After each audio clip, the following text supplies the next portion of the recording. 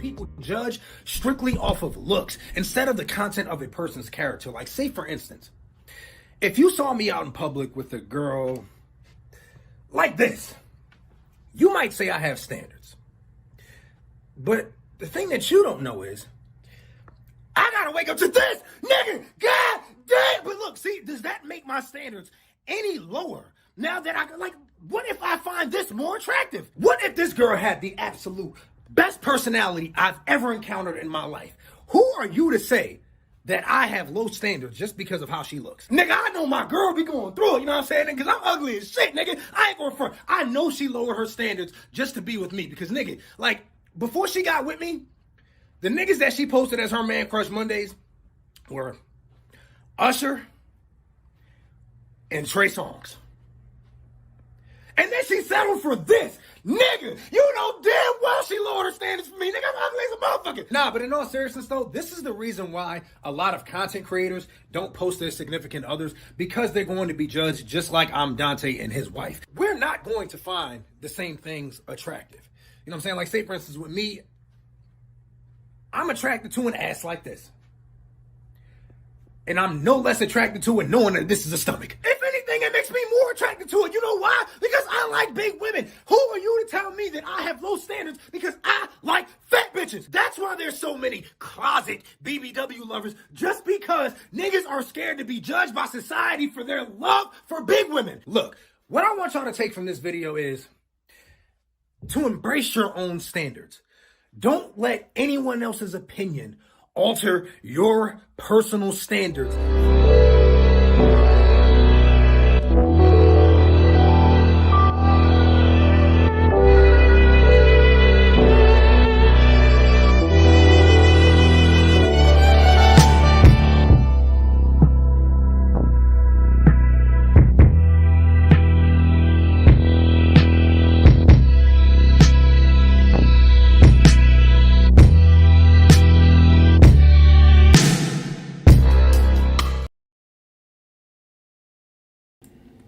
Hey, what's up, everybody? What's up? It's me, Crimson60620, and I am back. I want to say that first, thank you guys for watching. This is actually gonna be a chill stream.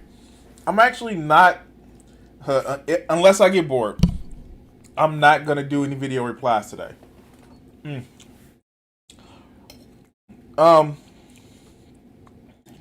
Yeah, so it's Sunday. Like, I didn't have yesterday off. I actually worked yesterday. So not only that I worked yesterday, I actually every other Saturday my daughter comes over, and basically after I got off work, what's up, Wajita? After I got off work, technically, she was we watched I don't know, an anime series called Erase. It's on Netflix, and basically that's what we were doing. So yeah, didn't feel like getting on stream, but like now I'm bored as shit, and I forgot that today is Super Bowl Sunday. But that's the thing with me. I don't watch football.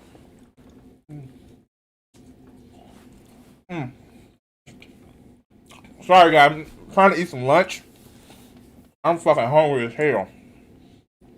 I'm eating some new Chinese food from around the crib. It's okay.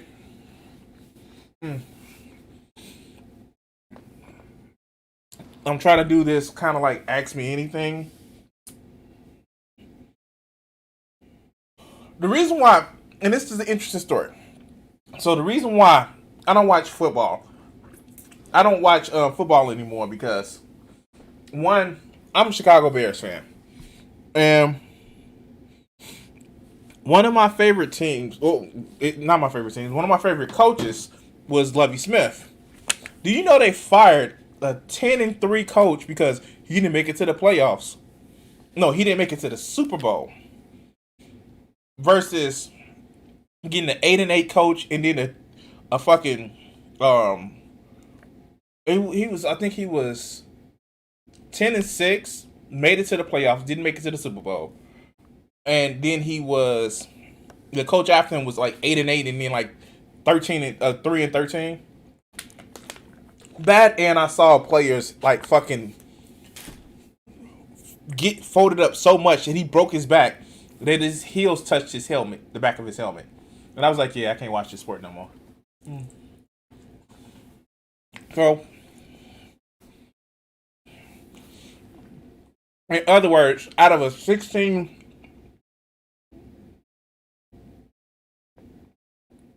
game win-loss ratio, the coach they fired said he was underperforming. He had 10-6. The coach that they hired after him had 8-8, and then 3-13. So yeah, Lovie Smith underperformed.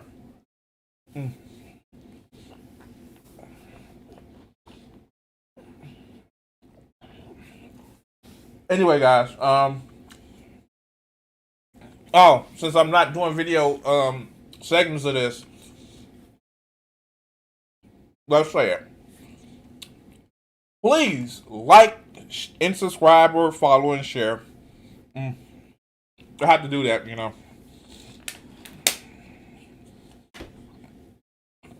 And one thing I did want to say, on YouTube, I am so close to 500. So close to 500 subscribers. If you guys can actually help me make it over the 500 subscriber mark, man, it'd be great on our road to 1,000.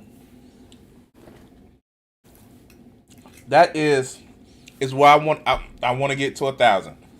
And let me talk about that. First,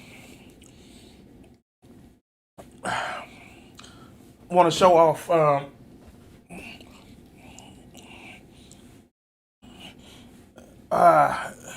the redone. We got my dreads twisted. Don't worry, they won't stay this small forever. But I got myself an early birthday present by getting my dreads twisted again. So yay. And hold on, guys.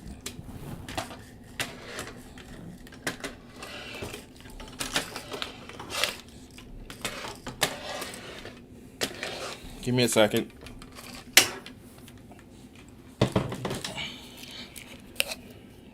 Yeah, I got it redone. Which was, I needed to. I've been needed to. Like, my shit was like overgrown and matted and shit. Took me about 4 hours. Not me. Took my hairstylist about 4 hours. But what's gonna end up happening is, when you see this, they will eventually open back up to this. So Oh, got the edge game jokes. Okay, Vegeta. Okay. Shit. Yeah, but yeah. Got my head twisted. Mm. I would have went to the pool today because that's what I've been doing lately. Is going to the pool and actually doing workouts that way. But just got my shit done. I was like, oh shit. So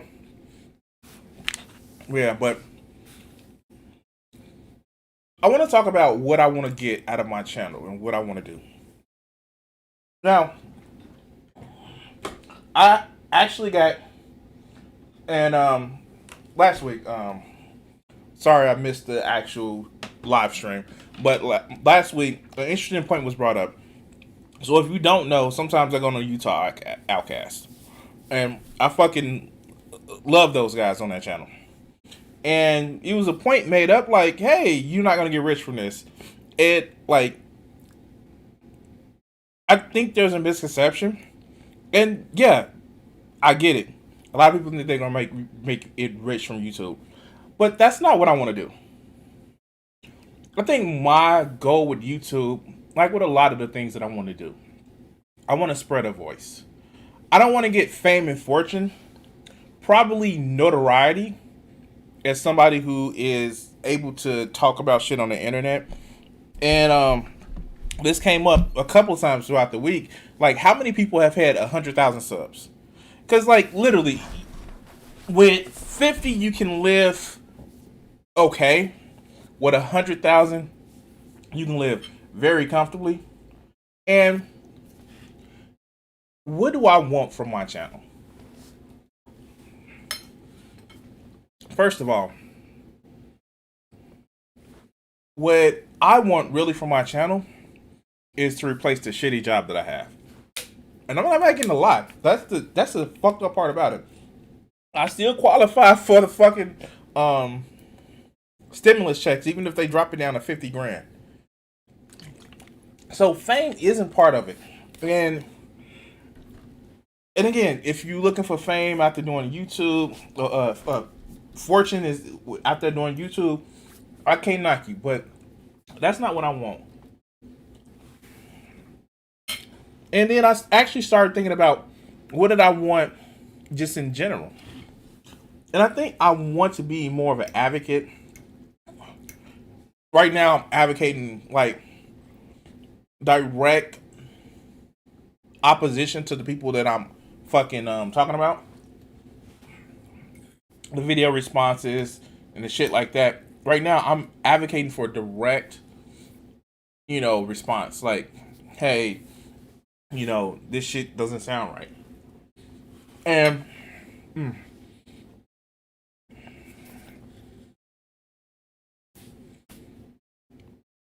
it's somewhat, edifying to me. Not that I'm like to argue. Fuck, I do like to argue, but when I have very contentious videos and I see the comments other than just like, and I thank you guys for just like great video, good point. But when I have those contentious arguments in my comment sections about, hey, this is stupid. Like just today, I responded to somebody from the Destiny video that the clip that I released the other day. And what was ironic is that, funny enough, I know like the whole meme about Destiny fans. I like, yeah, fucking Hive Mind is shit. That shit, ironically, is fucking true. I had somebody come on my video was like, well, if somebody steals from you, they're stealing from you, and through capitalism, you're being exploited, and they taking that time away from your life. And I'm like, back the fuck up. And I'm actually may go through comments today, so that may be fun. And I'm like, back the fuck up. No possession is worth killing somebody over. I'm sorry. Because here's the thing, and this is the fucked up part about Destiny's community. Destiny himself is some petulant little child that has a power complex. He literally has a power complex. And you saw it evident when you see it evidence when he's talking to people, when he's arguing with people. But what's more insidious is that everything's about how he's hurt, how he's feeling. And he tries to logically walk away from that, but you see it. It's literally out of his feelings. And I get it. You want to seem logical. The fact of the matter is, human beings aren't fucking logical. They ad hoc explanations to try to make it seem like they're logical, but a lot of human being shit comes from feelings. And I hate when people do that shit and is dishonest about it.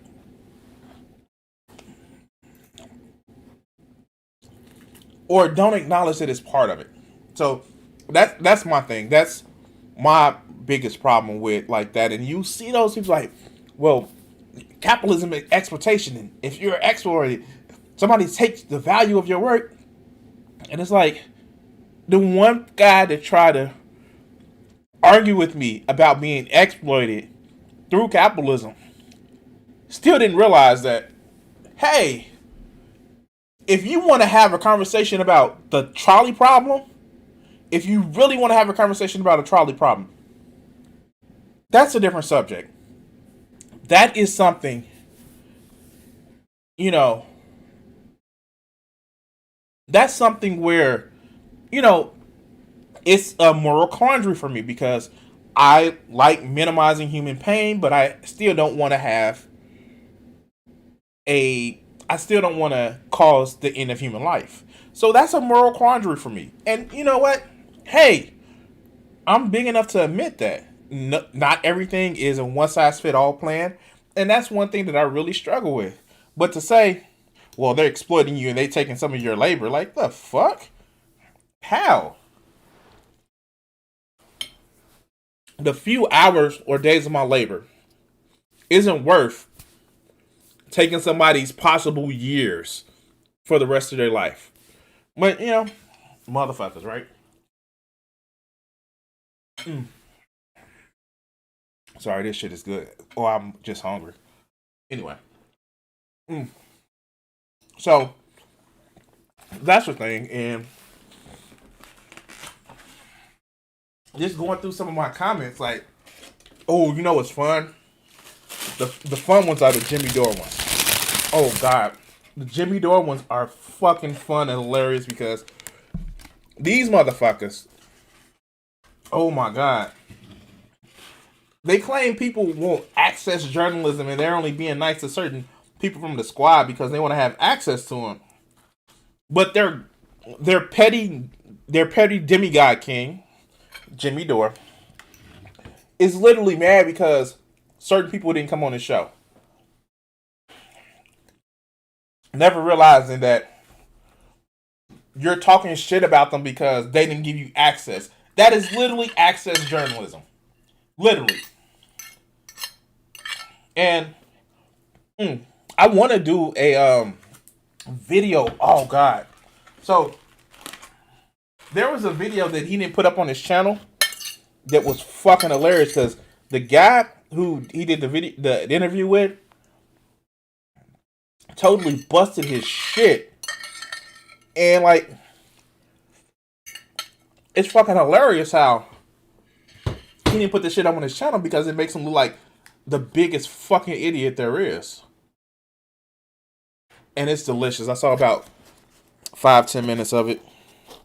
And I want to watch it. Like, it's on Twitter and, like, little clips because, you know, Twitter clips. But, yeah. I'm doing all this wind-up because I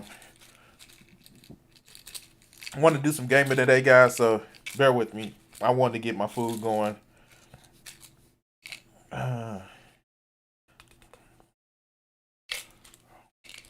Speaking of which, I opened back up the Conan Exile servers. So if you have a PS4 and you want to get in a server, we usually me and Wajita actually get on it. It's a PVE server. So hey, Kat, how are you doing today? But guys, this is just AMA. Ask me anything. I'm just gonna be gaming. Of course, I'm gonna be paying attention to the chat. You got any questions? Just let me know, and let me turn on the freaking game. There we go.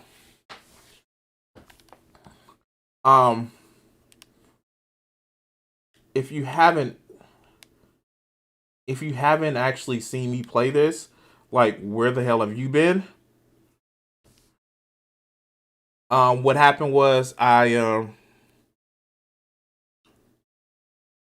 yo, Vegeta, man, dude, when you gonna release that album, dog? I know this is an AMA, but we need you to release that album.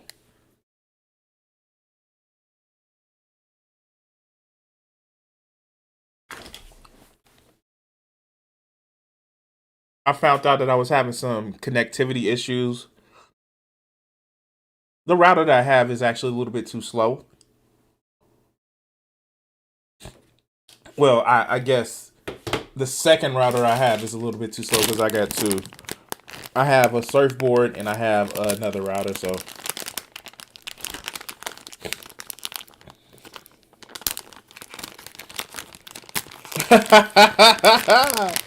As a matter of fact, hey, let's do that. Since I got it up, let's do that.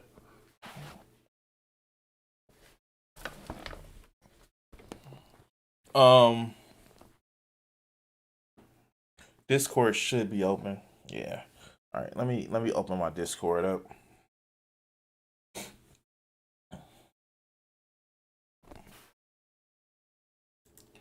Come on, don't crap on me. No, I genuinely want to actually hear that album. I really want to hear that album, dog. Because when I was getting my hair done, like, I think my stylist was like, this motherfucker like sure does love some fucking gorillas. So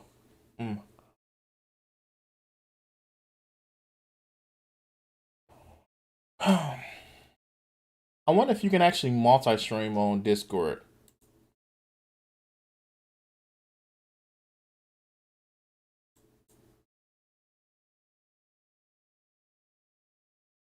All right, I'm actually in stream chat on Discord, so if you guys have any like questions you want to actually get into, you can actually get in the stream chat.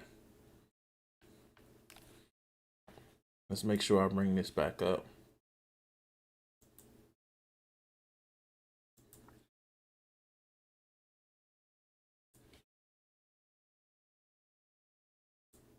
All right, cool. Just had to turn some shit down right quick.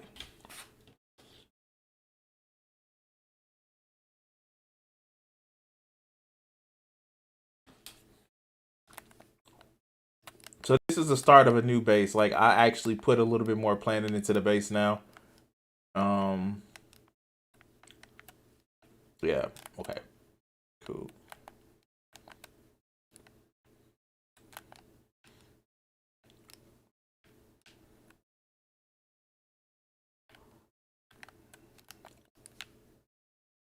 As you can see, like, it's gonna be a big sucker, motherfucker. I'm well into the Iron Age.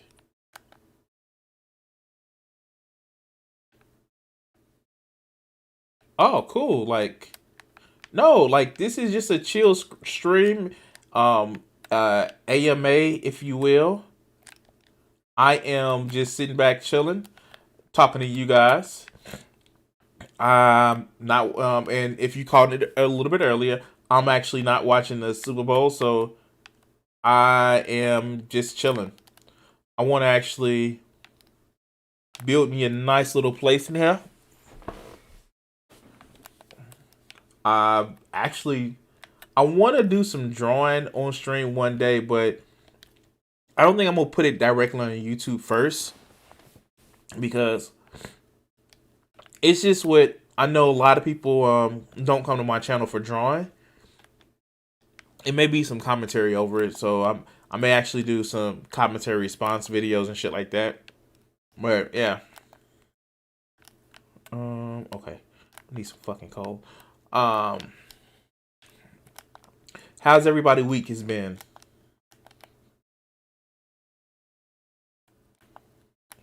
I will say that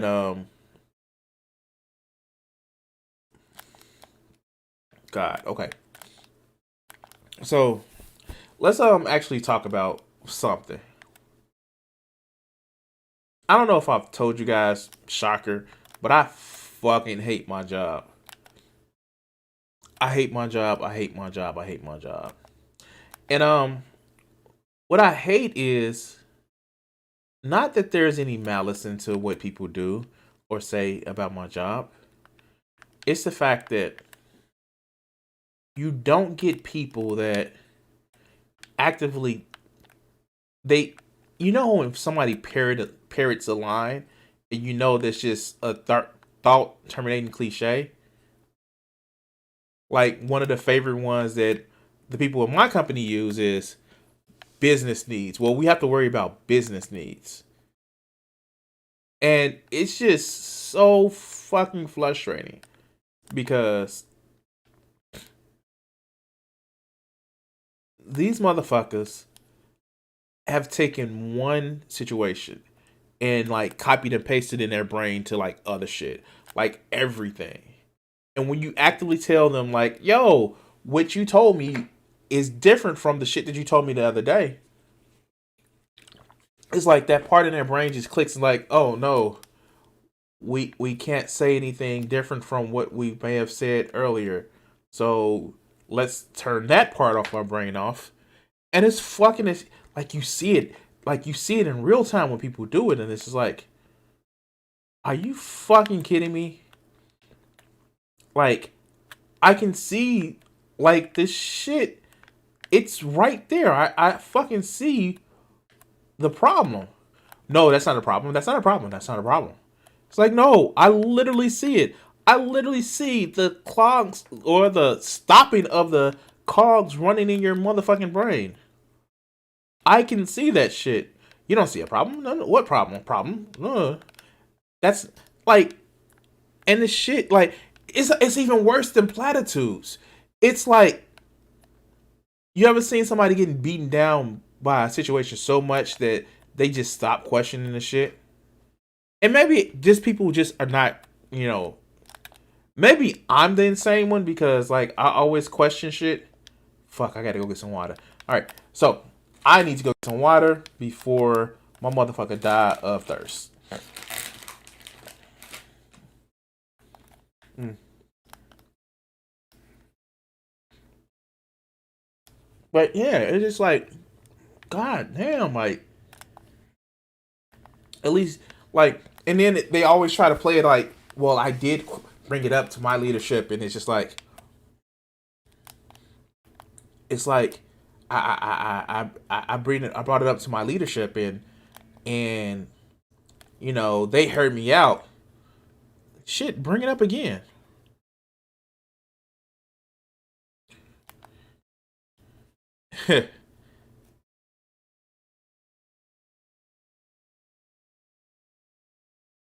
I I I don't.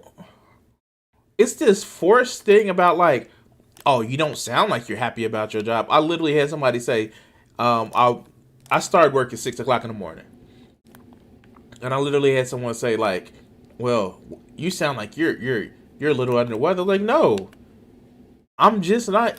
You don't fucking pay me to be cheery. You fucking pay me to motherfucking fix a problem for these people. You don't pay me to be cheery. If you pay me to be cheery, you will be paying me more. I do the fucking job because I have to, not because I fucking love it. And I think one of the biggest problems that we have is not just the assumption of leadership or management that People have to be happy. But we as customers, we as customers are, especially in the US, are fucking horrible to people. We are. Like, it's an entitlement that we all carry because we were told to. And oh, here's something in my teeth. Um, this whole idea of the customer is always right. Man, you don't know like how many people in service industry. Yeah, like, and you don't know how many people in the service industry just hate that phrase because it's not true. Who just jumped in the chat? Hey, What's up, man? yeah, I'm just here now. I got the stream on in the background. But yeah, have you ever worked a customer service job? Yeah, it sucks. But it sucks, and everybody know it collectively sucks because of customers. Well, it's a combination of having to deal with customers and the way that your bosses somehow expect you to have the most star-studded fucking attitude about it. It's like, yes, I'm gonna sit here with a smile on my face while some prick fucking barks orders at me and gets snippy. Yeah, that sounds like a reasonable response that a human being would have. Fuck that job. And it gets worse because most of the people that went into leadership, they did it. You know why they did it? Because they didn't want to deal with customers. Yep. Fuck 'em. Like, I don't want to deal with customers. I've literally heard people say, I'm not going to stay on this phone forever because I'm tired of getting with customers, so I'm going to go into leadership.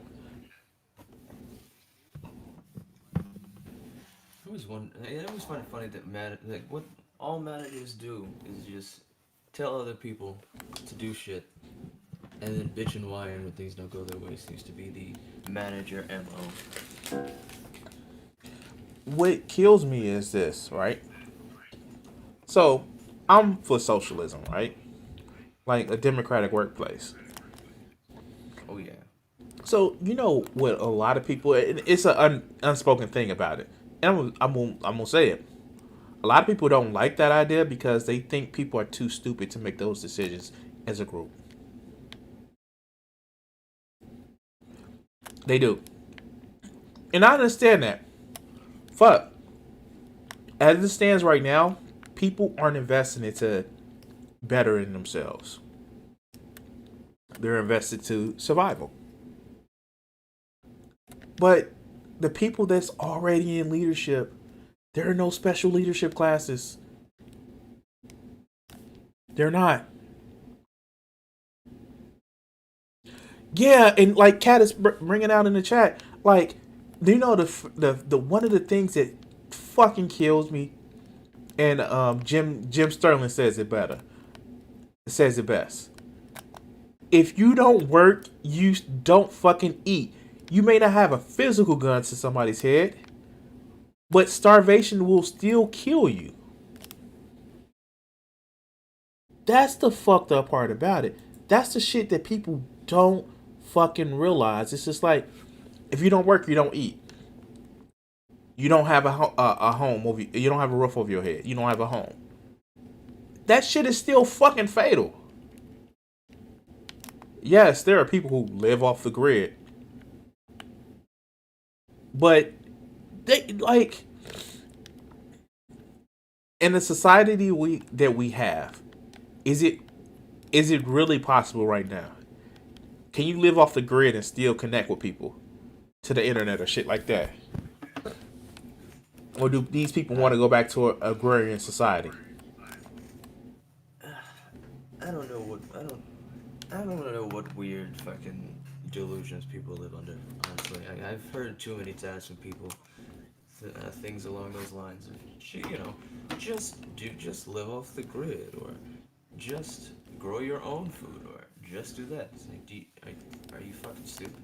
Do you think some random poor fuck like me has the ability to just fucking up and leave and just start growing crops to fucking feed myself. No, but you should make something of yourself. Man, fuck all that noise. I don't give a shit. It's Unless just what you have to say has substance, I don't really give a shit. it's just alarming of how many people like love the taste of boot leather, and not in a kink type way. Because if you're show kink, then like I'm not gonna shame you, but just like know your place and shit like that. Like, and I know part of it is like it's comfort in not trying to struggle. Also, as part of it is if you know your place, and if there's such things as place, then obviously there's somebody under you, so you have some assurance that you're not on the bottom until you are, or in most cases now until you realize, oh shit, I am on the bottom. I've been on the bottom. But motherfuckers don't pay attention to that shit. I know you already brought it up there, but I just wanted to mention just that Destiny video that you posted. I think yesterday. Was it yesterday? Yeah. Yesterday. Just how hilarious it is. Just I find it amazing, and you kind of hit the nail on the head when you said you were dehumanizing the people who stole from him. I find it interesting the hilarious dissonance of him being like, I was just that feeling of not having something because it was stolen from you and I can't afford to get it. And I'm like, why the fuck do you think somebody stole it in the first place? Oh no. Because here's the thing. Because criminals just like doing crime. It's like the same fucking reason that you're devastated that your shit got stolen is the same reason some person stole it in the first place, because they need money to either to survive or to get drugs so they don't have to remember that they need to survive. Nah, but they're a piece of shit who stole something from him. Like he is literally the poster boy for Napoleon syndrome. And I don't get it, 'cause it's like, I don't understand, because I get it. I know having your thing stolen isn't fun, but it's like like in this room, like I said, I'm fucking broke. But when I have disposable income, I buy more gear to do music. So this shit, this is my money around me. These all these bebops and dillywops over here. This is my money. And if somebody took these, yeah, I'd be very upset, and I would be financially devastated as well. But I don't think that person should fucking die over a couple $1,000s worth of gear just because it hurts my feelings does not mean someone else has to die. Like, since when does hurt feelings equal death? Like that's literally some old timey stupid bullshit. You have offended me in some way, so you must fucking die. It's ridiculous. No, No, it's no, they stole hours of your life, so you should go steal their whole life. Go rob their future. like, or like a human who a human being who's reasonable about things. I can go, okay, I will try to get my shit back. I know police and getting stolen items back is it's a fucking needle and haystack kind of situation, but fuck it, there's a chance, and just move on. And maybe the person will get caught for stealing your shit, and they won't steal anybody else's shit. That's the most reasonable thing to do in my mind. But killing them because they stole some shit? What? It's a small man problem. Thou hast accustomed me, good sir. Let us walk 20 paces and draw our pistols. Yes, cat. Do a fucking Alan Burr and Alexander Hamilton. I just, and it's even more funny to me that it's coming from someone who, at this point, he has money now. So you'd think he'd be like, oh, you'd think he'd realize just how ridiculous it is. But no, despite having the money to have items be disposable, or at least more disposable than someone in a lower economic bracket, he still is just like, kill him, kill him because it hurts my feelings. But like, and I don't think this would have actually occurred. Like, he is down on his heel, metaphorically speaking, because of Kyle Rittenhouse. This is the reason why this has come up. Because if you ever watched any of his videos, he never admits when he's wrong. Never. Yeah, he doesn't. I remember I watched a whole, I mentioned in the chat, there was a whole debate, and they brought up, and every time his argument was just heated, rather than going, maybe I'm wrong, you should reconsider my position, it was just, time for another post hoc rationalization. Well, that doesn't work either, because such and such and such. Oh, well then this, until he had a consistent position that was absolutely fucking insane, but it was consistent, so he could be like, well, it's a consistent position, so I'm right, there we go. Just like, well, I guess it's more convenient to take a ridiculous position that makes you sound like a sociopath than to just be wrong and change your mind, I guess. Sure, why not? Fuck it. No. So you probably haven't heard of it, but like the quote unquote N-word debate that he was having.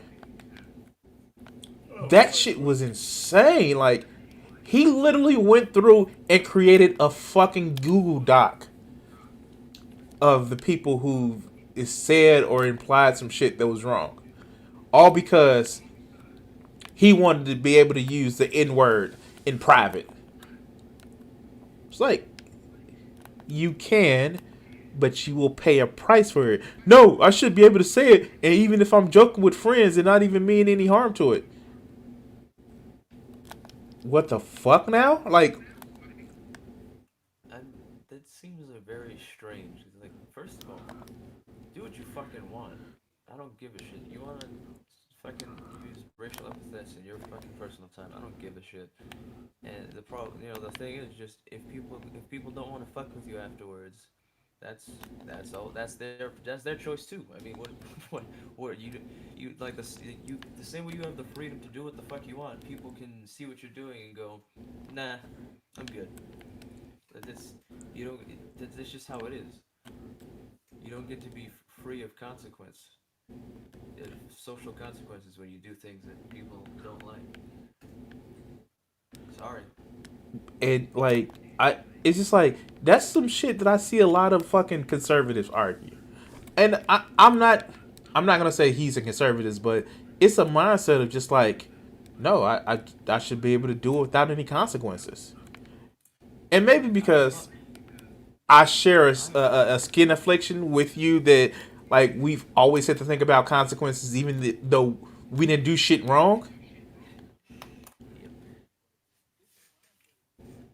Whole, I, a funny little story. A few months ago, I was at work. I got off work, and since I don't drive, I had to wait for a friend to pick me up, and he was running late, and a cop pulls up, and I was like, oh boy, here we go. And I was lucky. He was a brown people. He was either black or Latino. So he just asked me my name and what I was doing out there. I was like, I just got off work and I'm waiting to get picked up. And luckily he moved on. But that was, like, when he started driving up to me, I was like, this could be the end of my life right here. This could be it. If you weren't doing anything wrong, it wasn't a problem. Like, it's a fuck. Like, doing shit wrong, like being a 9-year-old girl arguing with your mother. But I fucking hate when people say shit like that. It's like, okay, then please explain to me what I was doing wrong, getting off from work and standing there in front of my job waiting to get picked up. Like, what justification would I have to be nervous? Because I was ready. Because I had my bag with me. All that was in there was leftovers from my lunch, a fucking sketch pad, and a fucking book about playing guitar. So there was no drugs on me. I don't know why I'd bring drugs to work, but It wasn't there was nothing wrong I was doing, but yet I still feared for my life. It's almost like the idea that the only way to fear the police is if you're doing something wrong is Hey, bullshit. hey, people bring drugs to work all the time. Their job, their office building, just ends up being on Wall Street, and it's powdered cocaine.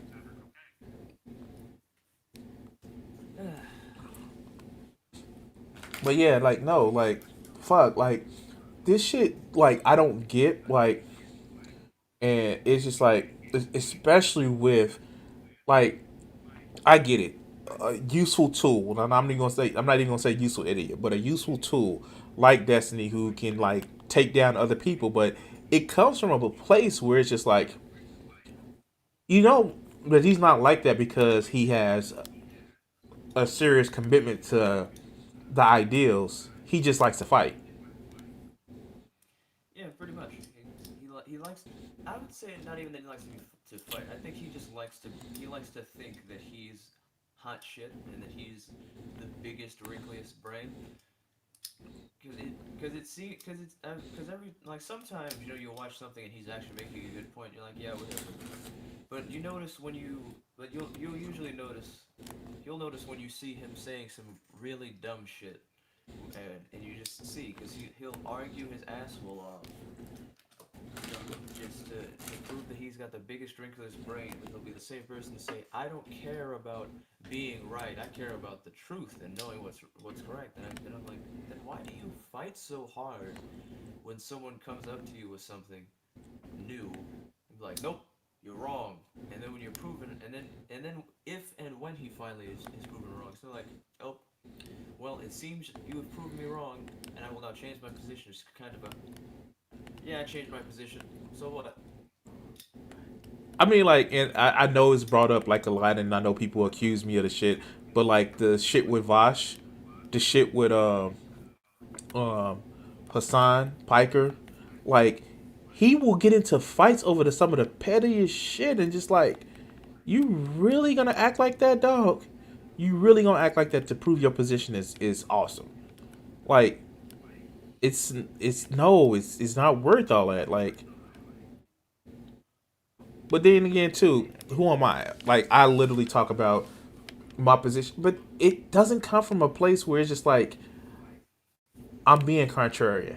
I know it sounds like it when I'm doing videos, but I just can't just be contrarian to be contrarian. One, the energy it takes to keep that shit up. If I don't internally believe it, and I'm just talking about it just to fucking do it, it takes too much fucking energy. Secondly, it's one of those things where it's just like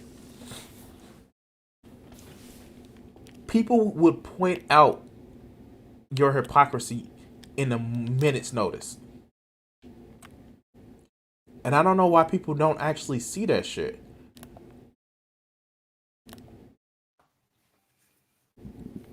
I don't know. I just personally just I find the whole debate culture to be I put debate in quotes because I think you know exactly what I'm talking about. That whole culture to be just a toxic pain in the ass because it's always debate me, bro. I'll fucking debunk everything you say. And then there's three kinds of people who enter that arena. The fucking hyper fucking vigilant, fucking very well put together argumentative people who will actually come with some good arguments. The second group, which is the dumbass who thinks that if I just say the thing, It'd be for I'm real. going. That means it's true. I'm right. It doesn't matter what arguments the other person says. They're wrong and stupid, and I'm the big wrinkly brain. And usually those people that are just dumb and toxic, like you're a fucking idiot. You don't know anything. It's like, okay, then can you can you point and poke any holes in the argument I made? No, you're just fucking stupid and wrong. And then there's the third kind of person, and this person is the person who shows up, has no argument, and has no confidence in their argument, and that's the person who will show up in person B's stream and get shat on with no argument. Everybody's like, "Oh wow, look how good this fucking mongoloid is at debating because he fucking talked over this unconfident person with no argument." And then you have that same toxic person shows up against the person with good arguments, and then it's just again toxic because it's like, okay, so point A, B, C. It's like, whoa, oh, are you serious? Are you really making all these arguments right now? Oh, so you did watch that video I reviewed with Jimmy Dore and Sam Cedar?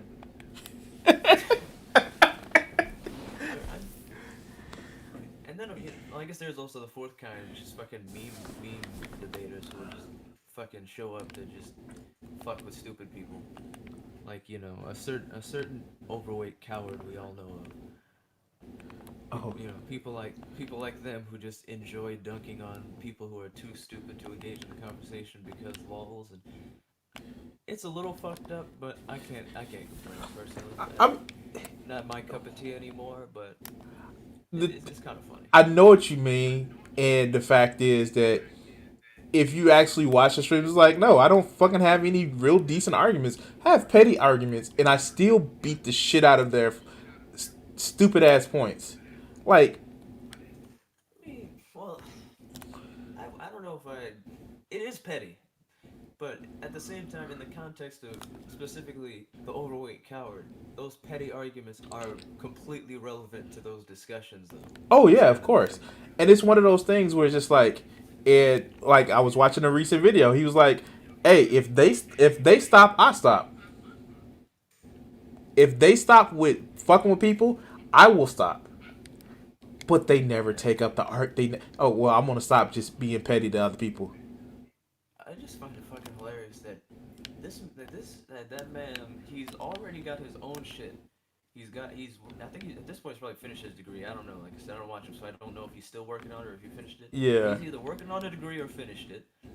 He's got military money coming in. His wife's working. Once he gets a job, he'll be able to do something he wants to do that satisfy his life, and he gets to then go on the internet with a Sizable with a audience. bunch of dumbass Yeah. with an audience who likes to watch him dunk on stupid people.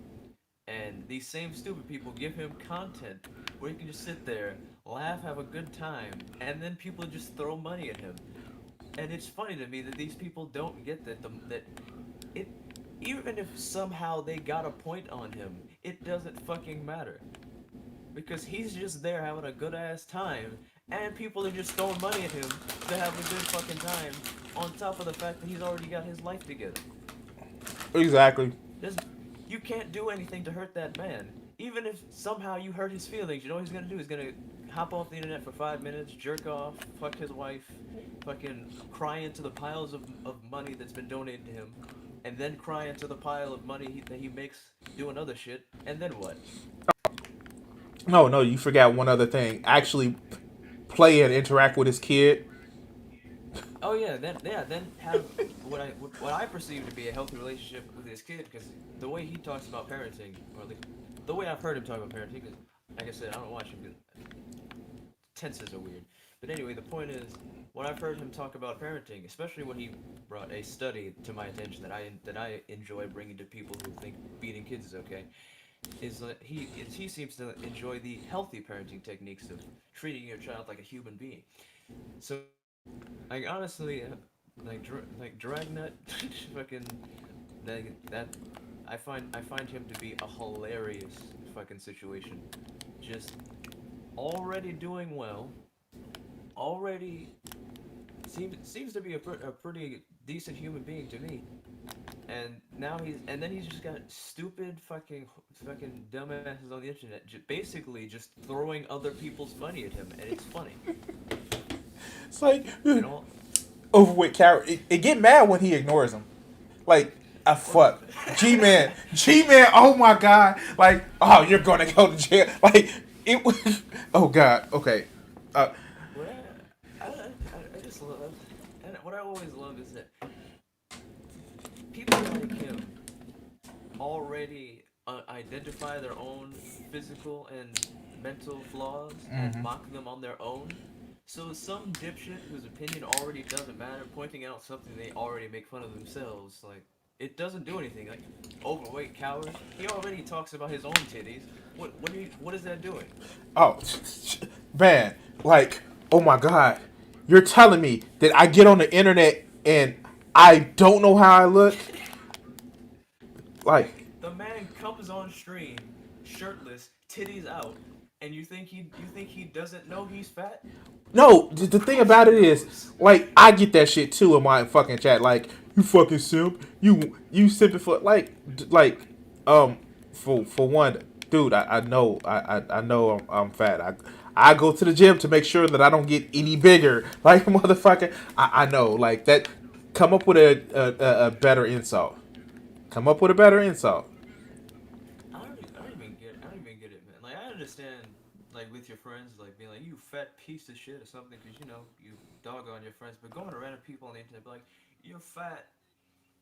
I, you think they don't know that? It's not even a good insult because the thing about being fat, just like most people, unless they have some actual medical issue where they can't can drop that shit, and then be like, and now what? And if they don't, they're probably just like, I don't care. So I'm fat. I'm cool. What? Some You like, and know. I get it. I get it. Like, there are people who insults like really fucking hurt. There are people who have dealt with insults and it's fucking hurt them.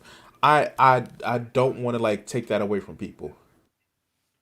And it is more from a generation of people who's not had to deal with the, not saying it was healthy, but the rough childhood of like people just being shitty to you and they just expected to be like, we've actually fixed a lot of that shit or on a path to fixing a lot of that shit. And that's actually a good fucking thing. But Yeah, that's pretty accurate, I think. but the thing about it is some of the shit that some of these people think that they're getting away with is just like, I heard that shit in fourth grade, dog. Come on. I'm, that insult is 20 years old. There's definitely a shift in culture because I remember when I was in like grammar school, the bullying was a bit was more aggressive.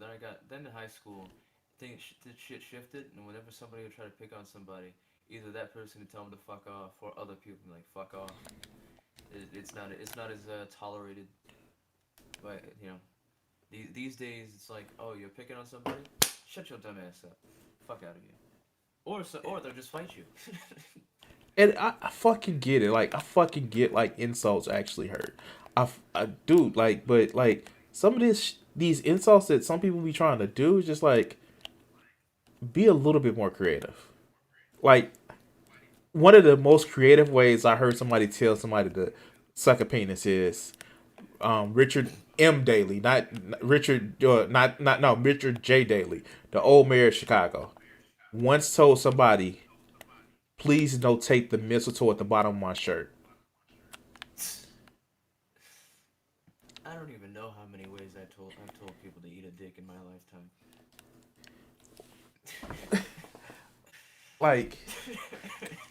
Like, come up with a better fucking insult. Like, at least make it sound witty. Like, I was waiting for this motherfucker to respond. Like, in my comment section, and I'm about to like let the fucking cat out of the bag. He was like, he was talking about some bullshit, and he was like, "We're not talking about that." I was like, "Okay, cool. Why don't we talk about this?" On the upper wall, about 5 inches in the spot that your daddy can't hit. I was waiting for him to say, I "What don't do you know. mean by that?" Oh, the place I know where to fuck your mama to make her scream. But he didn't come back. So I was like, I had that shit just right there. Right there. But yeah. I don't know. I just feel like insulting people on the internet. Like I get it. Like I understand. Like there's certain situations like if someone's being a dickhead, then I think it's free range. But just be like fuck you.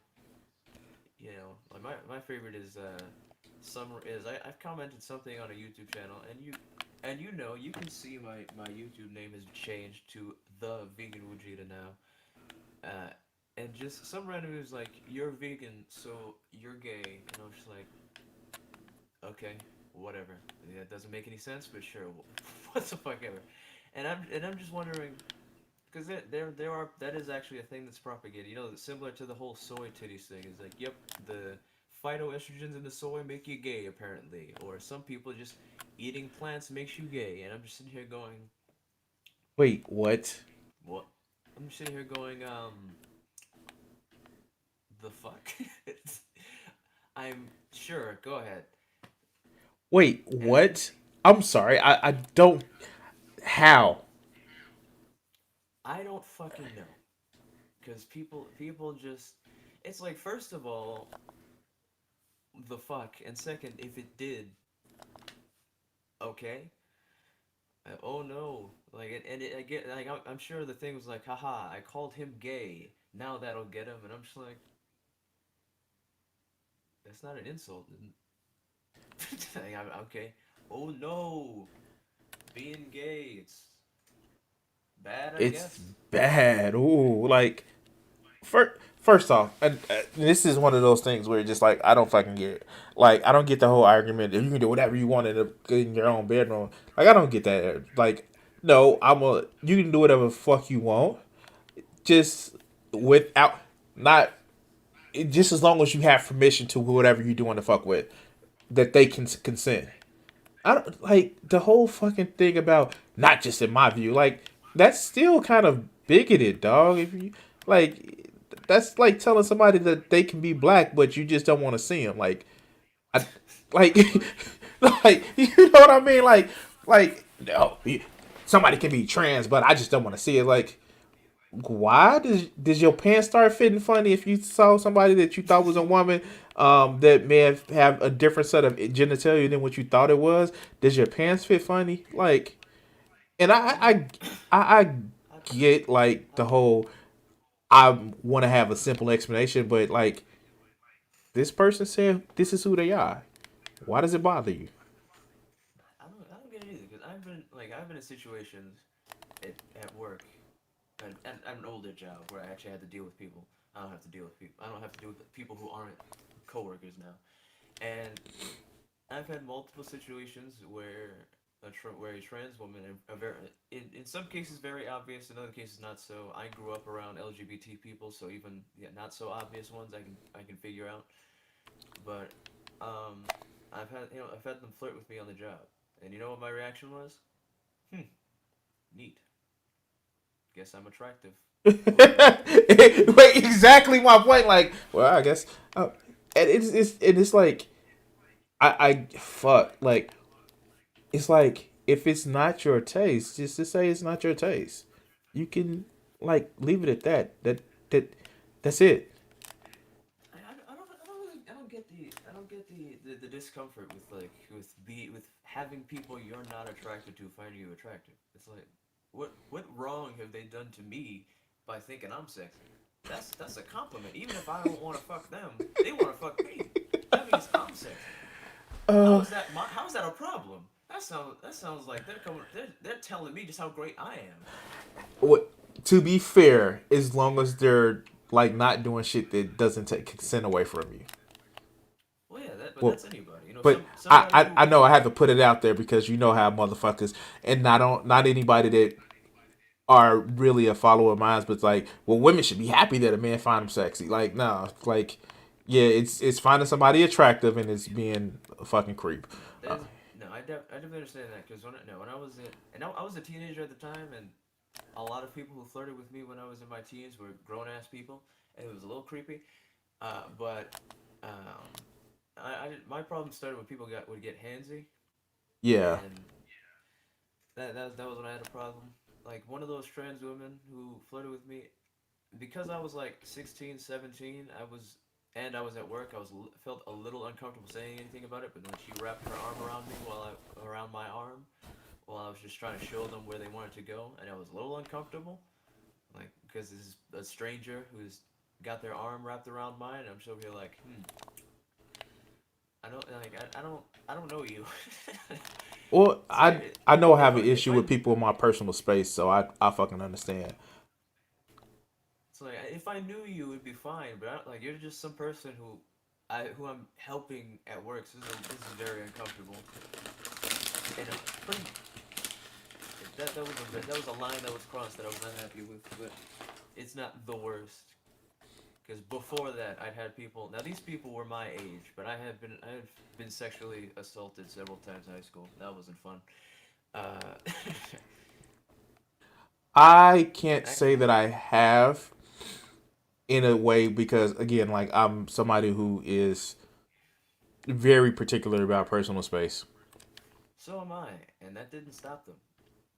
Yeah, like no. So yeah, that's yeah, I and very clearly kept myself far away from people. In both situations, I was in a compromising situation where I didn't have a choice, and next thing I knew, something was making contact with my ass, and I was not happy. wow. For Oh wow. And yeah, for the people out there, men can be sexually assaulted too. And oh god, I I I don't know what I would actually be able to do because like yeah, I'm somebody who takes personal space issues like very serious. like I said, I was 16, 17, so unfortunately, I didn't do anything about it because I didn't know what to do because I felt like if I were to even say anything about it, who would fucking take me seriously? Oh, a girl grabbed your ass. Oh, a girl slapped you on the ass. Oh, whatever. Yeah. You liked it, didn't you? Yeah. It's like nobody's gonna fucking take that seriously. I'm just and then now later I'm just like, man, that fucking sucked. Not a fan of that.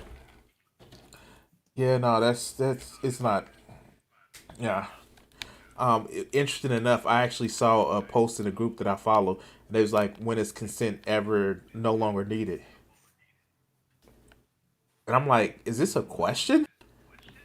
Like, is this really a question? Like, even if you're in a relationship, when is consent no longer needed? Just implied. Like, consent is always needed. In, consent in, if it's implied, it's like assuming it's like a non-verbal consent, then that's not implied. That's just consent. You have it. Like if you like let's say you get on top of your wife and you look her in the eyes and then she starts taking her pants off. It's pretty clear that she's down with what's going on. That's she's giving you consent. It's like that's consent. You've both like you've she could have been like, nah, I'm good and shit. And Why it not? can always be revoked at any time. Yeah, yeah.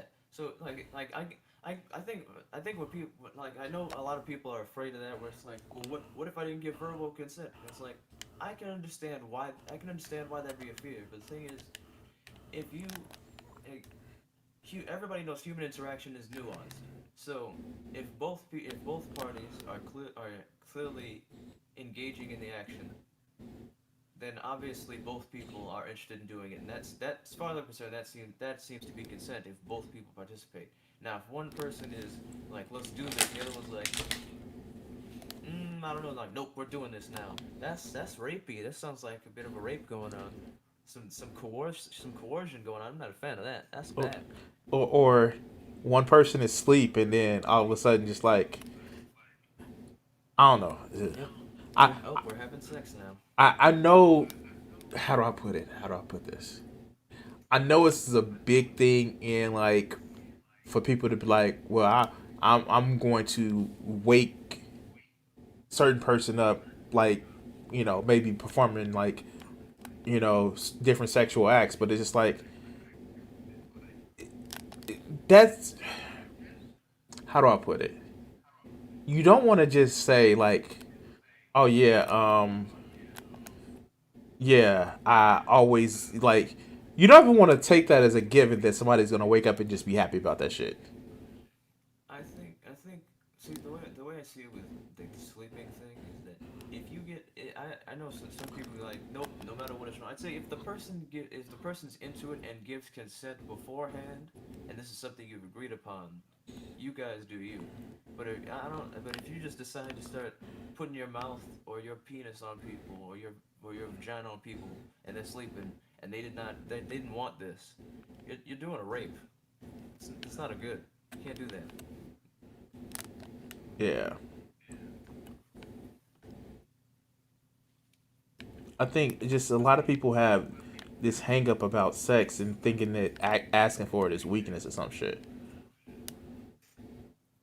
I get it. Sometimes I understand. Again, we all know there's just situations where both people are feeling it and shit happens and nobody says a word. But at the same time, most cases, like, you wanna fuck? No. Okay. You wanna fuck? Yes. Okay. So, It really shouldn't be that hard. It really shouldn't be that hard if this is someone you're already either fucking or in a relationship with. Like, if this is an established thing, just ask. If it's something you already do, just ask and see what happens. That's kind exactly. of how shit should work. I know one thing for me is like I guess I'm one of those motherfucking weirdos that I like enthusiastic consent. Of course, yes.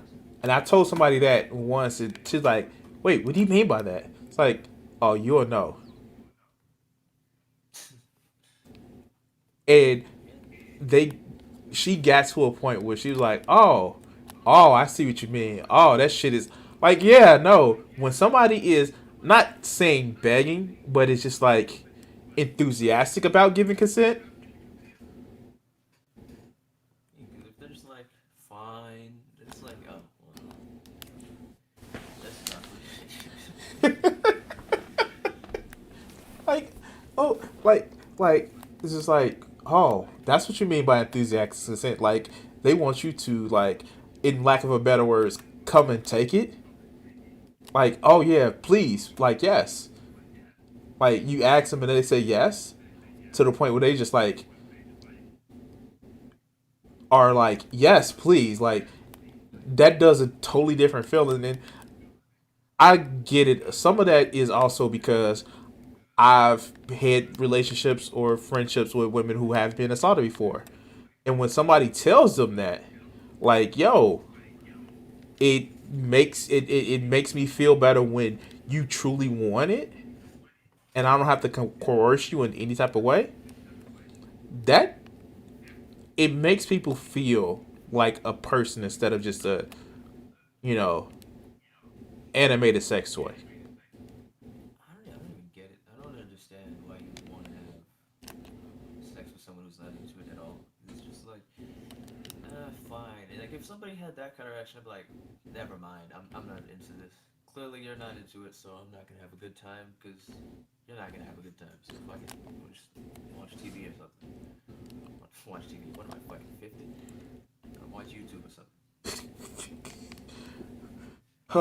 You know what's one thing that I've actually, and this kind of want to get back to like people like Destiny.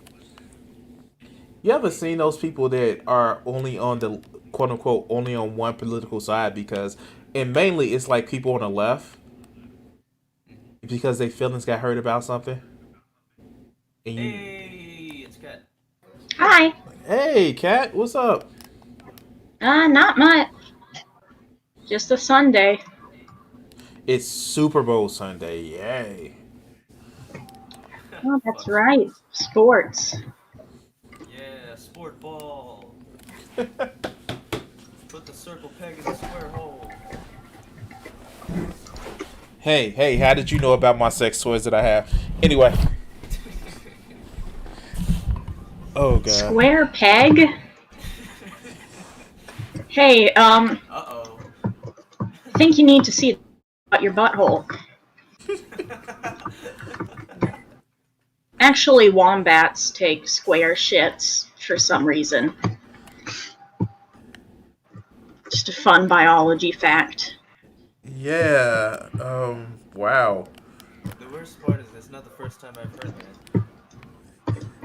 Okay. What do you guys? What do you guys get into?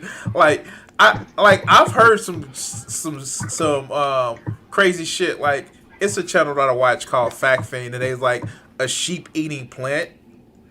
Like, there's literally a sheep eating plant. Like, it's this incredibly spiky plant in South America that sheeps go up to, and originally it wasn't sheep. It would kill birds and like it'll stab the birds, and the carcasses would like decompose around the plant and would feed it nourishment.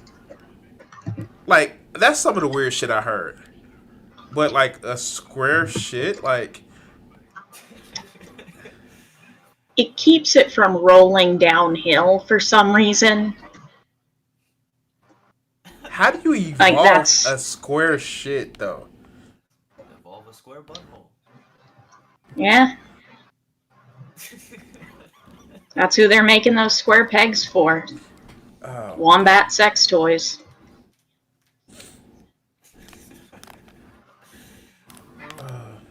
so I want to ask this question, like, and this is one of the things, cause like, this came up like recently. I don't know if you guys watch a lot of leftist content. I dabble a little bit. Have you ever heard Yeah. of Peter Coffin? I've heard the name. I've only heard of him from the Surfs. So just a little bit of things with him. He was originally, his career was like a comedy like sketch artist, but he got caught up in like this whole. He had a fake catfish girlfriend, and he was like saying some shit that was like, yeah, pretty fucked up. So like he had his great awakening to leftist politics and shit like that, right? Oh, real quick, Yeah. Peter Coffin's pronouns are actually they, them. I'm sorry, they, them. I apologize. And that ties into it. I apologize. Yes. So um, they had an awakening, and what kind of, and this is the reason why I'm bringing this up, because when Abigail Thorne, when she came out, We literally, have Abigail Shapiro, and now we have the good Abigail. literally, do you know that Peter had a hissy fit talking about how when Peter came out as non-binary, nobody made any point about, you know, Peter coming out as non-binary. And I'm like, really? Okay, so like I understand where they're coming from, because people who don't adhere to the gender binary are still taken less seriously in some circles than binary trans people, from what I've heard. But like, that is a really petty thing for a grown adult human to like throw a hissy fit over, especially considering, if I'm not mistaken, aren't they older than Abigail Thorne? They were once friends. Oh. It's just, it took, it's a very big thing for her to have come out, and it does just seem really petty and mean for like a grown-ass person to, instead of celebrate her feeling safe enough to complain because, you know, they didn't get this level of attention. It's not only that, it's the whole, Especially considering they used to be one of her friends, apparently. I don't know, like close friends, but I know they, associated with each other. And not only that, it's like ever since, Peter lost that debate with Destiny, Peter has been a little bit off kilter. That's the best. Well, way I can say. imagine losing a debate with Destiny, of all people. That's a pretty big L.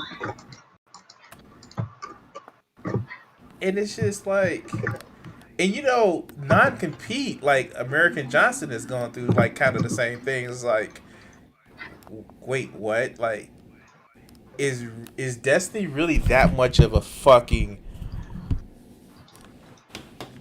I'm sorry. I just like, maybe I see Vosh like handling Destiny the best, but it's just Destiny isn't that, he doesn't hold that sway to me. Even like some of his community has came over to talk about me shit talking about him with that video, and I'm like, I've done other videos on this stupid motherfucker before. Like, I'm not worried about y'all. But I don't know. Maybe because like I don't understand getting mad at people and then totally flip flopping my whole political compass. Yeah, I've that's that's a weird thing that a lot of chuds do. They'll get upset at like one person, and then they'll be like, I guess I'm going to be a fascist now. Why? Because I don't know. I had a coworker once who I told him jokingly that he had the vibe of one of those kids who cops would get to go into places and try and buy alcohol specifically so those cops could make a bust for selling to underage kids. I basically told him he has the vibe of one of those narc kids. Oh, like Rittenhouse. Yeah. And he got so upset about it because I guess he thinks he's super counterculture, even though he's a centrist at best. That enlightened centrist, yeah. Yeah, cis, straight, white, centrist dudes will think they're revolutionary because they dropped acid once. But, because I made that joke, he was then yeah, well, maybe I'll get a swastika tattoo and shave my head. And I was like, okay, if you want to get your ass beat. Wait, no. He did not. I'm pretty sure he was just making an edgy joke, but I knew he was... It was like he was deliberately trying to shock me by going, yeah, well, if you poke fun at me for being just a little bit of a dweeb, then what if I did Nazi shit? And it's like, dude, calm the fuck down. Is he next gonna claim that he's the fucking the best gentleman or whoever fucking Rogers actually claimed he was like I'm the fucking immaculate gentleman or some bullshit like that. Like that's like, oh my god. Maybe because I've always been just a bastard where I just wanted to be counterculture for the hell of it, but I actually liked the shit that I believed. Yeah. But just this whole thing of just oh, I'm gonna show you, I'm gonna be edgy. Ooh, slow down, boy. He's about as edgy as a pizza cutter. Slow down.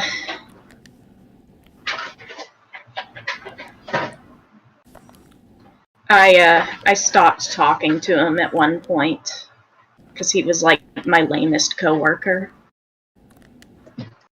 We started talking because we were the same age and we were both into D&D.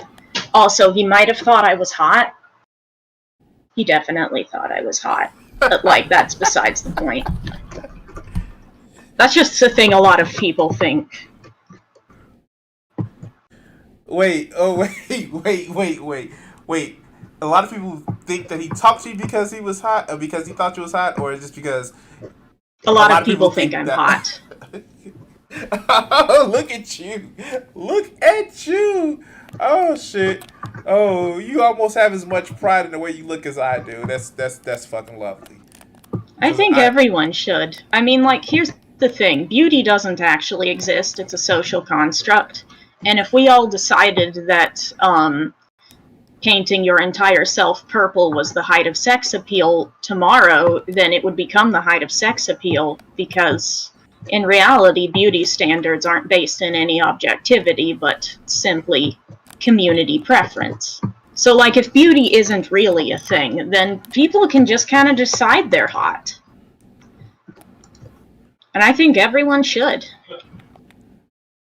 Also, I think the beauty industry should be torn down. Kill it with fire, huh? Yeah. Holy shit.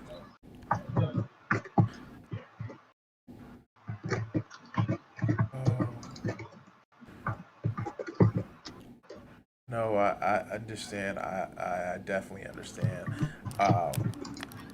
But what kills me is just like that's what he's called himself, the ultimate gentleman. It's these people that are so fucking up their ass so fucking much. They're just like, are you really doing this? Are you really fucking being this way? Like, no, stop. You need to stop. You need to stop. You literally need to stop. And I get it. That's the reason why a lot of people are driven to success because they believe that they need to be on top. But like, what if we would like to bottle like ambition without the need for dominance? What a fucking wonderful place the world would actually be. If people were allowed to be ambitious without wanting to have dominance. I think just the prospect of holding power over other people has never sounded very fun or fulfilling to me because, like, on some level, I've known for a long time that it's not actually a reflection of personal value. It just means you got really good at exploiting some people or really lucky. And most likely both.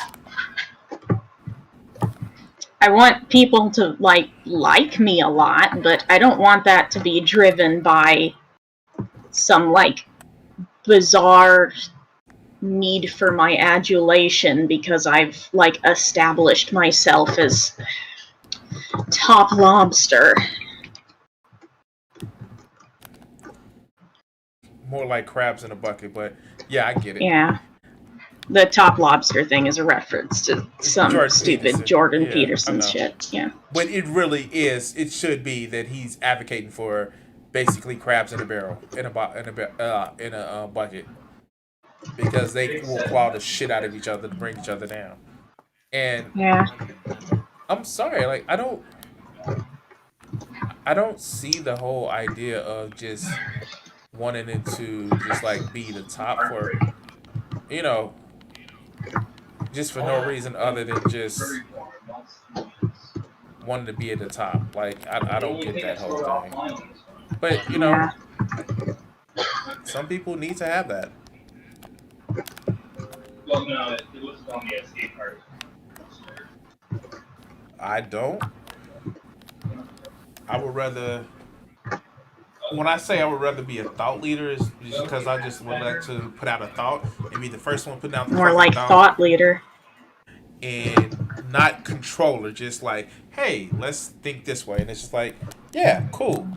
But like I don't get the whole thing of forcing somebody to actually believe what you want them to believe.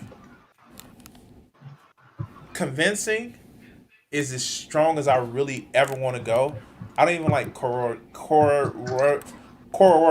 I can't fucking speak that word. I can't say that word. But I don't even like coercion. There we go. I would just love to be on a planet where you could just have a conversation with somebody and their mind would change with evidence and arguments. But unfortunately, I don't have that privilege. You don't want to talk with humans then. I don't.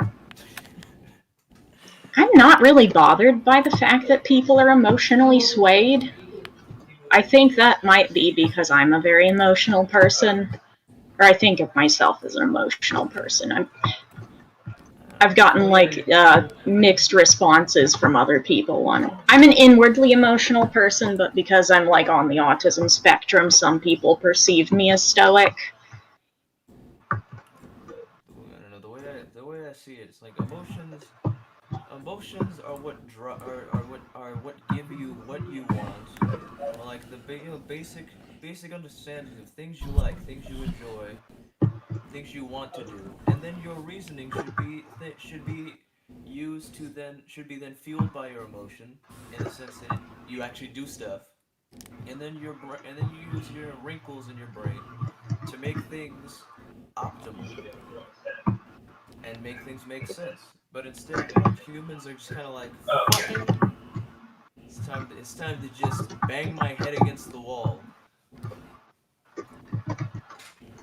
But that's the way you get the fun brain damage. What are you gonna do? Well, Do sports and where you can't have fun when you're older? like Jesse Lee Peterson. I think part of that is an act. I don't know. I feel like I for the way he sounds, I feel like I feel like he did some hard ass drugs and he burned out. So, like, the thing with Jesse Lee Peterson is that I actually kind of worry about him because sometimes he sounds like there's an actual level of detachment from reality.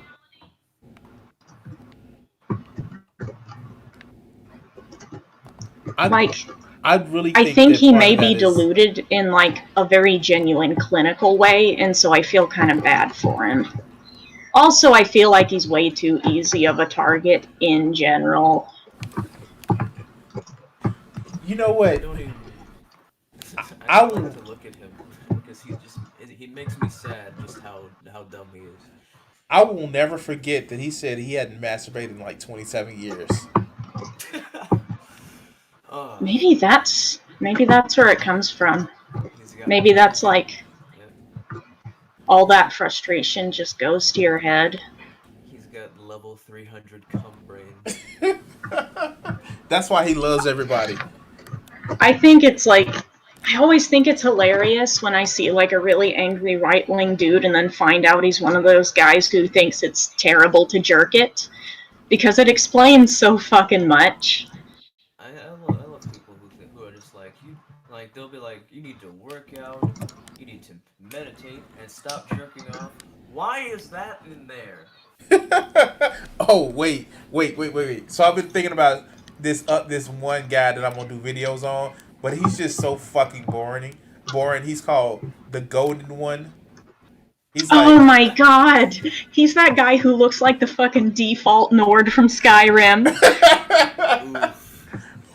He looks like someone fucking hit randomize on that new Viking-themed assassin game. That's an like, oof right there. like, like. I remember why. Like, it did like the accent. Okay, he has an Eastern European accent, and it's like it reminds me of the opposite of what Arnold Schwarzenegger was. So you remember that video that old video? He's like, pumping is like coming. I'm coming all the time in the gym. Just like it's just like sex. Like, that dude. It seems like he took that shit to the extreme. Like, oh yeah, if I go pump in the gym, it's be like having sex. Like, no, that's not what he meant by that. Good god. Come on, don't you No, know? that guy is, like, the Golden One is an actual Nazi, though. Yeah. Don't you know that anytime someone uses any turn of phrase, that's just ignore that. Ignore any sort of fucking of speech that isn't literal. No, it's literal now. This means if I go to the gym and lift weights, my all the cum in my brain will then just slip out of my cock, and that's what's gonna happen.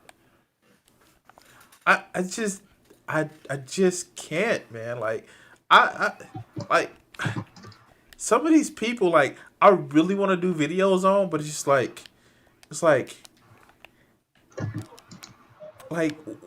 how, what, how, fucking, how do you wake up in the morning and just like think that you're normal? Like, I know I wake up in the morning, I'm like, yep, just another motherfucking day being me. I am not fucking normal. But some of these people just like, oh yeah, of course. Like, okay, another person that I just don't want to fucking continue to do videos on, Tim Pool. Ugh. Jesus. That motherfucker thinks he's normal. Tim Pool has this weird level of... I don't want to keep repeating the phrase detachment from reality, because if there are three things I hate, it's redundancy, redundancy, and redundancy. But Tim Pool doesn't live in the real world. First, he exists, and second, that joke would work better if it was redundancy, repetitiveness, and some third fucking synonym, because I'm too Just much of a repeating. synonym. Yeah. I But- am tired. I just like fuck like okay, I can do Hodge twins because they're at least entertaining. Because one contradicts the other, and like they insult each other. Like if you listen to their videos, and they think that they're not, but they're insulting to each other. But like, oh my god, some of these people like I've had to dial back on the Coach Red Pill. You're welcome, Vegeta. I've had to dial back on him because like at some point, how can you say this motherfucker is a stupid, idiotic sociopath? At some point, So I will say that sociopathy is a real psychological condition, and there are people who have it who aren't actually bad people. I get that, but So I don't like using it as like a synonym for bad person. no, Probably, I know a lot of terrible people who have absolutely no imbalance whatsoever in their brains. They just made a conscious decision to start fucking sucking ass. no, and There is nothing wrong with sucking ass. Okay, I apologize to all of the ass eaters out there. That was very insensitive of me. I'm actually using it to not to armchair psychologize them, but in the sense where it's an actual loss of fucking human empathy. Where Well, yeah, but what I'm saying is using it as like for that purpose contributes to like the perception of people with actual sociopathy as inherently bad. oh no, and then that's the thing. I don't because I may have looked up the traits for what is it? Not sociopathy, but psychopathy. I may have looked that up, and I may have identified with some of them, but I'm not gonna say I did because this is on the internet. Anyway, Yeah. I actually do know a lot of people with like psychosis. They're pretty decent. but what and the thing about it is, I'm not saying he's inherently evil, but that's an emotionless piece of shit, and he doesn't recognize that he's emotionless or he's lacking in human empathy, and it's just like, how do you not see I think that? he knows what he's doing. Like, he think he's a doesn't know growth? what he's doing, but he knows damn well he's spouting bullshit. I think he maybe believes... He definitely believes what he's spouting. I'm not saying he's not a genuine misogynist. He definitely hates women, but I don't think he holds these beliefs quite as passionately as his followers do, and I'm almost certain that he is saying what he knows his little cult of misogynists want to hear. I'm not too sure about that. I don't think he's smart enough to do that. Because so I'm gonna tell you what put him on my radar. One, I saw a video a while ago of him. It was like, okay, whatever. But somebody linked me to a video when he was talking to, I don't know what this cat name was, and he was like, "Oh, look, this motherfucker is stupid. You should really make fun of him." And this is the same person who complains when I make fun of him, like, how dare you keep bringing him up? Look, man, I just brought him around one time to just show you how fucking stupid he was. I didn't ask for all this. I didn't ask for him to come back. But you make every fucking video, you make a comment about this motherfucker. Because he's the worst. It's like it's bad enough that he's a fucking right wing grifter. It's bad enough that he fucking has so much hatred about himself. But and it just makes it worse for me that he fits in one of my racial groups. So he's a brown person. He is a Latino who's over here agreeing with these fucking right wing types who probably most of them probably don't even realize that, and when they do, will probably be like, just yeet him over the border where he belongs. Even though he was born in the fucking USA and is of Chilean matter. descent. I mean, Doesn't people matter. advocate against their own self-interests all the time. My family It's are, disgusting. mostly, I have, like, my mom was a fucking single mother, and now she complains about welfare queens. Yeah. I mean, when you said people often go against their own self-interest, I just thought, oh, the entire Republican Party? Is that what you're talking about? Yeah. You know what? And I've always been down the middle if they're just ignorant or if they're stupid. After January 6th, it settled the debate for me. It's both. Yeah. Well, here's the thing. The way I see it, I. people in Oh, general go are ahead. I'm sorry. People in general are just stupid.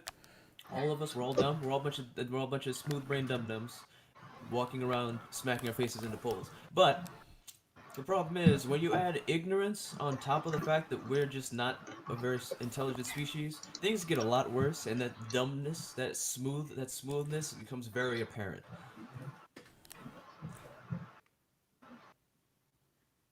I just like at some point you got to be like, and then you get into people that like did the shit talking about, oh, but I only did it because the president told me to. Wait, what the what now? Wait, what the what now? You complain about liberals being sheep and all this other good bullshit, but your main defense is, oh, the president told me to do it. Like, I get anybody who like anybody who's like fuck like me. I will talk shit about Biden. I will give him his props when like the 17 executive orders that he did the first day. Okay, cool. But this motherfucker is stepping out the line with the $2,000 checks. So fuck him. Like, dude, we need to fucking. And then you like the whole procedural thing with the Republicans. Like, no, fuck that. Push that shit through. But I'm not a Biden sycophant. I wanted him to beat Trump, yes. But motherfucking these motherfucking Trump motherfuckers. There has to be a conspiracy because he lost. There's a conspiracy because he's lost. Like, no. Like, the funniest fucking thing they say, no sitting president has ever gotten as many votes as he has. Cool. But he still lost. People came out because, not because Joe Biden was exciting, no, but because they fucking hated Trump. And these people can't get that shit. I don't know why they don't understand that, but they don't understand that people don't like Trump.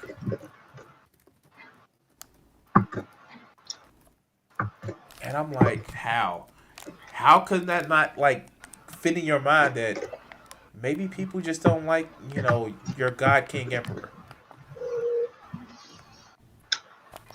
I think Mimsy Moon might be my personal coach red pill because, like, her content is the worst, but in a way that makes me want to see you roast her. It's one of those things where, like, I'm always curious as to what bullshit she's spouting, but then when she's actually, like, on your screen and we're about to watch, I'm like, oh no, oh no. The last video I did with her, she actually started to become self-aware. So I kind of like left her alone for a minute. Like somebody told me, like actually was in my comment section, like yeah, somebody talked to her, and she, even though she hasn't gave up those beliefs, she kind of started looking at started being open to speak with people about shit. So I kind of left her alone. I was waiting for like the next video to come out about her, or just like give her a little bit of time to breathe, because like when you openly acknowledge like hey, maybe these people aren't exactly our enemies, maybe we just think a certain way, and it wasn't the normal straw man that she fucking has, and she starts explaining like, okay, this is the way people think, this is the way Republicans think, this is the way liberals think, and it wasn't just like, it was like it was more along the line like honesty to her, the way she sees shit. I kind of left her alone because that shows some like growth as a person. And even if, and like she even pulled the whole thing like, yo, these are my beliefs, and you know what, I get if you don't like my beliefs, and maybe I need to tone down actually attacking people because of it. Like that earns some respect for me. Now if I go and find out that it's a motherfucking act, oh fuck yeah, I'm gonna go. I was about to say I'm gonna go hard on her, but that sounds a little rapey. But yeah, So the thing with her, I think there is actual room for her to make a turnaround, and that's mostly because, like, she seems more woefully misinformed than anything. And I think it's a case of, like, so, like, sometimes abuse victims will develop this bizarre, warped. It's kind of that thing where, like, it's like the shit we okay, was talking so about with Destiny.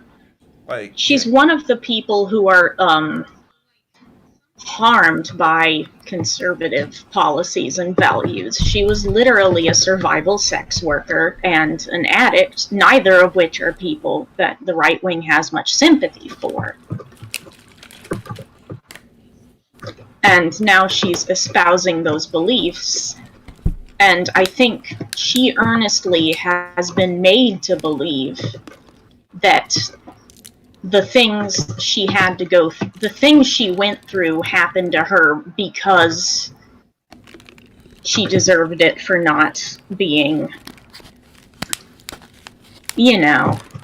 she's a bad person, so she deserves it. Yeah. Like you said, Yeah, basically. people going up against their own interests. Yeah. But in her case, it kind of feels like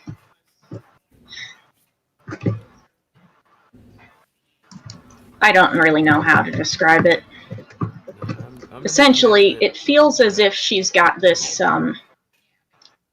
she kind of feels like a kicked puppy. Like she believes her life's hardships would not have happened to her if she had adhered to conservative values. She, yeah. Sorry. I'm definitely in the camp. No, that you're Benji fine. Moon, There's a delay. I'm in the camp that I'm gonna say somewhere in the next 2 to 3 years, Benji Moon's probably gonna be a leftist, or at Yeah, least I a hope liberal. so. I mean, like, I would go like maybe to the right of Shoe on Head, because remember, Shoe was actually somebody who wasn't exactly like, she hated liberal ideas. That's because like liberals, I know it's like, you know, a thing of hating on liberals as a lefty, but like liberals still have some conflicting ideas about shit, Yep. and I fucking get it. And I'm not gonna shit on people for being liberal, because again, they're searching for not logical explanations, but consistency in their own ideas, and it gives consistency because it gives a, well, you can work hard and you'll be at top and all the other good bullshit. Um, and I would give that. I would give people that. But like, if everybody all of a sudden became a liberal, I'm not gonna be one of these motherfucking tankies. It's like, oh, you're still a fascist. Like, cut a liberal and a fascist bleed. That's some bullshit. Like, that's some Bro, if bullshit. ever, if although if 90% of right wingers became liberals, I would come in my pants.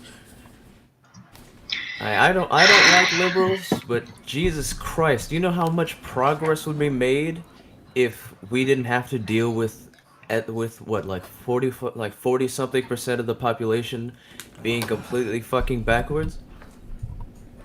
Or some sort of authoritarian. Like that.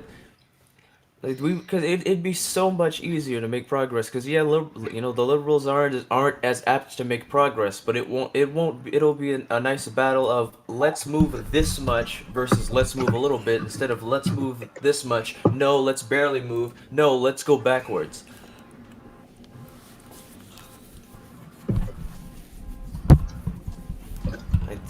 Fuck.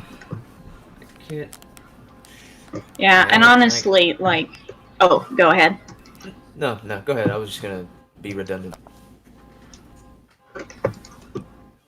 I was born into like a conservative household. And I didn't like have a Nazi phase or anything. I wasn't that edgy. I just bought into like whatever the hell my parents told me wholesale. I was still like a little more sensitive than like the people around me, because like I would swallow conservative rhetoric hook, line, and sinker, but then when they would say something bigoted, I'd be like, well, hey now, I thought you said you weren't a bigot. And even before I was like a leftist, I was like, maybe we should be nice to liberals. So it's no surprise that I ended up just like, it did not take long for me to start moving to the left, but like being a liberal was like one step in that process. That was a stepping stone to me now being an anarcho-communist.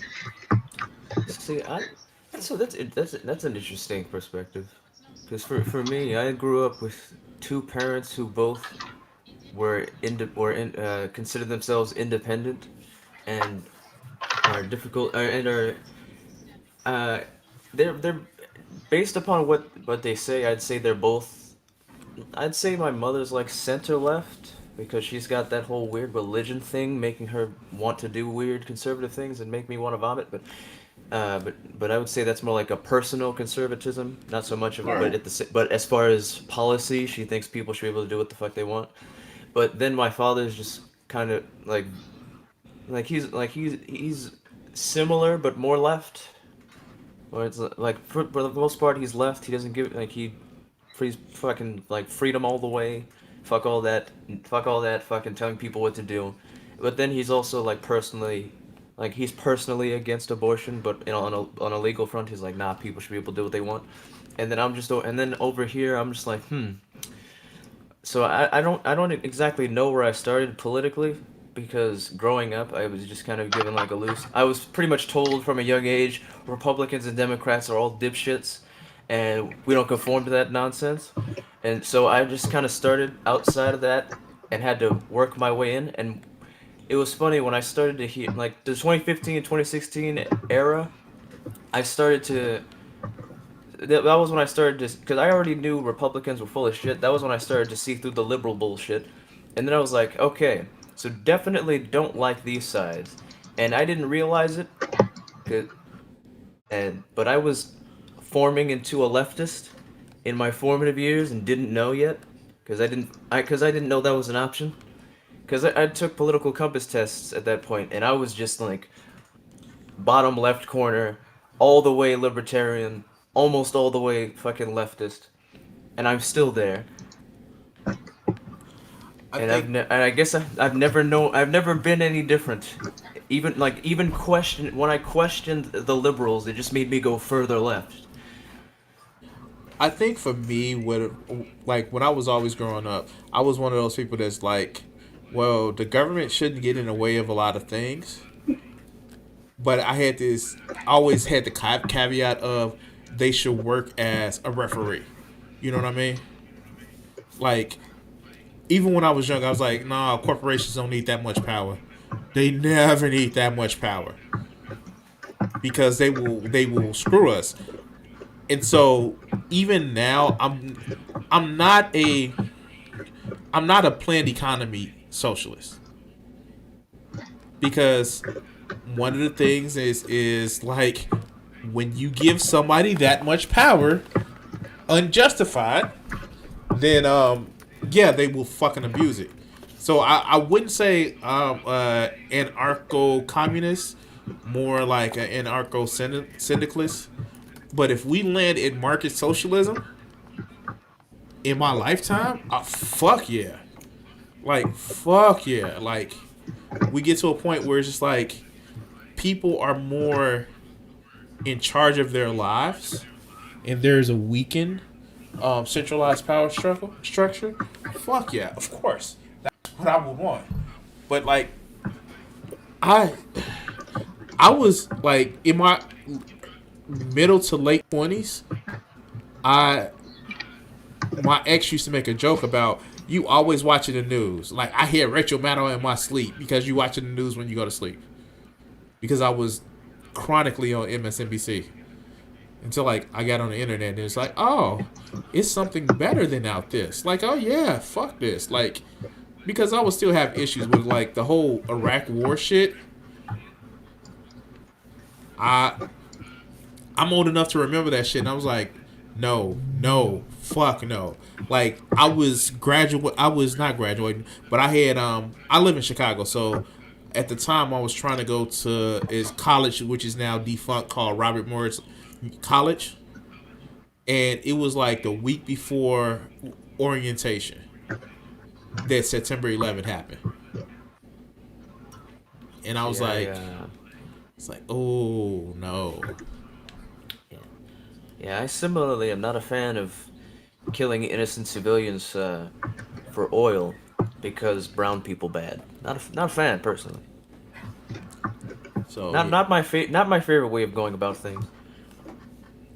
yeah, It's no. amazing how many of those QAnon conspiracy theorists will buy into this idea of a secret Satanist government ring and then ignore the actual human atrocities that the government is committing because they're not happening to the little white kids, basically. Okay, so that's who the QAnons are. Because I've heard that so much, but I've never actually heard anybody explain what the fuck it is. What kills me is this. What kills me is this. Like, and I heard the joke on fucking TYT. It was like, which is like, of course, there's a secret cabal of people that are actually, running the government. But instead of like kidnapping kids and like drinking their adrenochrome, they got the federal government to literally make money out of nothing and give them money. See, I just always find it funny with conspiracy theorists in general that they're always like, look, there's this secret cabal of you know who doing who knows what in the place, and it's this and it's that, and it's all a secret. And you're like, why would they do all that when they look us dead in the eye and fucking shoot us in the foot and laugh? Or look us dead in the eyes like, oh, we need more money. Like, we just need more money. Why? Because the economy will collapse. Like, the Rothschilds and the Bilderbergs and all that other good bullshit, they don't need to lie to you. They don't. They can just say, hey, we got this motherfucking casino. I mean, we have this market that has totally real stuff in it, right? And we can buy and sell that totally real stuff, and like, we gonna inexplicably tied to the jobs and the economy. And if you don't make sure that red line never goes down, it's gonna be okay. It's like, they don't need to lie to you about this shit. They're nakedly doing the shit in front of you. Like, yo, the stock market is a thing. No, the fuck is not. It's not. It's not a thing. It's perceived value. So busy looking for somebody behind them trying to steal their shit that they don't see somebody who walks up in front of them and just reaches in their pocket. Yeah, it's like they have to formulate fake conspiracy theories when there is real conspiracy theory level bullshit, like science fiction sounding horse shit that our government has done, and yet these people insistent that there's some grand and horrible thing going on. You never hear them talk about fucking MK Ultra, which so I'm See, but that's a fact, so it's not important. And it's so yeah. fucking ridiculously simple to explain that it doesn't take much effort. It doesn't take much effort to explain that shit. And the fucking part about it, and Lyndon B. Johnson said it, and like, yeah, he was a fucked up person. He was a fucked up ass president in some extent, but he did some great shit. But he said, he was like, you can take, literally, you can actually take the poorest white person, as long as you can convince him that he's going to be better than the top black person, you can rob him blind. And on top of that, he's like, he took it a step further. It's like, if you can convince him that they deserve to be in that place, he would open his pockets for you. And it's just like, how do you convince somebody? But like, no, like like these people that are literally thinking that these conspiracies are a thing. Like, I want to actually grab them by the collar and says, dude, you have more power than what you're saying that these motherfuckers have. Like, it's this whole thing about conspiracy. The cabal has to be so powerful that they're controlling the world, but so weak and ineffectual that even the simplest person can pick up the breadcrumbs. Like, I don't fucking get it.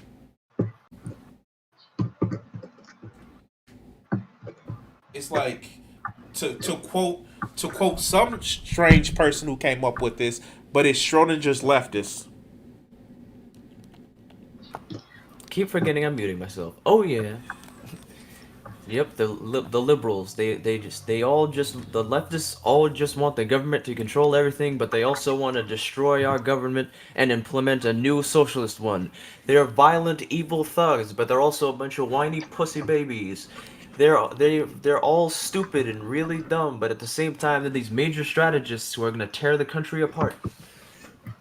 I'm glad you've gotten so much mileage out of Schrodinger's leftist.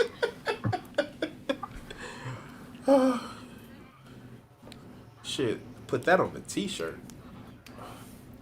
Yeah, I say you gotta give Kat at least like 50% of all proceeds from those t-shirts. Nah, well, maybe. It depends. At this moment, I would need the money, but like usually I don't, I'm not the type of person who is gonna like ring anyone for like every dime I can get out of something just because I feel like I had a hand in it.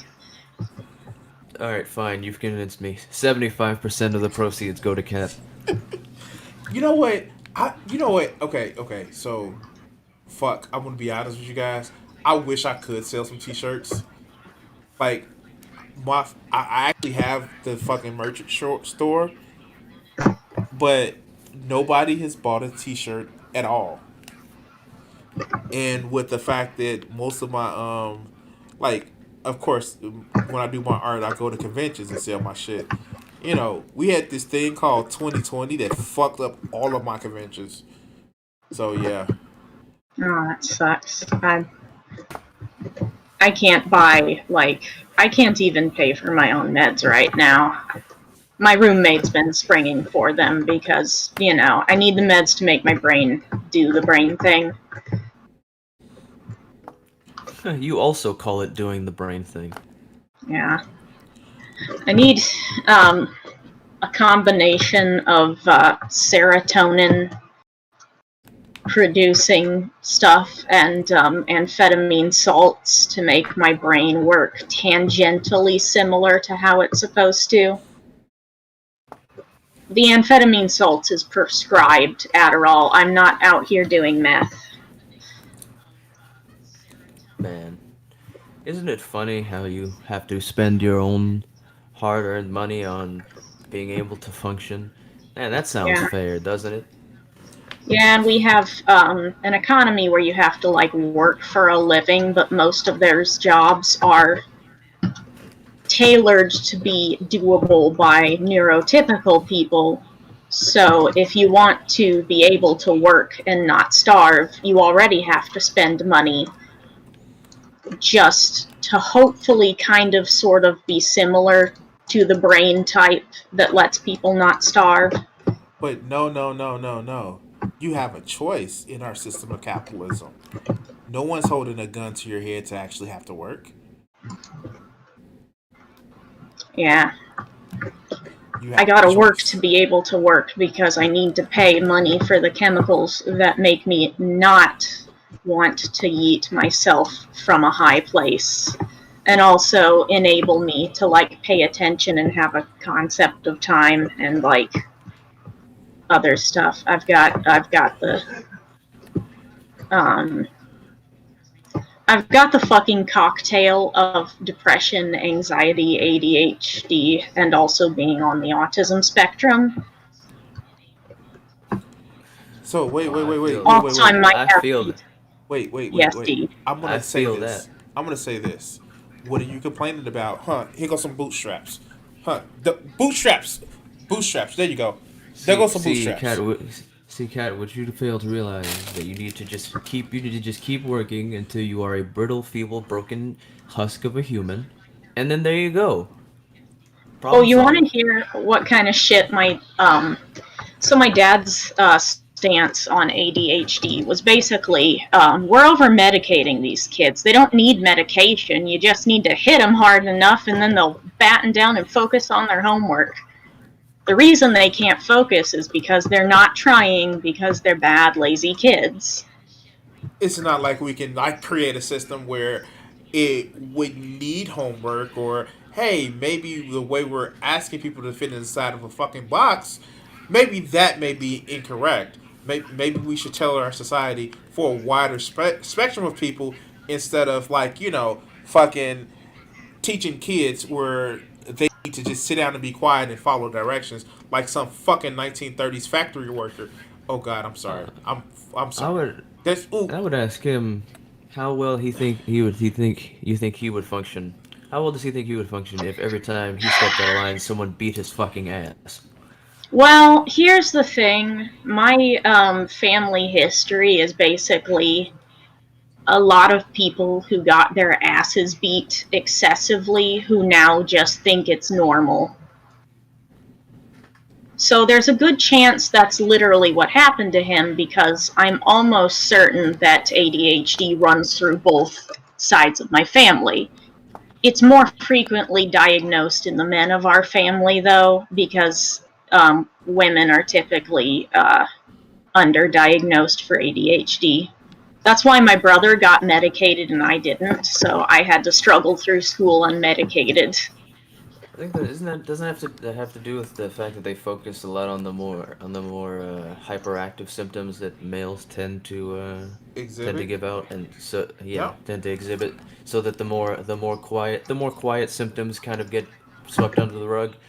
So It's people partially so that, but it's also like plain old misogyny because when women do um, display the symptoms of being slow on the uptake or being very talkative or seeming to hyper focus on something, people don't recognize that as ADHD. They just think, oh, she's a bimbo.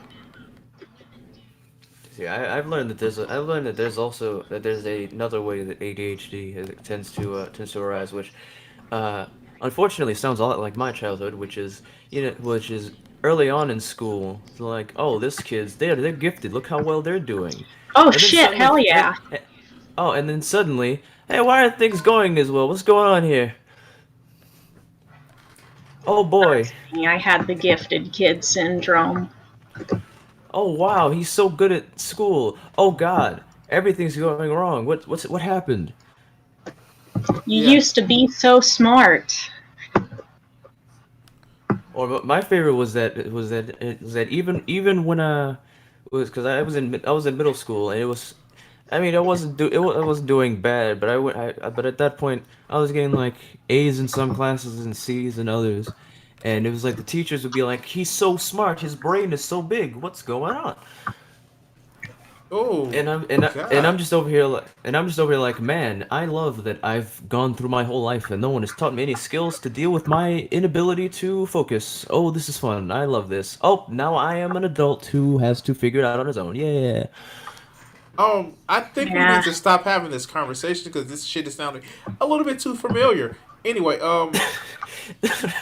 Oh yeah, that's how I felt when people started talking about ADHD around me, and suddenly, a little bit of reading later, and I was like, oh boy. And then a couple of questions to family members, and I was like, oh, this is a familial thing, huh? Oh great. So I'm cursed. Great. Oh, I was diagnosed in early childhood, actually, but just never medicated because, I because was able to, if they put enough pressure on me, I was able to come function close enough to functioning, or at least by appear to putting be. an excess of basically, if I stressed myself out enough, it would come at the cost of like my peace of mind, but I would be able to just barely keep up with the normal brain kids. And so that's what I did. Uh, And because my family wasn't like seeing how much it was taking, because the toll on me wasn't visible, they just thought I didn't need medication. I was fine without it. yeah. Well, see, I'm similar to you, except without a diagnosis. My situation, see, this was before grades started getting funky. I was like early school, and all the grades were fine, and it was just, oh, what was that? You exhibited some kind you exhibited behavior that I do not like. That in retrospect is just a child who most likely had ADHD acting out in such a way. Time for a beating. Oh yeah. Yeah, that was a big feature of our household too. Good God, like it. I think What we do you got a mean, as an spanking adult, you at least don't want to every interact day with me? over like the most trivial shit too. Wow, I might I have don't. I've recently realized I might have like PTSD because I am having actual PTSD nightmares. Yeah. But like it's become so normal that I'm just like, oh, huh. So this is something that's happening. Cool. Is this the Crimson finds out he might have ADHD stream? Oh no, I fucking have like I realize that I'm not neurotypical. Um, but what's actually interesting is like I've come to realization like over the last I'd say a couple of weeks to the last couple of months that like I have PTSD every time I log into my job in the morning.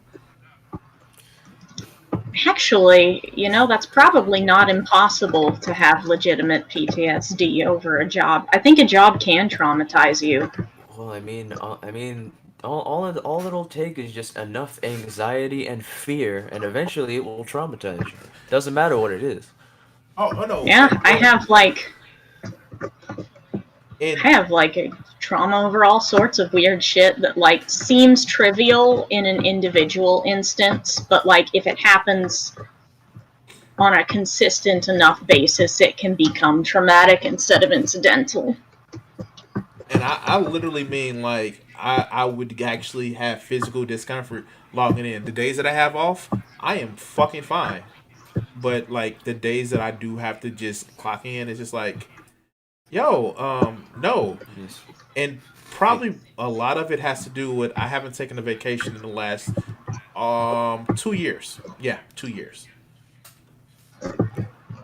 Part of it is also economic anxiety where I have the vacation time, but because one, I'm constantly working overtime to boost up my one because it's mandatory, which is fucking stupid, and two because I'm financially insecure.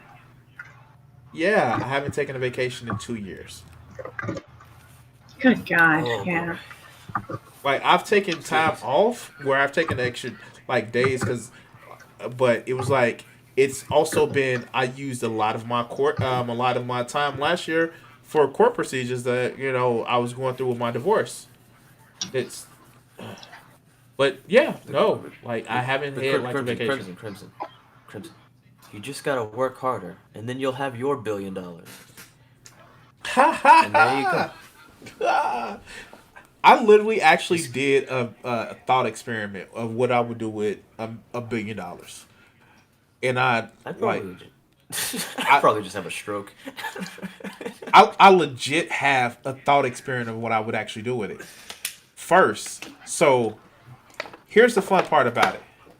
So if I had $1 billion, I would actually do what was it? It was 1,000 scholarships for 50 grand each. So that gives away half a billion. Then I would actually invest um, a quarter billion into like leftist politics. As much as I hate money in politics, I will buy the shit out of some politicians in several different races. Like, for instance, I would like put in like probably 100 million in a Senate seat race for like Texas to get motherfucking Ted Cruz punchable ass face out of the Senate. Might be cheaper at that point just to hire a hitman that's really good at covering their No, tracks. no, no, no. We're gonna beat him electorally. And remember, this is on the internet, so I can't say shit like that. Anyway, Oh, I meant in Grand Theft Auto. yeah, yeah, In yeah. Minecraft. In Conan Exiles, but You know, hire the fucking Dark Brotherhood in the Skyrim games to assassinate the the video game Ted Cruz, the digital entity that bears a resemblance but is not at all the real person whom we would never threaten. See, yeah. but he does have such a punchable face. Yeah. Like, oh my god. Anyway, so and then like I want to do like another 100 billion on building a I want to actually build a network. I really want to build like a network, most likely an online network to help support the arts or even like how you get places where like that support like fucking PragerU. Like okay, ooh, this is a perfect example. So I don't know if you guys heard of the Gravel Institute, but it's like the PragerU of Sounds the left. familiar. Like they are like Gravel was recently a candidate for president. He was in the primaries. He's like old as shit, but like he's literally has actually like he took his platform as like okay, so there's such thing as PragerU, so we're not gonna do PragerU. We're gonna do the leftist version of it, and it's actually pretty. They have a lot of leftist content. The only one that I fucking hate that they just had was Brianna Joy Gray, and like fuck her, like seriously fuck her because like oh my god, like oh god, okay, little tangent. So I recently watched like a lot of the shit that she's done, like her interview that she had with Noam Chomsky, and it's just like fucking left wing grifter. Like, how's she gonna say that Norm Chomsky is, you know, bowing down to like the liberals because he says it's better to vote for Joe Biden than Donald Trump? Like, she's an accelerationist, but like that's neither here nor there.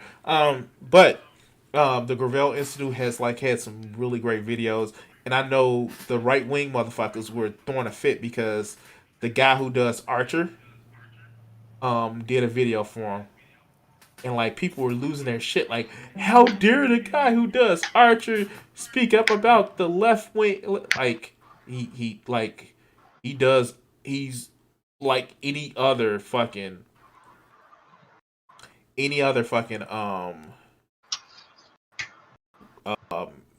mostly actors in Hollywood, they're extremely left wing, and like people were like losing their shit. Like Ben Shapiro made a video about it.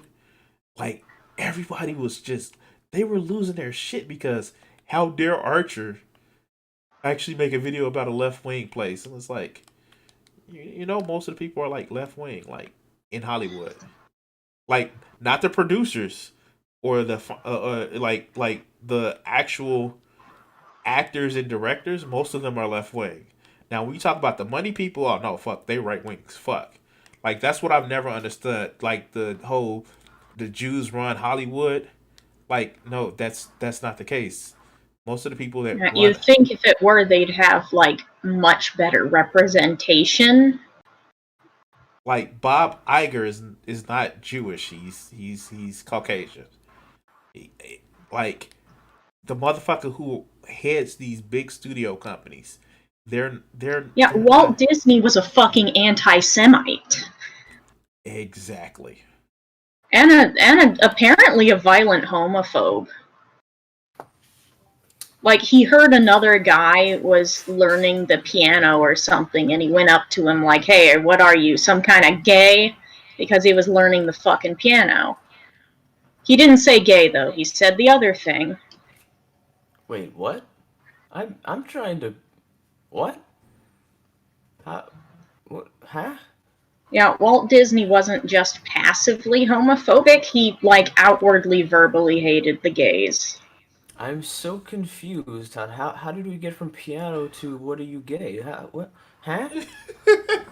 Well, you got to remember too. Walt Disney wanted to have a company town all of his own. He wanted to turn Florida to Orlando to a company town, which isn't that far from what it is right now. But still, he's Walt Disney wasn't exactly a good guy, and I think another thing that happened was like he kind of went crazy when he lost his mom. That's why so many of his movies are like the mom. Like I know it's a joke about a lot of Disney heroines, like the mom is already dead. That's because he literally lost his mother because the like he did the thing with like a lot of conservatives brag about. I bought my parents a house. The fact that he bought his parents a house and they had a heating a bad heating system that his father died almost died from carbon monoxide poisoning and his mother Oof. died like yeah like no he had some issues. That sounds similar to the Kanye West problem uh, where his mom died because all that surgery she got with his money. So it's like, oh God, if only I didn't give them all this money, they'd be alive. And Yeah, then they lose their fucking mind. yeah. As if Kanye was emotionally and mentally sound before that. He clearly needed help, and no one gave it to him. They just gave him a Um, dead mother and a lot of money. Not a I'm good gonna combination. go for a bit, because I need to eat. No problem. I Yeah, might hop back on in a bit, I might not. It just depends on if I'm feeling it. I don't Yeah, it's know. been fun. I don't know how long I'm keeping the stream on. I'm just sitting back playing some Conan right now. So, yeah, if you hop back on, hop back on. And Alrighty. before you go, plug your Alright. channel. Plug your channel before you go. Oh yeah, I'm Sparkle Cat on Twitch, with two T's at the end of cat because spelling it the regular way was already taken. So yeah, Sparkle Cat with two T's. Thank you. I keep trying Why? to tell you to do like it's. I know I don't jump on for every stream, and I'm sorry about that because sometimes I be asleep. But it's actually a fun stream for people to watch, and people go back and actually watch the playbacks, which I thank everybody for. And like, yeah, thank you. But we want to like that. This is my thing. This is what I want to do. I want to help support people who have content that I like. This is part of me living my dream. So thank you for coming on, Kat. And if you come back, like, okay, you come back. Yeah, cool.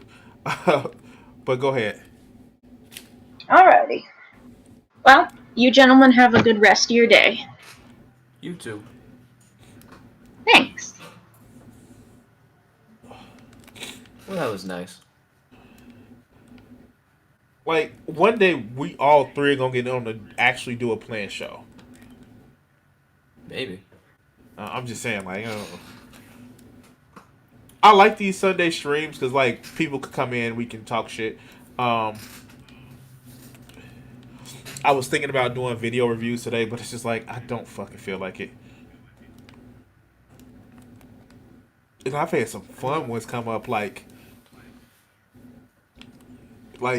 this motherfucker is saying this. What was the one that I just recently did? The one about the guy talking about a mother is making a simp out of her son.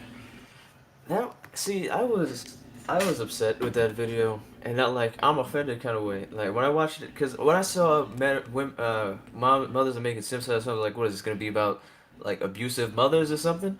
And then he's talking about her making her son like go in timeout for 5 minutes, and I'm just like, No, okay, let's just go. I'm just like, okay, let's just go under the assumption that let's just go under the assumption. Let's just grant that the mother was just being ridiculous and he didn't actually push his sister on the ground and he wasn't being bossy. She only put him on timeout. It's not like she beat his ass. That I'd have a problem with, but she only put him in timeout. He's probably, you know what happens when you go on timeout? You think about what you did and you move on. That's what happens. You beat a kid's ass, you give him emotional problems. wait. What kills me is this: that they wanted to actually flex that she's taking away his leadership. Wait, what the fuck now? I was just, it made me, like, I'm not sure, I don't really remember. Was he telling the story from the perspective of he was another kid at the park? No, he was telling the perspective that he had his kid at the park, and he was watching Oh, this okay. shit go down. If you were Okay, so, that close to fucking hear it, and he even said he's like, well, maybe he did push his sister, but you taking away his leadership role. like, well, that just tells me that when he said he saw it, that he didn't really see it. He was like, oh, kids playing, and then, and then he heard the mom, for whatever reason, listening in on the mom telling him to go on timeout for 5 minutes. I'm just like, oh, You, well, it sounds like the kid just messed up, probably being a little bossy. So his mom was like, look, you need to chill out. I don't like this kind of behavior.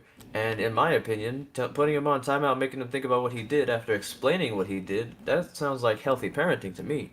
That's just what I think, based wait, upon the research I've read. But whatever. wait. What kills me is this: both of these two grown ass men were like they were idolizing a 10-year-old for being leaders. I don't get it. Like, It's like, no, let me like, finish this. Let me finish this. They were proud that a 10-year-old stepped up to be a leader. How much of a sycophant are you? How much of a fucking bootlicker are you? How much do you fear your own fucking quote unquote masculinity that you think that a 10-year-old is being more of a man than what you think you are?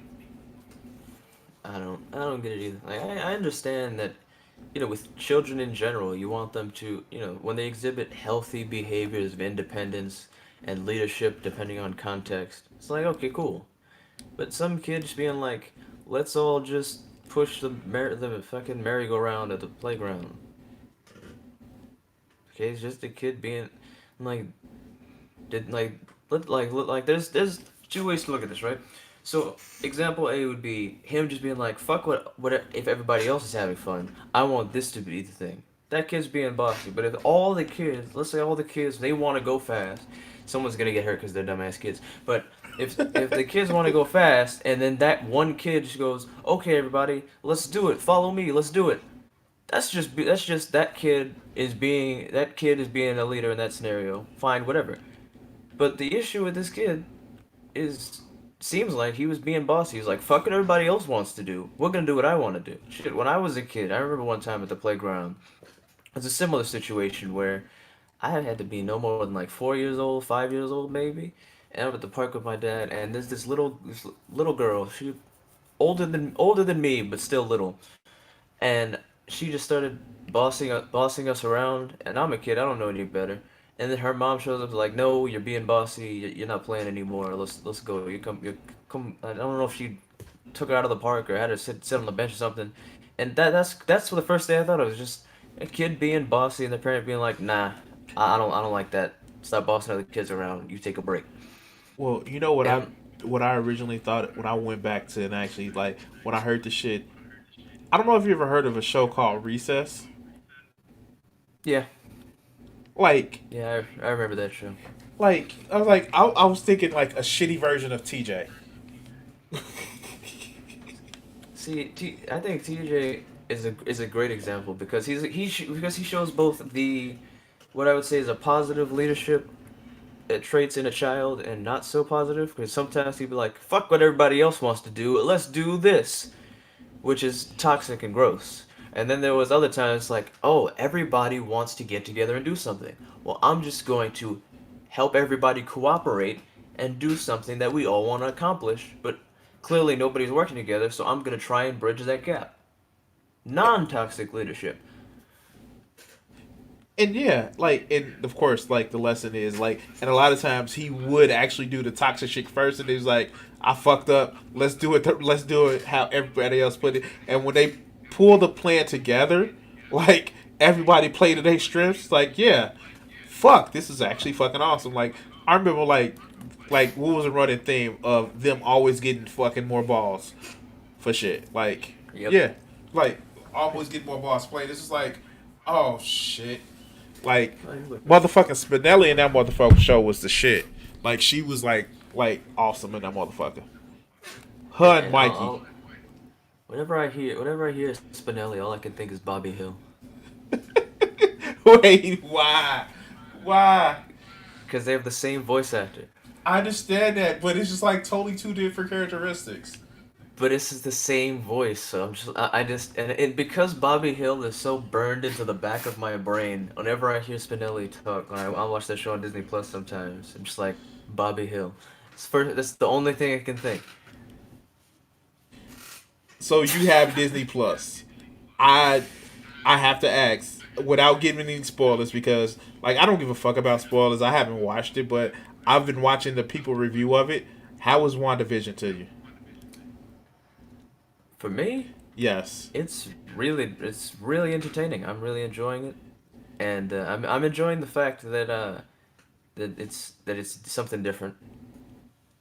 It's not like I enjoy the superhero movies because for me I more care for for character interactions and all that Yeah. jazz. So the battles and stuff are cool, but I like to see character interaction, and there's a lot of that in the good Marvel movies. The other ones, not so much. Like, the first two Thor movies. But, Wait, the first Thor movie wasn't bad. It did set up the asshole Thor. not bad, but not good either. But like I wouldn't say I like the asshole Thor, but like cocky Thor is fucking awesome. Like, and when he gets brought down to the like when you see cocky Thor and he's like, oh shit, I can't be cocky anymore.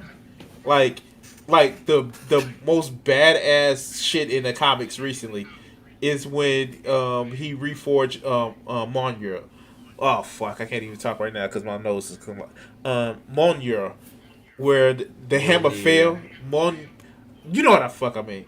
But when the hammer fell, and it was like for those who are unworthy, it's like you can, and you get like what's the name who actually tries to like you can't wield that hammer anymore. He's like, you're right. I am unworthy. The god of unworthy picks it up and smacks motherfucking Moloch. Knocks him the fuck out. And you know what his punishment is in the afterlife after he literally dies? What? So he was like, your punishment, hell's punishment of actually when is it Moloch or whatever the fuck that dude name is, the dark elf who was in Thor 2. Malekith? Malekith, yeah. His punishment was to be devoured by his dogs for all of eternity. Hey, you know what they do? What? They age him down to a little kid. and he's tortured in hell by having his dogs basically lick and play with him as a kid forever.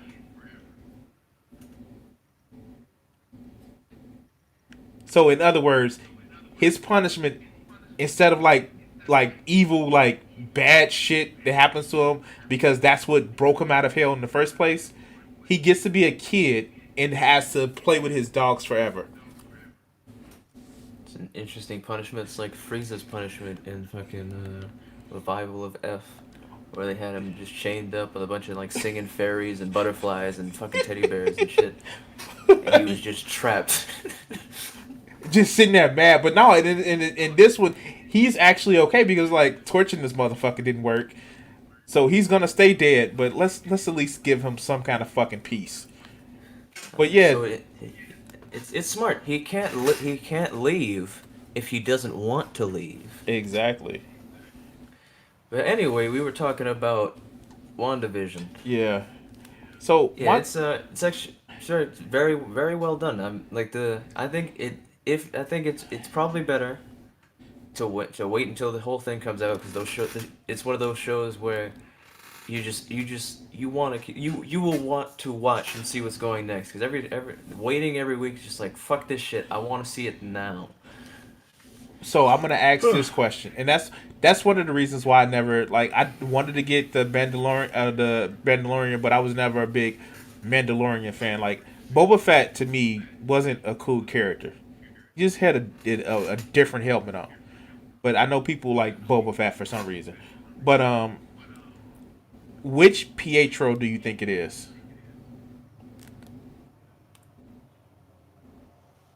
Wait a minute, what? Did you see episode 5? Yes. Which Pietro do you think it is? I don't know how to answer this question because I'm not sure what you know, so I don't want to spoil. I know. I've saw everything about the what's the name. Like I know, like for example, okay, spoilers for people who haven't seen it. Like plug your ears for the next 3 minutes. Do you think you think that they fucking with people? Do you think it's like they're just trying to recast Pietro, or do you think it's just like? Because I have an idea. I have an idea, and I know it's based off other people's shit. Like when you have the multiverse of madness coming up. See, that's where I'm leaning towards, because I'm like they've specifically said that this show leads into fucking Doctor Strange and the Multiverse of Madness, and for them to then introduce a character. I mean, all they've done is introduce him so far, so I don't know what's gonna happen. Is this character? It's just Pietro, played by an actor who played him in essentially an alternate universe. The only thing I can think, just because of what's coming next, especially with all that shit that shit floating around with fucking Andrew Garfield and fucking what's the other one's name? Tobey Maguire. Tobey Maguire. There we go. And Tobey Maguire. Being fucking in that Spider-Man movie, and I'm just like, all this multiverse shit. It's how am I supposed to not think that this is just him being pulled out of the X-Men universe, or at least being some different version of the X-Men universe, because I can see them doing that too. I can even see them actually acknowledging that like he's from an alternate reality. Like we all know Scarlet Witch. That bitch is powerful. Like, you don't fuck with her. They said, look. Like, you know House of M, right? They even threatened it that we may have to take her powers away. And she went fucking crazy. Like, even in the most recent X-Men comics, when they on Krakoa, like, she was like, I fucked up and lost a lot of people on Genosha. She literally used magic to try to bring back all the mutants who died on Genosha. It ended up being really fucked up, but like, she's not exactly weak.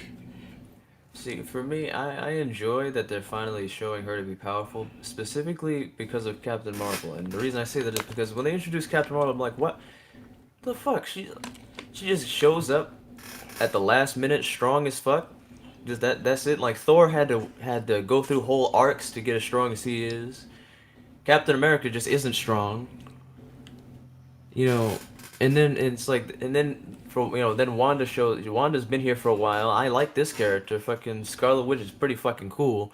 And then she shows up and bodies Thanos in about 4 seconds, and I was like, see this I like, because this is a well-established character who's at least had an arc or two.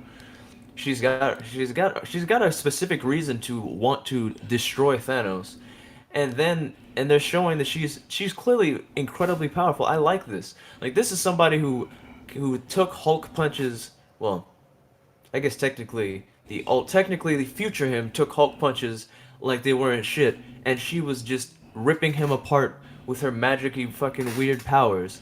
That showed that she was fucking strong, and I liked that because this is a character that was established. Captain Marvel is kind of, look at me, I'm strong. Like, I don't even like you yet.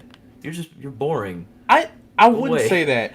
I would say that one of the reasons why I didn't like her movie to the extent that it could have been better, and it was because it was rah rah USA. Like that's my problem. Like, I didn't have a problem with the whole girl power bullshit. Like, I like really like the people who did have a problem with that. Like, I know in Marvel Comics there exists something called the A Team, and for people who don't know who the A Team are,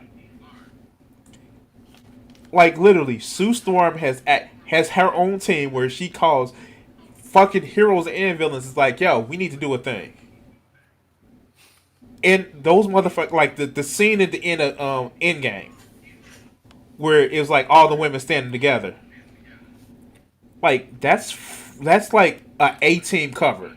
You know what I mean? See, I did not like that scene, and it's because of the way it's composed. Like, if you go to the girl power scene in fucking Infinity War, that's fucking beautiful, because it was an organic moment that was like, ah yes, girl power, nice and organically woven into the battle. But what I didn't like about the one in Endgame is that for whatever reason they all just stopped and posed, and like I would have liked if it was like before, where it shows all these characters But all see, working together fighting, instead of just that awkward pause in the action where they're just for some reason posing. It's just so weird. But Everything after that where they work together I like, but that just one moment, like, why are they just standing there? I think they Why? did that Whose because decision was this? I think they did that because like they wanted to piss people off who was upset about it in Infinity War. That's the reason why. That's the reason why it lingered too long. But like I said, I'm a fan of the 18 like stories that they've done because like. But again, too, what brings them together is Sue Storm. Like, I hate the way they downplay like, in comics, like they think that the Invisible Woman is just the Invisible Woman. Like, she's not really that important.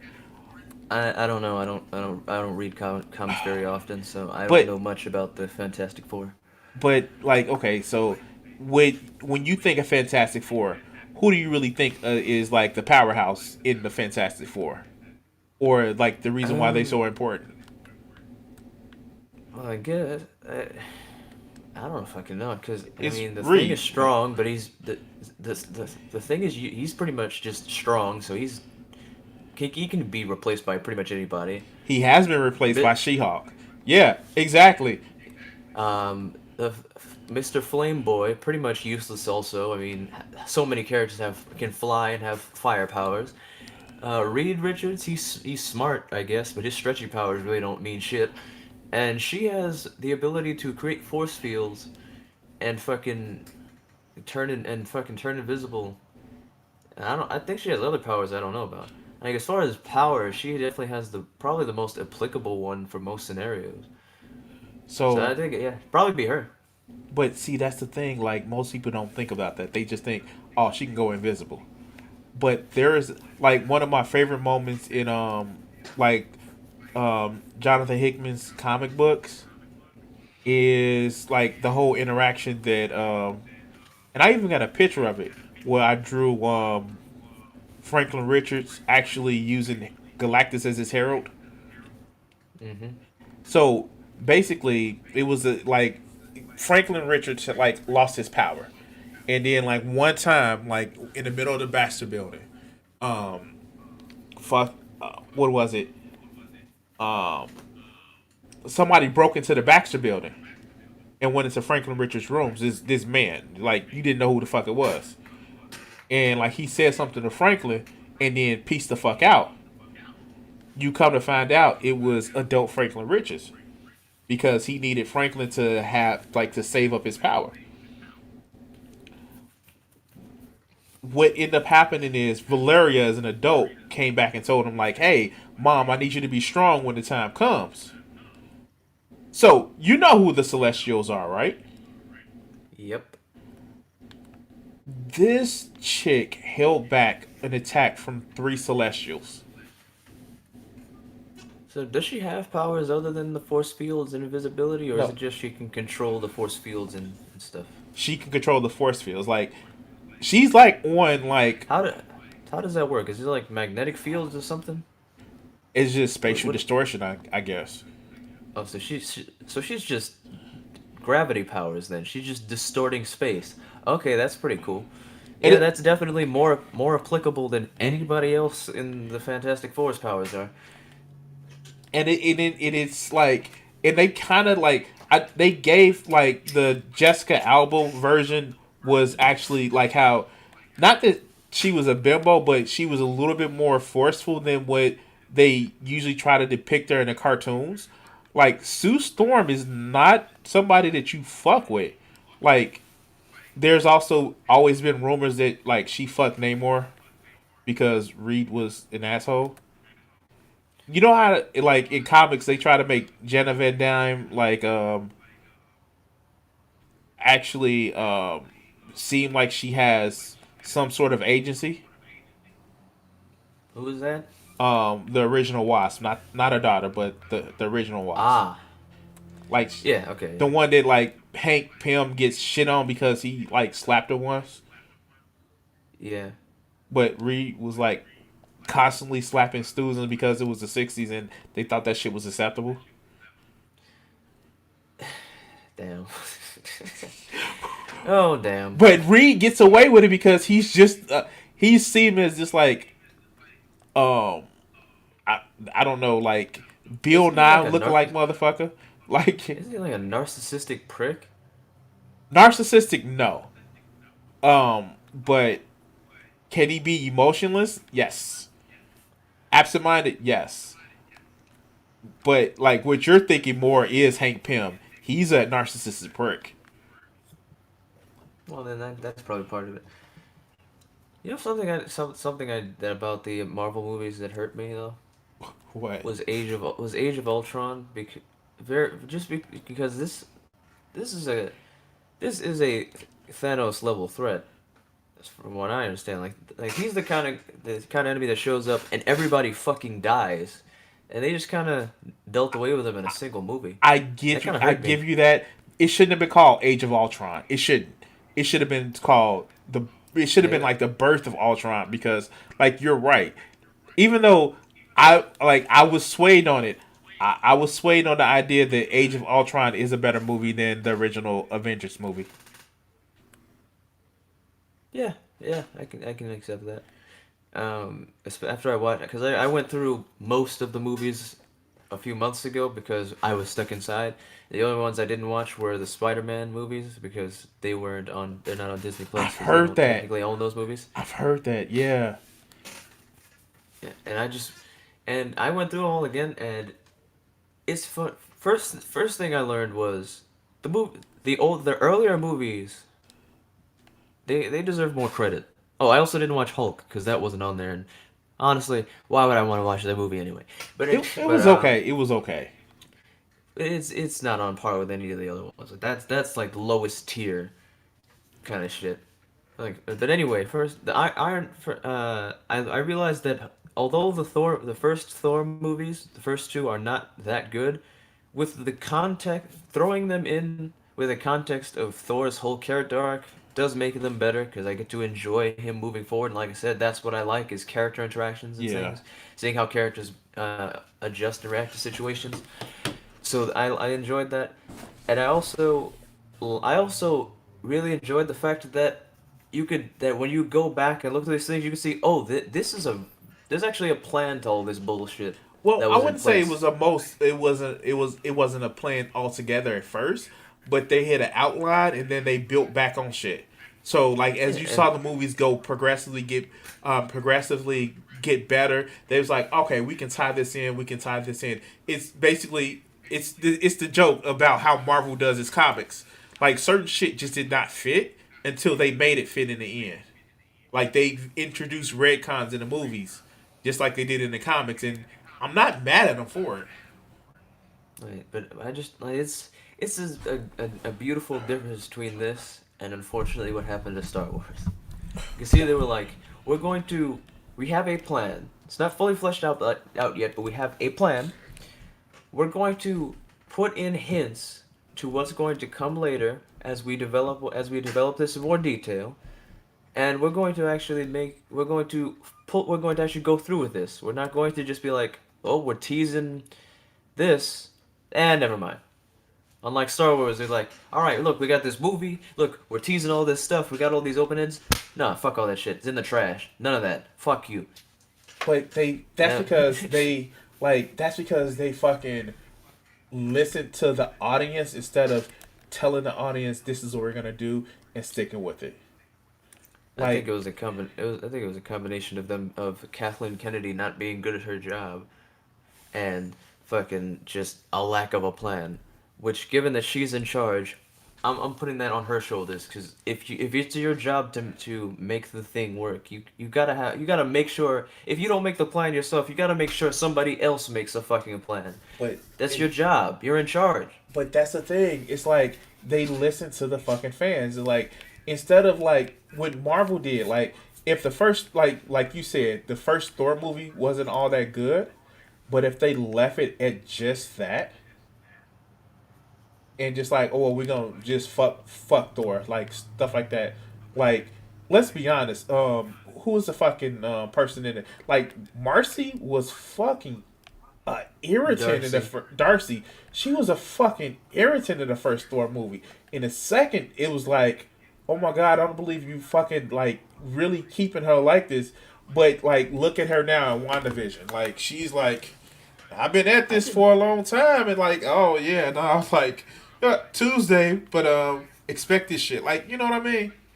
See, for me, I didn't think she was all that bad. I was like, she's a little, but whatever.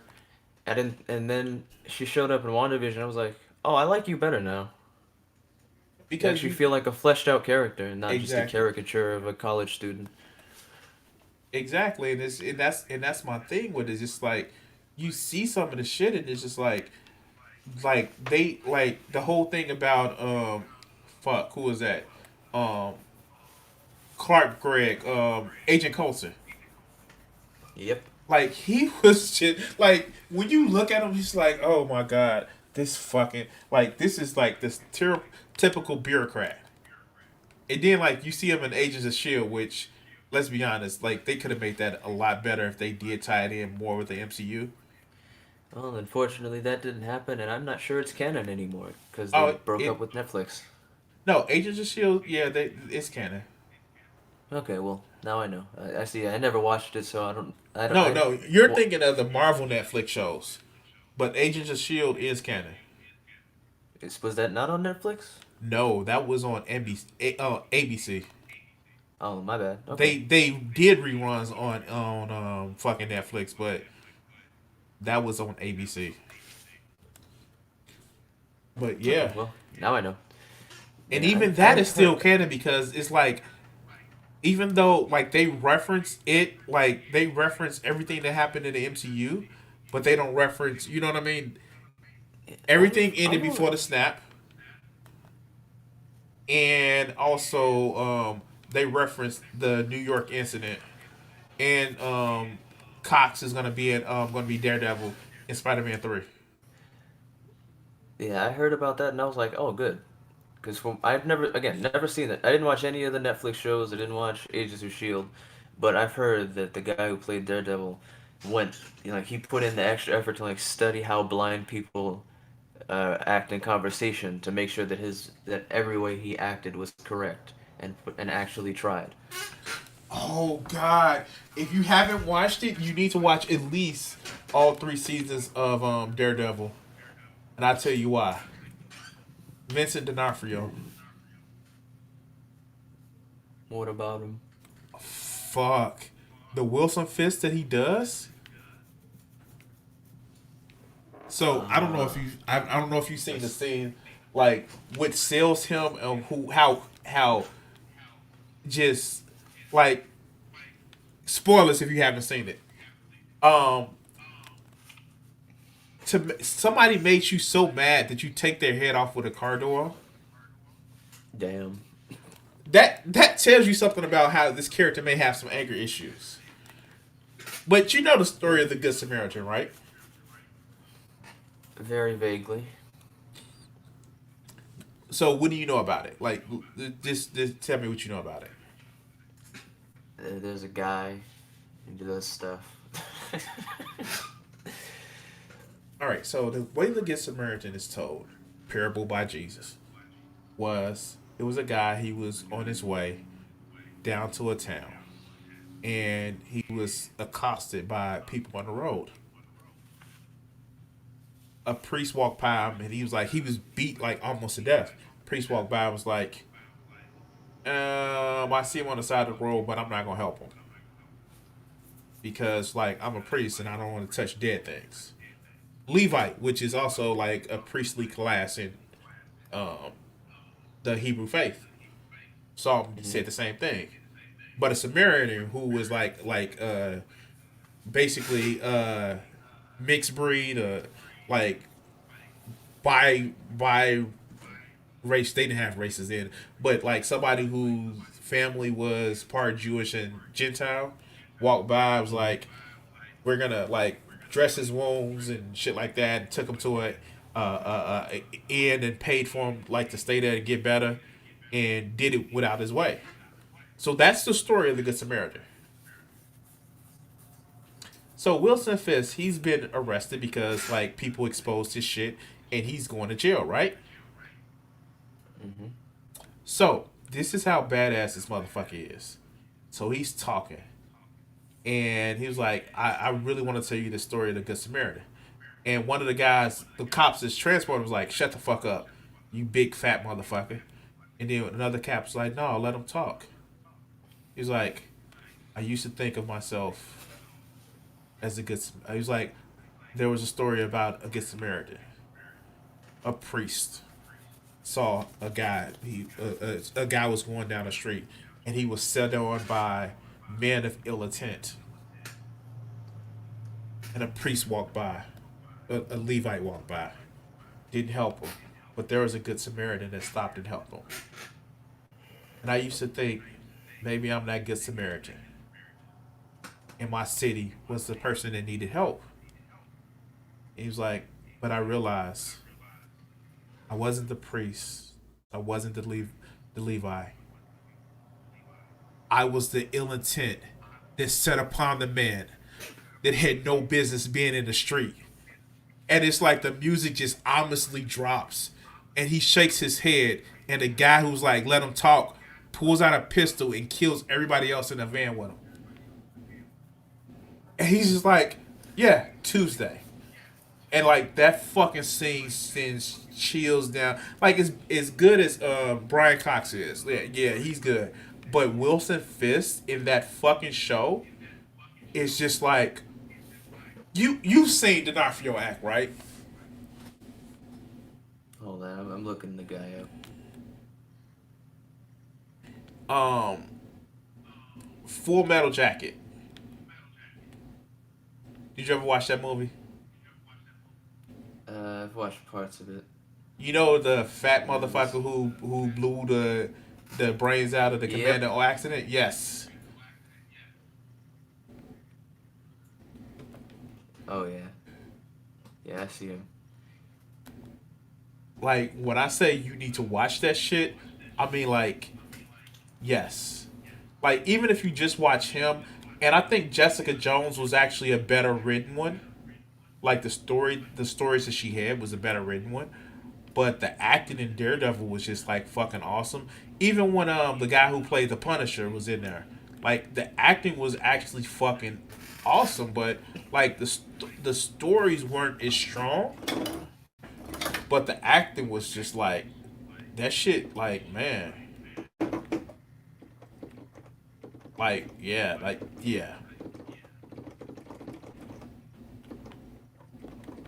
What was like I like the Luke Cage one. Like Luke Cage is actually one to go back and watch during Black History Month. I'm not bullshitting. Like, like you know the motherfuckers is just like black, bliggly black. Like yeah, he's one of those motherfuckers. Just but Luke Cage has always been that person. This has been like, yo, I'm fucking Harlem till I'm motherfucking died. Like they had a scene where Method Man was in that motherfucker, right? He was like, "Yo, Luke, can I have that shot up hoodie?" Like, like this was right around the time, like they were talking about him wearing a hoodie because Trayvon Martin, Yeah. and like literally just like hoodie, like it was like, oh fuck, y'all want to talk about this shit? Like Marvel has that thing with them. Like even with the comics, it's like you want to be racist. You want to be racist? You don't know. You don't know how our fucking company works. You want to be racist? We gonna throw that shit in your face. You want to be sexist? We gonna throw that shit in your face because we Marvel motherfucker, and we've been doing this since Stan Lee told the Nazis to get off our motherfucking books. Oh god, that's the funniest shit. Back in the '60s, he was like. The first character they had literally beat the shit out of Nazis. I mean, that's where they started. Like in the '60s, Stan Lee was like, "If you're gonna be racist, stop reading my comics." It's like, stop it. Like, I don't want you here. Like, get the fuck out. Like, that's what I don't get about comics. Comics all of a sudden woke. Like, really? Captain America was literally a fucking propaganda comic about a guy fighting in World War II. Wait, I got one better for you. Professor Xavier was literally an allegory for Martin Luther King, and Magneto was an allegory for Malcolm X. The mutants were just an allegory for the blacks. That's all they were. They're black. That's what they were. That's why it was in the '60s. That's why there were fucking laws about keeping them away from normal folks. Wait, and I got one. That one's pretty that one's pretty ham-fisted if you ask me. I got one better for you. When they found out, like, oh, well, we're gonna name this hero from this African nation of Wakanda. Let's name him the Black Panther. Oh, we got that's a bad name. Some radicals are actually using that name. Really? What are they standing up for? Civil rights? Fuck it, keep it. Like they had the opportunity to change Black Panther's name from Black Panther, but they was like, wait, why are we doing that? Because it's the name of some radicals who want racial justice. Fuck it. Like it was like funny how that was considered radical, isn't it? Man, what they want rights? Fuck that shit. They're terrorists. You know what? Their organization isn't allowed to be around anymore because now they're terrorists. It gets better. America. Like this is some funny shit that you find out when you listen to the shit. It was like, okay, he's really intelligent, like he's on par with like Reed Richards, like, but hey, I want to show him with like half a mask, with half a mask on, but we're gonna make him black. And they was like, is that gonna be a problem? And they was like, the editorial board was like, what do you mean is that gonna be a problem? Fuck, do what the fuck you want, dude. And people were, when they realized T'Challa was actually black, they was like, oh my lord, the black people. And Marvel's like, what the fuck is y'all problem, G? Like, I have to, like, I know, like, DC has some prominent, like, black people, and, like, yeah, we're talking about this Black History Month, so fuck it. But, like, how prominent is Jon Stewart? I think, like, before the Justice League TV show. Like now, of course, like he's been the leader of the Green Lanterns, like the whole Corps, but like he's a fucking soldier. he didn't really have much in a way of personality. But I don't feel that. I feel that way about a lot of DC characters, like DC Superman. yeah. They set up paragons. They don't set up real people.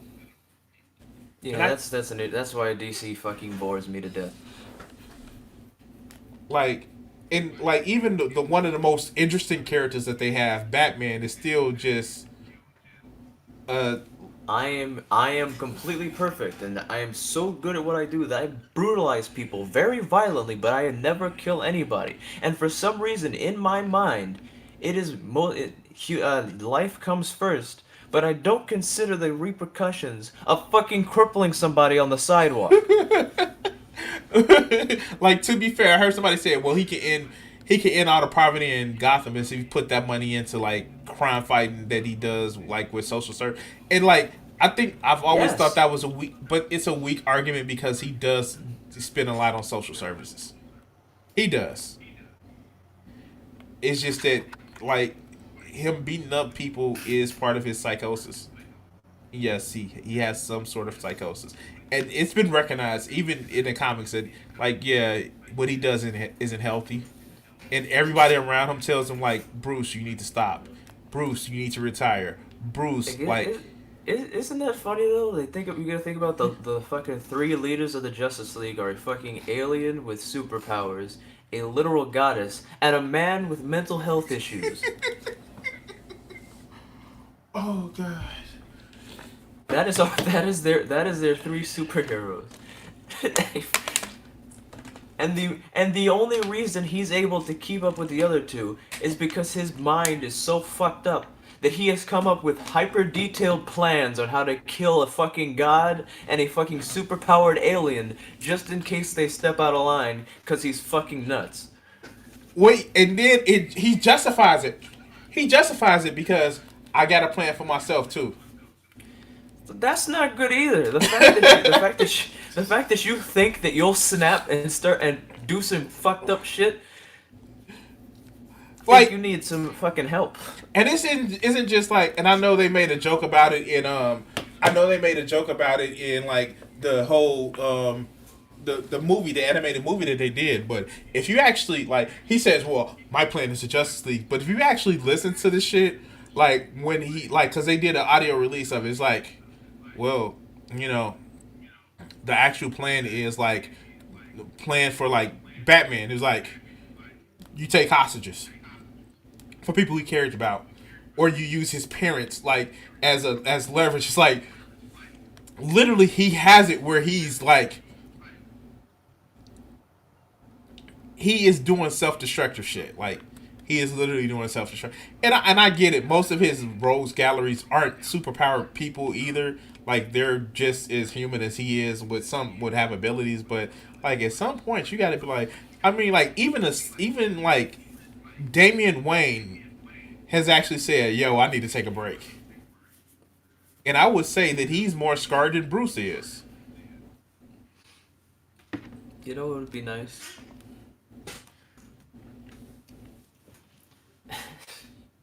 Would just be if they just took any of these characters, and you can keep their morals in check, but just instead of them just being like, look, I'm Batman, and because I have these pure morals, despite the fact that his whole ethical system is fucked, just by the fact that he values life he supposedly values life to the point where he will just allow someone who just slaughtered people to live. And I understand that at the point where someone is fucking up to the point where someone is subdued, fine. But I'm just saying, if somebody is actively just blowing shit up or got a gun, cap that fuck in the side of the head. Especially with the kind of fucking people he deals with, who he knows when they break out of prison, they're just gonna go in, come the fuck back out, and slaughter more people. Cap that bitch. But you know what? I don't care. And the thing about it is, I understand the quandary. Like, not some bullshit reason of like, if I start killing people, I'm just gonna keep killing people. No, that's fucking stupid. And like I've heard that argument. Like I've heard like I don't know if you watch Comic Explained. Rob, who does like a lot of shit with comics, both DC and Marvel. And like he makes the same argument, like, yo, you're responsible for the people that they kill afterwards, but it's just like I don't know that I would be justified in deciding who lives and dies. I can't do that. Now, what I would do, because he's a motherfucking multi-billionaire, is make sure that I have the best motherfucking lawyers hired into the DA. Like that's the thing. Like, yes, Bruce Wayne puts money into like, making shit better. But he doesn't put money into like, I don't know, maybe get rid of corruption inside of the fucking Gotham PD and DA's office. I see. I don't. You don't have to decide who lives and dies. Like if like some, I don't know. Let's say just some normal street fuck who you just fucking snatched the gun out of his hand somehow because you're Batman, and now you've got him subdued. Fine, leave him alone. But if I'm just saying, somebody like the Joker, where you know that he's just going to murder people, and he's in the action of murdering people, kill him. He is currently like the way I see it. If you are currently violating the life of others, then in order to stop you, I think killing you is justified. Now, like I said before, if you've already been subdued and you're currently a harm to nobody, I don't think at that point killing you is unnecessary and immoral. But I'm just saying, Joker's been blowing shit up or plowing through people. Kill him. Kill him now. You can't have the Ra's al Ghul out of the Batman Begins like, I don't have to save you. I've seen that pop up on Instagram, and I was just like, like that's but I know. See, I see you're trying to find a loophole, but you killed that man. I I just I don't know. I just don't like the idea of killing. But like and I would admit some consistency issues. Like I'm like not pro choice, I'm pro abortion. Like nah, like that whole like being pro choice is like weak shit. Like no, fuck. If you want to like and I know some people see it as killing, but like we're actually talking about a human being that's alive and like may have the chance of actually changing. Like there was an actual comic book, and I actually have a copy of it, like one of those free Mayday comics, the White Knight, of the Joker actually going insane, and that's an interesting book. Ooh, that's an interesting book.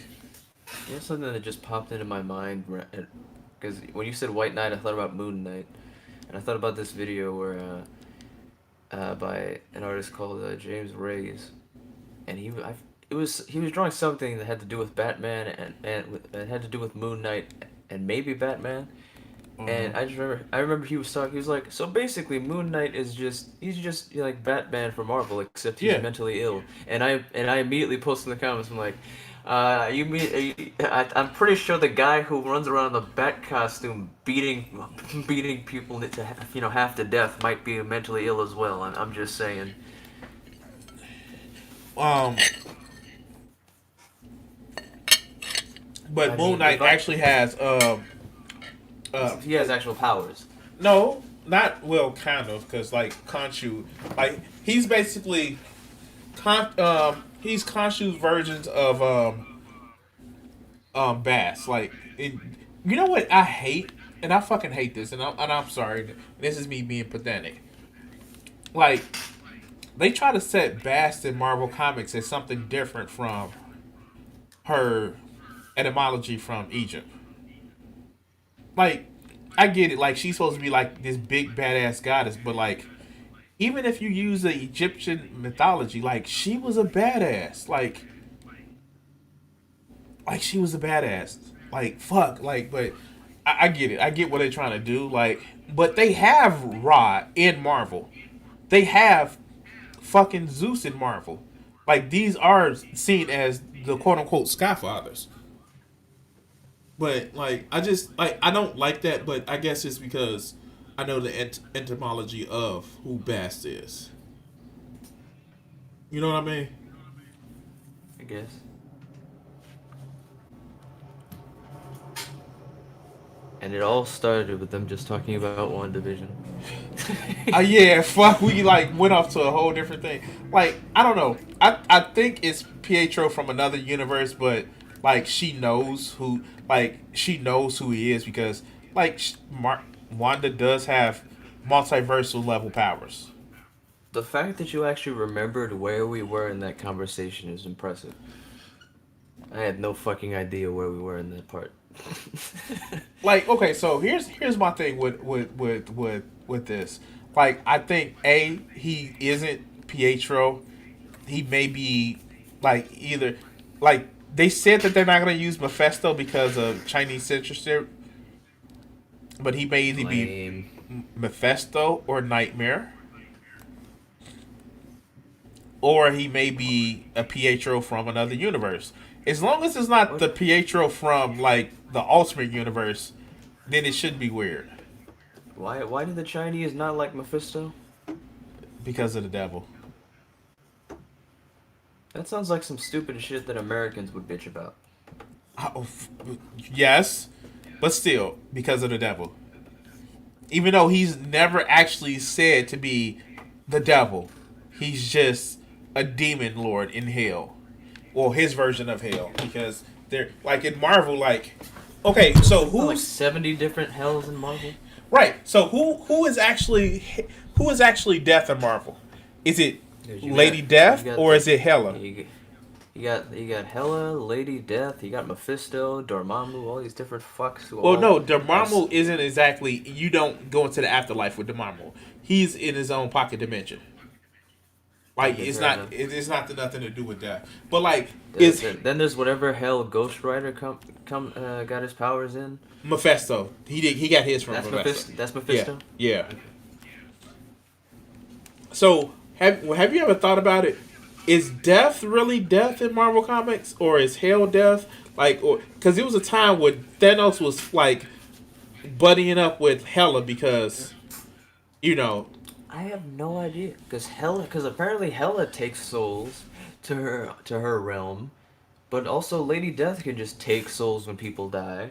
But then apparently Mephisto can also do something with souls. Well, with when those who people die.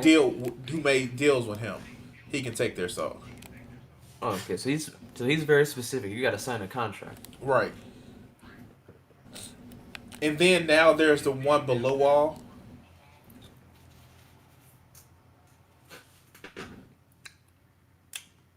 Is it one of those things where you see the afterlife is what you believe? I don't fucking know. This is, I mean, I do find it is kind of funny when you think about it, because it would be a funny like in-universe thing to have like characters argue like, no, this is the afterlife, no, this one is. They've done it in No, universe, that one. but they haven't said it. But like, because like, there was a time where like, Lady Death has actually interacted with, Jean Grey.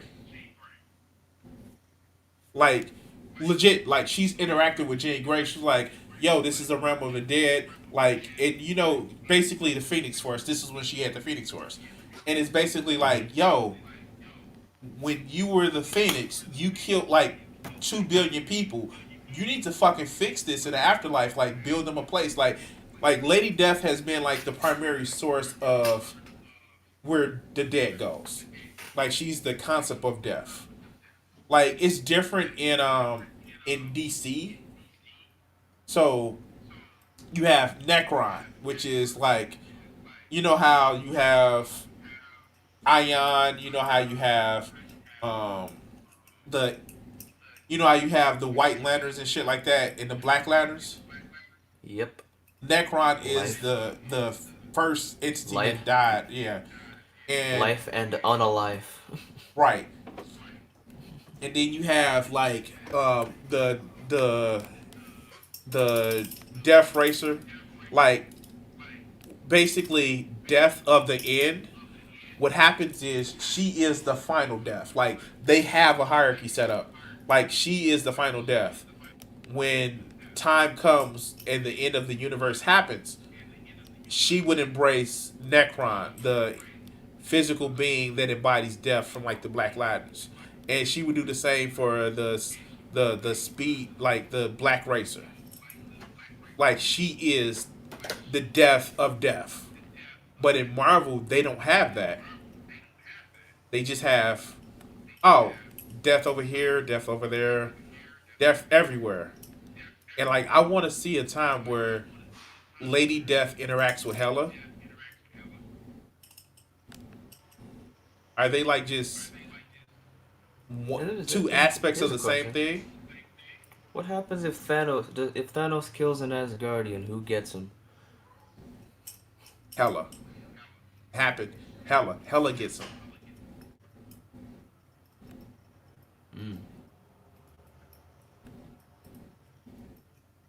I thought of after mentioning Ghost Rider, I thought about another fucking random page of a comic that I stumbled onto on the internet, and I just remember it was Ghost Rider. He talked about how he couldn't fucking stand Daredevil. Yeah, yeah. It's like I should be Daredevil, but this motherfucker, yeah. I saw that shit. I heard that shit before. Yep, I fucking love that shit.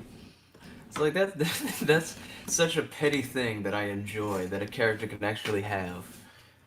It's like fuck that guy. That should be my name, mine. Like yes, it's almost like he's a human being, kind of.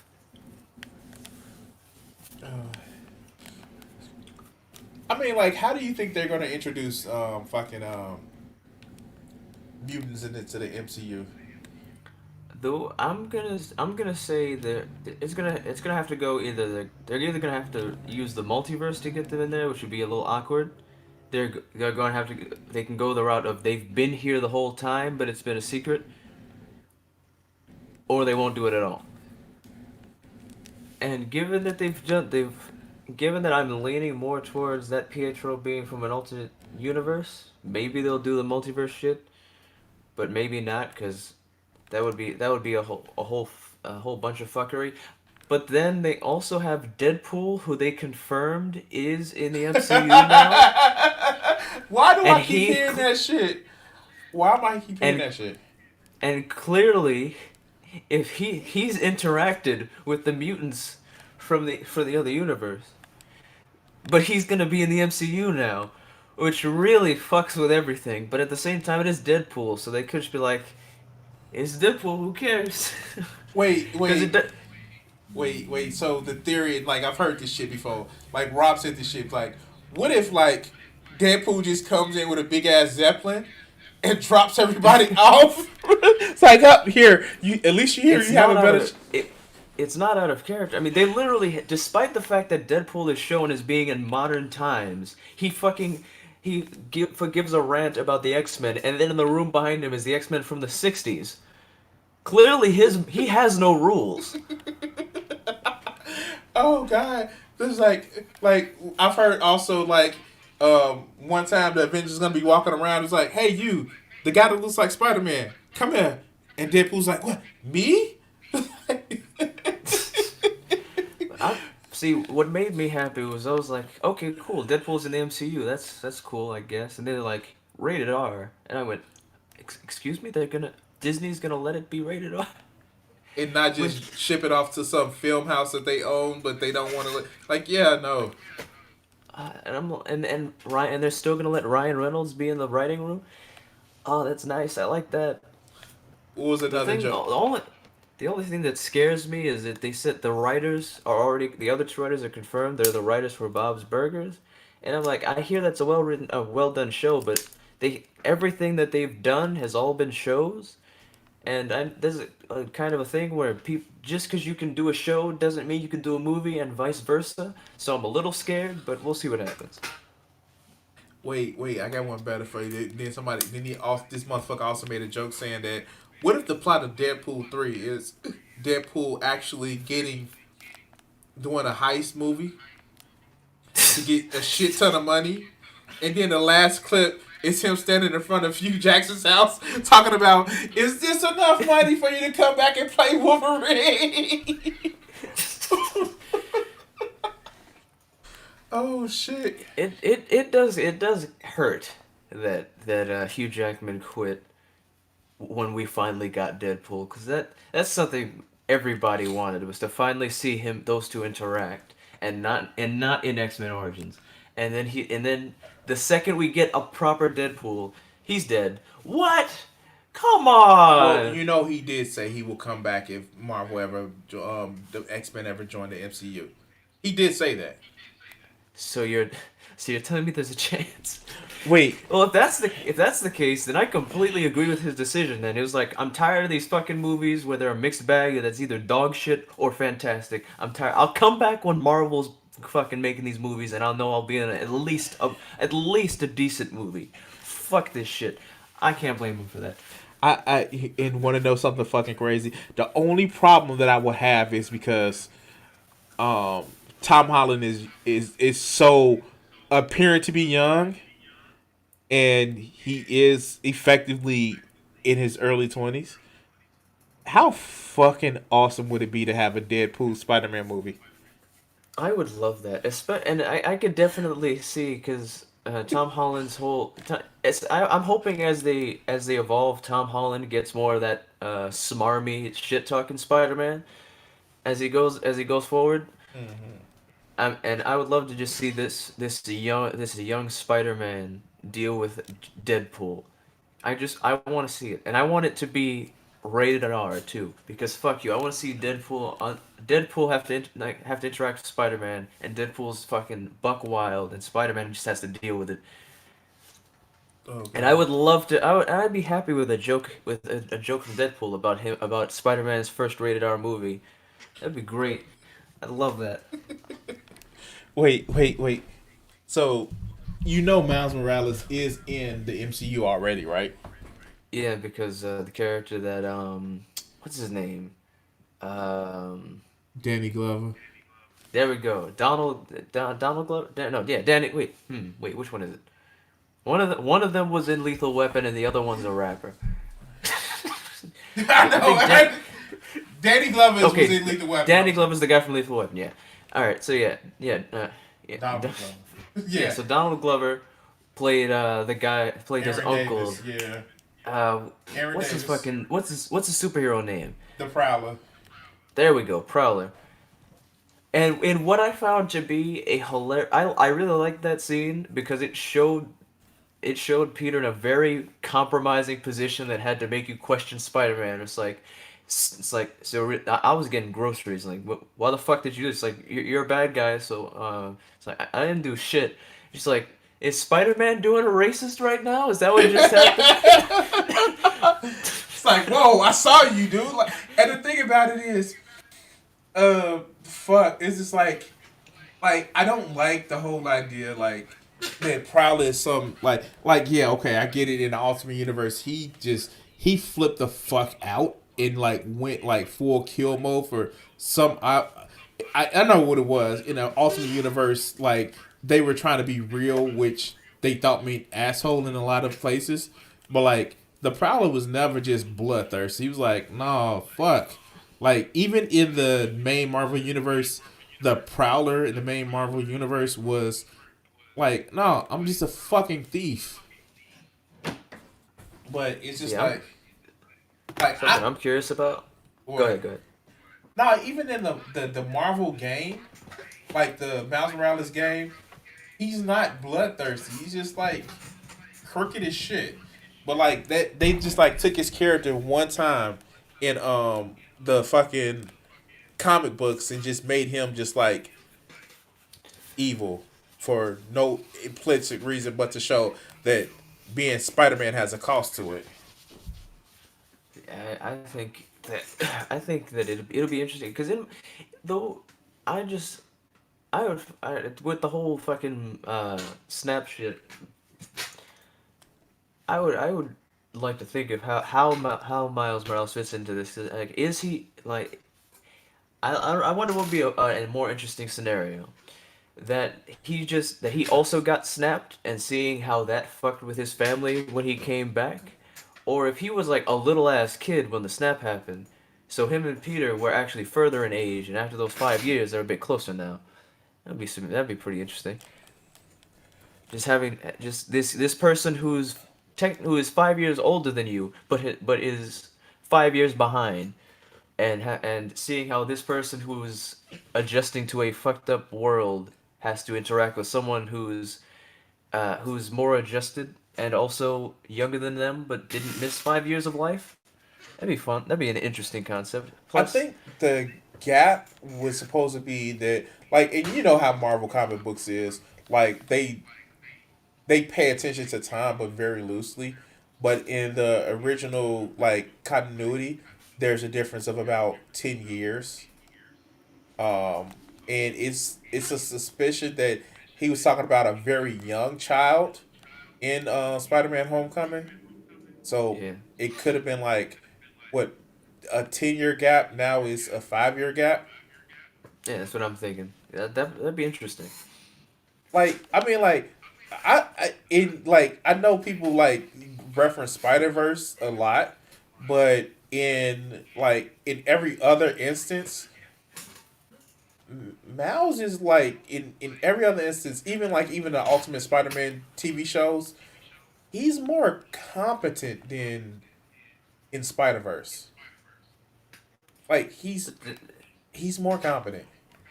Oh, but Spider Verse it was a whole ass origin story. So Yeah, and even in the PS4 game, like I'm sorry, fuck. Like I like playing the Miles Morales a lot better, not because black bliggity black, but like the fucking controls in Miles Morales. Oh God, like they feel night and fucking day. Cause I went back to play the original PS4 Spider Man, and the controls is just like they have this they have the tricks in PS4 Spider Man, and it's like you have to do this weird button combination of doing two buttons at the same time, and like it's very limited. But just the fucking web slinging, like it felt good in the Spider Man one, but when you play Miles Morales, the fucking web slinging feels so much. They refined the controls so it feels so much smoother. And I'm like, fuck, like I kind of wish that they had it where you can actually, like, barring like story shit, you can actually go and play with the Spider-Man Miles Morales control in the original Spider-Man. Because man, that the controls that you get, if it's like you remember how back in gaming they had the tank controls for a while.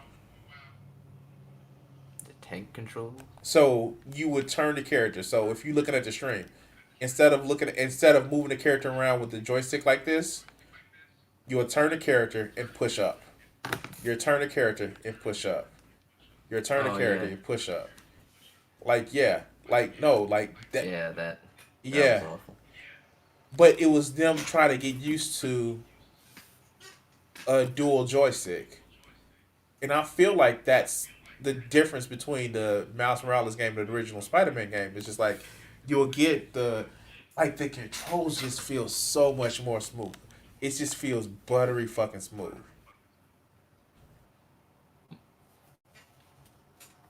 Man. Speaking of Marvel video games, when are we gonna get another Hulk game that's actually good? I don't fucking know. The last one was Ultimate Destruction. Yeah, Then we got that. Then we got that movie license game, which was just that game with its balls cut off, and then nothing. you know that Ultimate Destruction was, I think it was the prototype game. Just I think it was either the prototype used Ultimate Destruction or Ultimate Destruction used the prototype game. I'm thinking Uh-huh. because Ultimate Destruction came out first, they just like slap a fucking different skin on it and keep going. Hey. They also took away the ability to destroy buildings, which I'm the Hulk. I want to destroy everything. Prototype was a perfect game that's almost something, because the plot was fucking boring, and vague and stupid. It, that It they were turns out working that with. you were the parasite all along. Yeah. Honestly, I would not give like that twist is really fucking lame. But I would have it as far as it being in there, it's like I'm fine with that being thing. Like you're actually not Alex Mercer. This is the virus has taken his DNA and created its own persona that has his memories. Fine, fair enough. But that being a twist is really fucking lame, because it's like that's not really much of a twist when we can see he's the only one with these abilities when everyone else who's infected is turns into some gross zombie thing, and he seems to be special. It's like that's not really a stretch based upon what you've done, so not really a good twist. Everything else going on was fucking boring. I remember, I think there was something to do with his wife or something. Don't Yeah. give a shit. His I just sister, I remember, believe. Did and then but the didn't they game, the kind of walk it? combat. Didn't they kind of walk it back in the second one? Like the other guy, he actually was himself. Yep. It's like, wait, but he's actually himself and just infected. But what? Excuse me? Hmm. Huh? And the thing, like, and I say it was almost a good game because the combat was so close to being good. It had some of the good things, but it was just so floaty and inconsistent and just not. So It just and at a certain and once you got to a point where you were overpowered, you didn't really feel strong. You just felt like you were hitting the same button and everything on the screen would die. And that's not it fun. was like a Superman game that like kept Superman being Superman. It's like, So let me ask this question. We about to go into the debate of it with it. Which was oh better, boy. Prototype or Infamous? As someone who fucking hates Infamous, Infamous is better. Why do you hate Infamous? Because it's just frustrating, like every game by a fucking Sucker Punch. And I find the quests, the fucking missions in the game to just be fucking boring and annoying. And I felt the same way with Infamous 2 and Second Son. Second Son, I would give you that they kind of like played their hand. Like they didn't like if Second Son focused more on fetch than anything, I would have fucking loved it. And if they would have went with what they were planning on doing, like actually, like we just talked about Prototype 2, like the way that they were gonna plan on doing the third Infamous, they were gonna make Cole the villain because he was gonna become the Beast. They had been setting that up for like the first game. Oh, so the Infamous 2 Beast ending, it would have been the canon ending. You know why it didn't happen?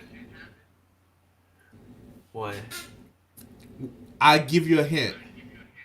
Trophies. What? More people unlock the good ending versus the bad ending in the trophies.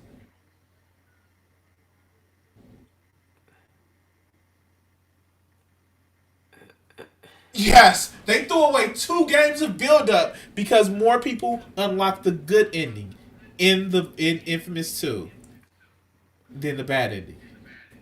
Okay, so or instead of that, they could have just, I don't know, because it's a game where your choices kind of matter. Maybe fucking just cater to that by going, okay, fine. If you fucking did, if you did the bad ending, or just want to go through that, we're just gonna give you that. There you go. That's the thing we've been planning. Here you go, enjoy it. And then do like they've been doing before. Oh, you did the good ending, then I don't know. I guess the beast just isn't cool. It's just still chilling. He didn't kill it because he's trash. I don't like that.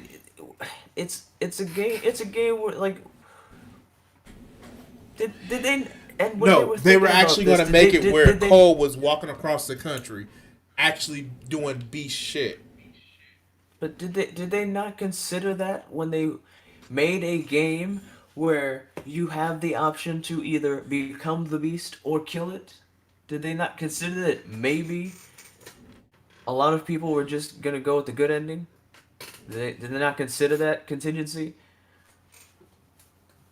And even then, fuck it, it's a video game. They could be like, fuck you and your choices. He's the beast anyway. And just like they fucking It, just like before, have their fucking annoying, unskippable fucking intro where they go over all the bullshit that happened in the last game and they're like, "Oh, okay, the ending I picked wasn't canon. Fair enough. Moving on." like it at least it I would give Prototype 2. They stuck with the previous hero being the antagonist. But like, how much better would the third Infamous game would have been if they went with that ending that Cole had became the Beast, It's not and they it's would not have it's not even and just would have came up with a different character. it's not even that big of a fucking deal. Mass Effect literally did just that. In Mass Effect 2, you can literally just fucking die at the end and you're just dead now. And then the third game they're like, "No, you didn't." Who cares? It's not. There you go. It's not canon that you died, but that's an ending that you can get where you just fucking die. It doesn't matter. It's a video game. You can decide, no, that's not what happens, but that's a thing you can do in the game because fuck it, it's fun.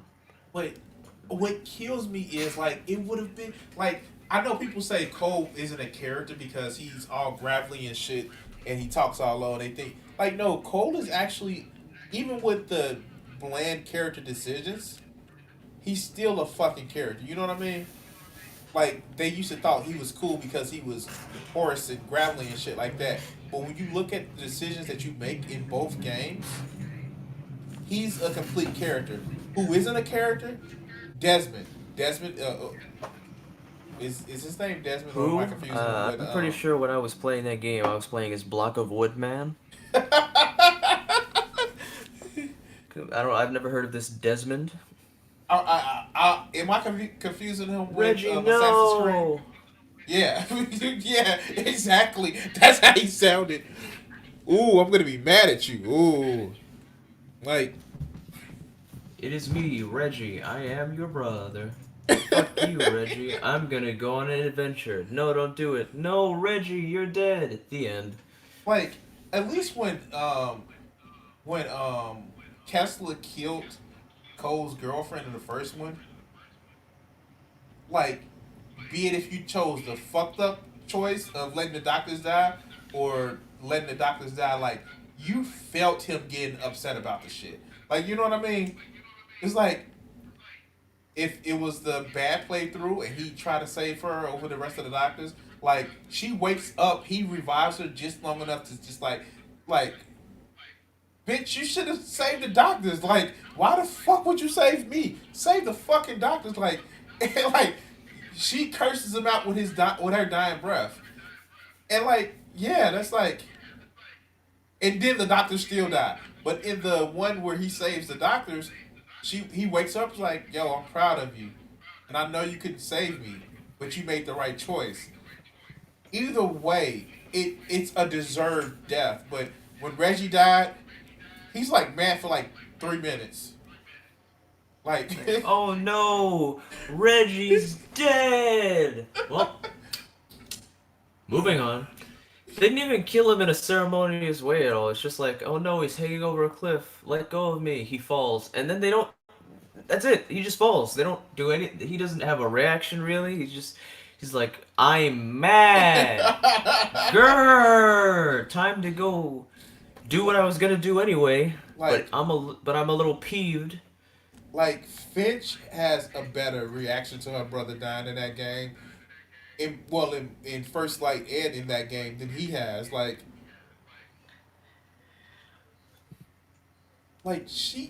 She literally goes on a fucking rampage killing drug dealers, like stringing them up upside down, like yeah, upside down crucifix for your ass, and here's some laser lights up your ass while you're at like she has a better reaction, but it's like, and then like, are we gonna talk about the stand-in for video game players of gamers? Ha, it is me, the gamer. My superpower is I'm a gamer. He's like, "Ooh, you're so cool, Desmond. Um, would you introduce me to that girl you was talking to before?"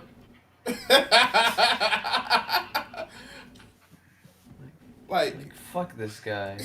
Who? You know what would have been a hilarious twist if instead of the stereotypical Poindexter, if the person who came out of that computer just looked like a normal guy, or better yet, just for the sake of the memes, just have him be like some fucking 6 foot fucking quote unquote Chad, and then be like, that's you, huh? Because everybody already expects, in the virtual world, he's this strong, big knight thing with angel wings. In the real world, he's a scrawny little bitch. No one expected that. That's not cliche at all. Because it's too much to just have it be a normal guy instead of a caricature. Am I right? oh man, shit. How long have we been talking? Fuck, it's like 4 hours. Does that mean it's time to cut it? I'm just chilling on this motherfucking game. Hey, I'm like, this is a ask me anything fucking stream. I do need to go run to the bathroom right quick. So hold on, guys. You keep the people entertained. Entertain them. Just no copyrighted shit. But yeah, go ahead. Play that funky music. As long as I find the camera.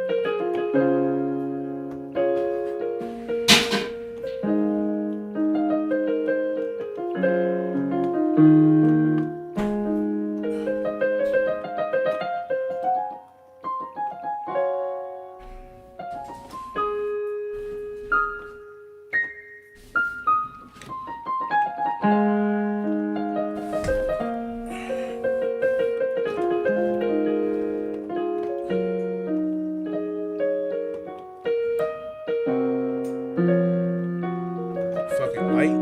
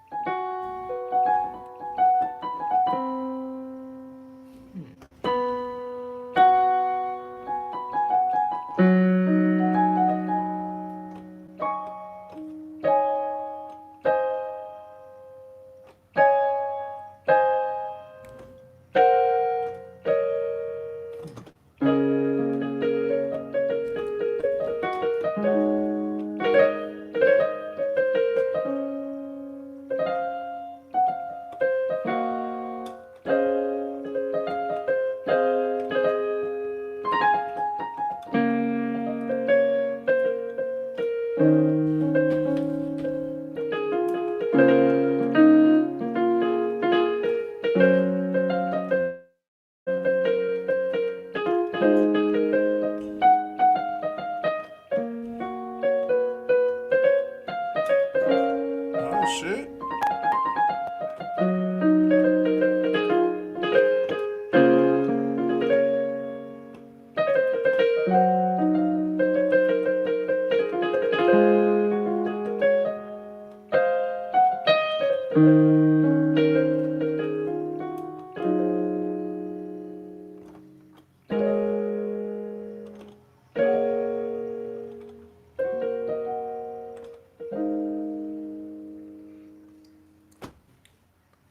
Thank you for the musical interlude. Yes, Thank you, thank you.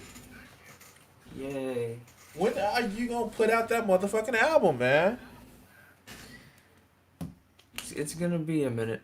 Right now I'm working on because I've talked about how I've got all these instruments, but this computer that I'm using is a pile of shit. So I'm very close to getting a computer that can actually handle anything, so that I can actually make my music rather than try to make it and then watch my computer shit its pants. Right now, right now I'm just working on getting the ideas together so that once I have a functioning computer, I can just put it there instead of going, okay, got the computer, now what? But I also don't want to play anything I've been working on.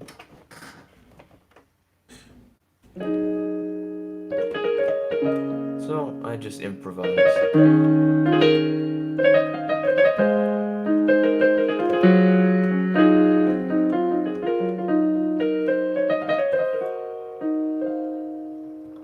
What genre are you working on?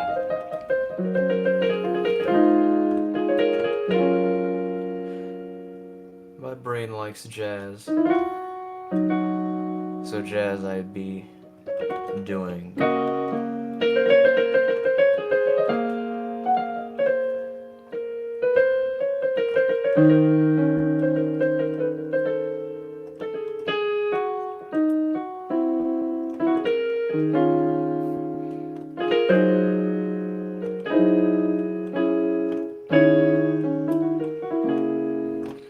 Because it's more fun to use 7 chords, and 9 chords, and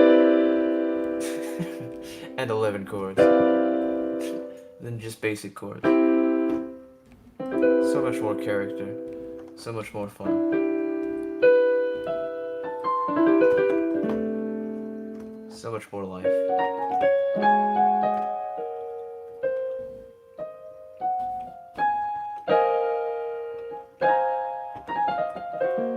And I feel like there's just a lot more to be expressed when you can jumble up sounds and express things.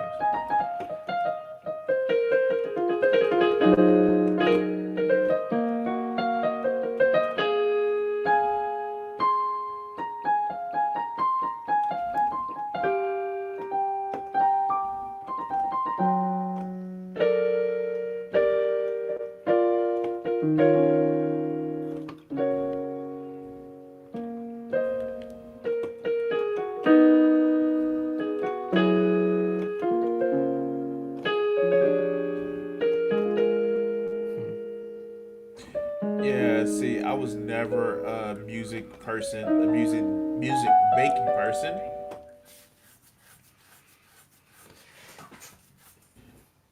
And like of course I had music in high school. You know, I was pissed because of my music in high school. Cuz at first Because I go ahead. actually wanted to have I wanted to be tenor sax. And I ended up having to deal with a bass clarinet. Oh.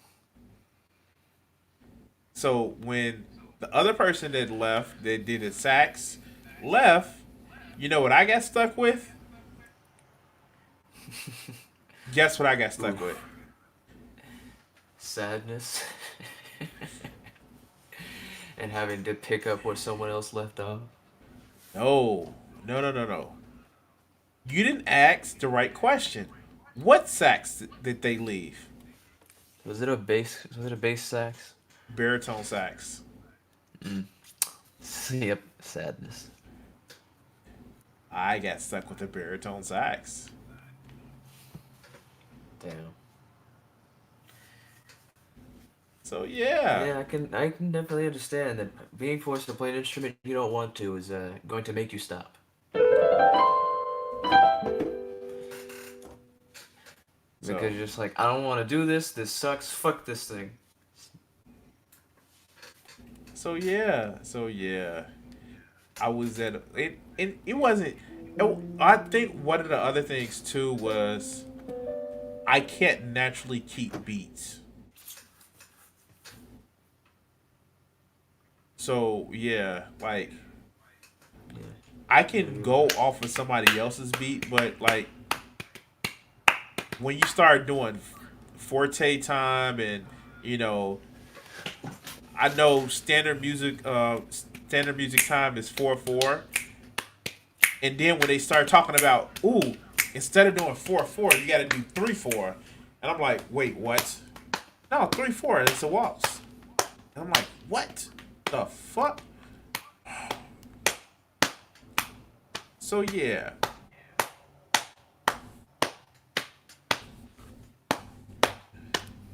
Oh yeah. Good old time signatures. They're the best. Well, to be fair, that's stuff that a lot of people have to practice. now mind you, like I can mix some shit like crazy. Like if it's like already a beat, like I would be an awesome fucking iPad DJ. Oh yeah. Well, it's I don't know. It's just I don't know. I don't. I've pretty much taken the same approach I did to drawing and just applied it to music. I'm just like I do what I just kind of do stuff, experiment, play around, and then once I know what I'm doing with my tools, then I've learned what the fuck I'm doing, and it's been a good strategy. And now I'm playing different instruments, and it's a lot of learning different things, and I love it, I and I mean, hate it. like I would say this, and I'm being a little bit goofy with this, but like when I do drawing, I I'm one of those people that I don't. This is gonna sound fucking weird. I don't know how to draw. I just know how to cleverly disguise my circles. Well, not even circles. My triangles, squares, and rectangles. I know how to cleverly disguise those shit. Cause I still do the whole boxy drawing. I haven't really been drawing lately. I've been focused on music and other things. How is Rosie and Pamela?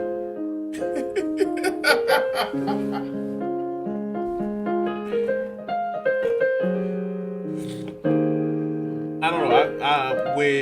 I think what I've actually done with the YouTube and the way I've been editing my videos. One, I've got the system now where it's just so fucking easy, and it's taken away from my drawing time that I've actually wanted to do. But it's incredibly easy to fucking do YouTube videos now, like to the point where it's just embarrassing. You know, the most time I spend like editing my videos is deciding to put the what music to put it in and how to cut it. I've I've literally taken the time, like it, the little clips that I do in front of my videos. I actually have like shit set up. So like that George Carlin clip that you gave me, Yep. I've literally have it where it's just enough to explain what he's talking about, but less than what it needs to be to get hit by a fucking copyright claim. I'm not gonna lie about the shit. Like I try to People put are the really whole fucking stupid. You ever notice that? You ever notice how many stupid people are in? carry a pen and You have, paper a, around with you. you, have you have at least 10 or 12 names by the end of the day. You ever think about that? You ever notice how many stupid fucking bastards there are out there? And then there are people that are fucking dishonest. It takes you about the same amount of time to figure it out. Yeah, Well, then there's he's people they're not full of stupid. shit. They're full of shit. Take about the same amount of time. You're like, they're reasonably intelligent. Ah, they're full of shit. Fucking. It is a tragedy that he is dead. Hey, like is like I know this is like in the same vein, but is Lewis Black still alive? Let's find out.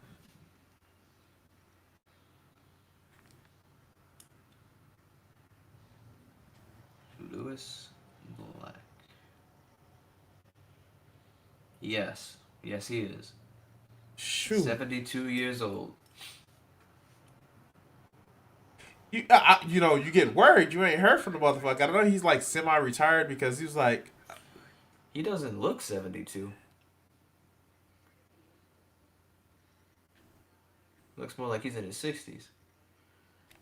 wait, you know what I mean? Like he's one of those motherfuckers too. Just like he's from the Outrage comics, but he was never like I know why people liked Eric Dykes Clay or who the fuck that knew the even Carly had an interview about it. He was like, yeah, I know why people like him because he speaks to some outrage, but like he punches down a lot. You know what I find funny? You ever notice anytime you ever go to a Carlin video, there's always the fucking chuds who are like, oh, Lamau, he's talking about the SJWs. And you're like, and it's just like, kind of? But he's also talking about your dumbass. Yes.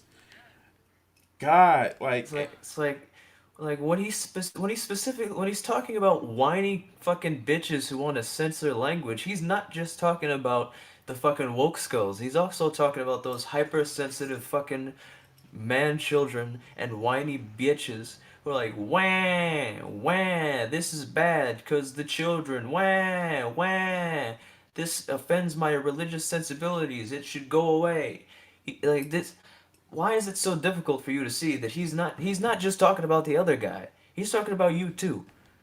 And he's even talking about how he's even mentioned much like Dave Chappelle does these days. He's like, yeah, there's some dumb shit going over here on the left, but they're dumb and they're right though, so they're ahead of you. like yeah, like no, like Dave Chappelle is like, oh my god. Okay, so Like Dave Chappelle. Like I don't understand how anybody could look at what Dave Chappelle says and be like, see, he's owning the libs. Like, no, he's criticizing his own side and also talking about how they are correct. He's criticizing them for the things they're doing wrong and praising them for the things they do right. He's not like, oh Mao, the liberals are so crazy. He's like, no, they're right about the general issue. They're going about it wrong. Is typically where he goes, or this aspect is wrong, or something sketchy going on. He's never just like, those stupid liberals, Lamau, own the libs. No, if you think that, you're a fucking idiot. no, and these are people who never seen the Chappelle show. Oh yeah, that show was great, and it was so edgy and in the best way, because it was definitely edgy for the sake of it, but it also, a lot of it was criticizing culture and people, and I love that. I love when the edginess serves a purpose, feels more substantive than just, hey, look at this. Okay.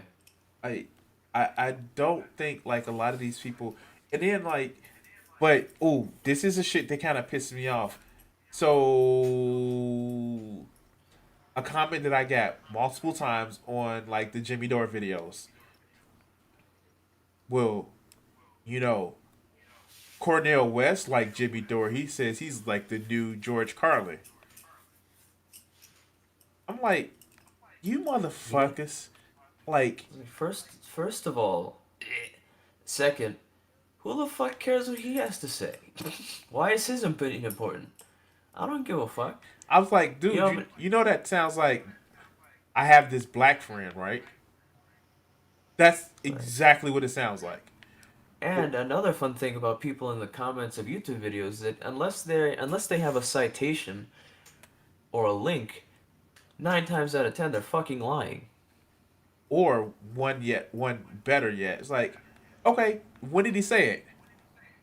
If I grant you that he said it. When did he say it? Did he say it within the last couple of years? That's another good point. Context. Like, Fucking. Mm. like I fuck, like, dude, like, okay, so I am a crazy bastard, and like, I look at a lot of shit, and what kind of gets me about these people is, you know how people think that you're not as fucking plugged into the shit that they are. Mm-hmm. It's like, dude, I literally watched the fucking interview with I don't know if you know who Professor Richard Wolf is. I might. I've done a couple videos on him, but he's like Marxist economist, right? It's like, dude, I watched the Was he the video. guy? Was he the black guy with a No, salt and pepper beard? No. no, that's Cornel Was he West. the Jewish? Was he the Jewish guy? I don't know if he's Jewish or not, but he like this is a fucking thing about it. He's bald and he's like I've done a couple videos on him, but he's a Marxist economist. I think I know. I think I know what you're talking about. But It's like, well, like way up there in age, face very saggy. I think he was wearing like a tan suit in the video you yeah, showed. yeah. Like it's so fucking awesome because like his wife is a sex therapist. Like one of those like sex therapists like, yo, maybe we should like not deal with shit like we like I'm talking about like almost like what was that chick that used to be on fucking what was that uh god damn it.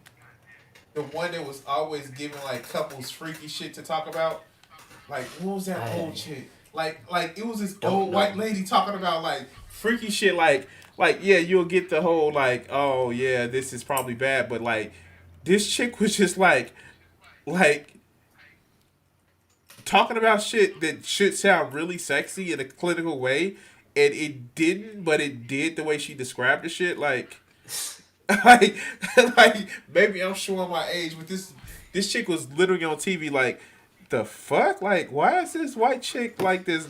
Nowhere near like hot. Like, talking about this shit that just, oh, like, damn, my pants are starting to fit funny. Like, Well, it's how it is. Sometimes they know how to use their words. I guess she's good at her job. I, oh man, I but just I can't ah, yeah, I just love staying on the point of these comedians being misappropriated for chuttiness. It's just I fucking love the stupidity of someone who can't understand very. It's never even fucking subtext either. It's always very blatant shit where they are clearly talking about you, and then it's just like, haha, they're talking about the people I disagree with. but you know right wingers don't understand comedy. You know They this. don't. Yeah, because their comedy is because it seems like their jokes amount to, wow, isn't this leftist wrong and crazy because they disagree? Ha ha ha ha ha ha! Isn't it funny that I mentioned how this person looks different? Ha ha ha ha ha ha! Think about it. By the way, the liberals are crazy and wrong. Ha ha ha ha ha ha! Think about it. Steven Crowder They're has a platform. disgusting. My favorite thing is that and then for those shitty fucking lip dick jokes, they'll be like, everybody's too sensitive about jokes. Someone makes a joke they don't like. Oh, ooh, ow, my feelings. And look, I will criticize both the left and the right. You can joke about anything. The whole thing is it actually has to be well done and funny, no matter what. The joke could be some like it the joke could be about anything. Like how many times have you heard someone say a joke that was about nothing anybody would consider offensive, but you felt offended by how fucking bad the joke was? Exactly. Like, ooh, too soon. Like, or just like, It's like jokes need to be well executed. Like Dave Chappelle literally came on his Netflix special and screamed faggot at the top of his lungs, and because the joke he made about it and the story he was telling was engaging and well done, No one gave a shit because it was a good joke. He made jokes about rape in that same special, and because the joke was well done, and an important thing is there's social commentary in these jokes, which is very important to comedy because comedy is Exactly. kind of about allowing us to wrap our brains around fucked up shit. That's what makes the shit good. And something that really fucking hurt me was I don't some comedian whose name I can't remember and whose face vaguely pops up in my mind was making just boring generic haha I'm a dad now jokes. Haha I'm a dad. Now I experience dad things. I'm just like I hate this. This is fucking this is, Well, we know that wasn't Bob Saget because we know his comedy.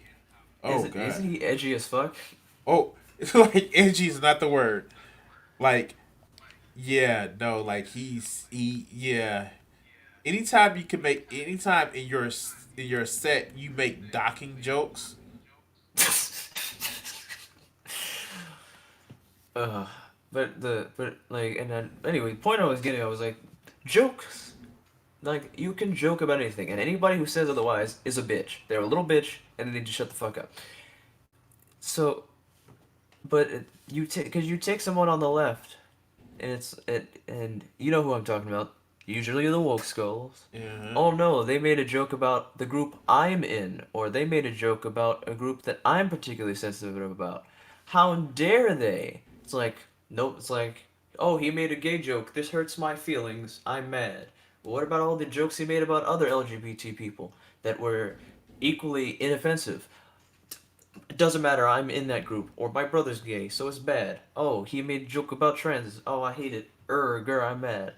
Oh, he made a joke about. Okay, we're switching to the right side. Oh, he made a joke about meth heads. How dare he? My sister's a meth head. My feelings. Grr. Oh, he was talking about talking about white people being sensitive. Ooh, because how hurt people's feelings were when those football players fucking kneeled to the fucking pledge. Ooh, ow. Oh, my feelings. How dare he joke about that? I don't get it. Shut the fuck up. They are jokes. Jokes are I jokes. I can understand why people will get offended, but you know what you can do when you're Turn shit offended, off. or here's an idea. Here's an idea. If you think that they're not paying a social cost to it, you think they're getting away with it, you try to do the same thing. Like, like I get it. Sometimes you gotta fight fire with water, but you know what they do in the forest sometimes. Sometimes they light fires to fight fires. Wait, and you know what the funny thing is? It's like, and I'm sure, yeah, we all know there are comedians out there who will whistle blow, and you know what you do? You just be like, yeah, there's a thing here that's bad, and that's fine.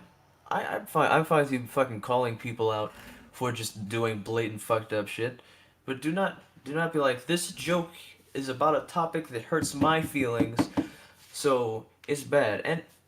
And people do it in every fucking subject matter. Like you know how many times I noticed a lot in the fucking mental illness community. So many people will be like, X is not a joke. I suffer with this every day, and then you'll scroll, and then you'll see another post by someone with the same fucking issue. Like, haha, it's funny. Like, you know how many fucking depressed people are like, man, I want to fucking die. And we all cause and the thing is like, oh, you could be like, oh my god, that's so offensive, or you could be like, oh no, this is a joke, because this is a common feeling that people with depression have, where they'll just exist, and their mind is suddenly like, man, this whole living thing is not fun. But there's a moment of levity that comes from that joint feeling of, oh, another person who understands, and our weird ape brains somehow feel better because of that, or my favorite was a video where someone was bitching about people who who say that dumbass quote, I'm so ADD about some, or sorry, OCD about something, and I'm like, yes, that is cringe, total cringe, and especially as someone who most likely suffers from it. It's not a fun time. I know it's not a fun time, but you know what I do when I hear someone say that dumb shit? I move on with my life, because like, that person's just dumb. They're dumb, and that's cringe. I don't. It does not hurt me that some dumbass doesn't understand that OCD is an awful fucking experience. You know what you do? you bring awareness to the issue, but as far as dumb people being dumb and stupid jokes, leave it alone. There's nothing wrong with jokes about stuff. And it's going back to the conversation we were having earlier with Kat, and I see both sides of the points and or the coin. But what I want to make sure I address is there are colloquial forms of shit and there are scientific terms of the shit. I try to not use colloquial to say bad. And maybe we need to have a different shorthand for certain terms You because know, but language evolves. But I, but I understand that's not humor. That's just day to day language. And in an attempt to make, because we know the human brain makes associations based upon words being used wrong, and the only way to correct that is we have to help people learn. That's it's like, oh, you use this. That's not what this means. It means this. Try and say something else. Fair enough. That's just trying to make sure people don't misunderstand shit, because we all do it. We get the wrong concept in our head, we associate something completely wrong with something, and then it fucks up our whole perception of it, and we act funky because of it about something. So that is completely fair. It's just one of those things where language evolves, society evolves, and sometimes it's a quote from somebody. Sometimes you can have no change um, for 10 years, but you can have a week's 10 years worth of change inside of a week. So it's one of those things where it's just like I'm not saying that we're at the end of history, but I will say that because of the internet, a lot of shit has actually, I would say, like changed in the acceleration that we actually see when it comes to social interaction because it's just so much more of it now. You get what I'm saying? Like, Yeah. who would have thought the acceptance of so many different communities would happen so quick? Like, talk about changes. Like, over the last, I want to say, month, we saw like two prominent internet creators, and I say prominent because they both have over 500,000 people. Okay. Jim Sterling, he's came or they came out as non-binary. Philosophy Tube, Abigail Thorne, she came out. Like it's because there is more connectivity, and that's another one of my kind of, I wouldn't say goal, but one of the long term things that I've also wanted to do, and I said it before.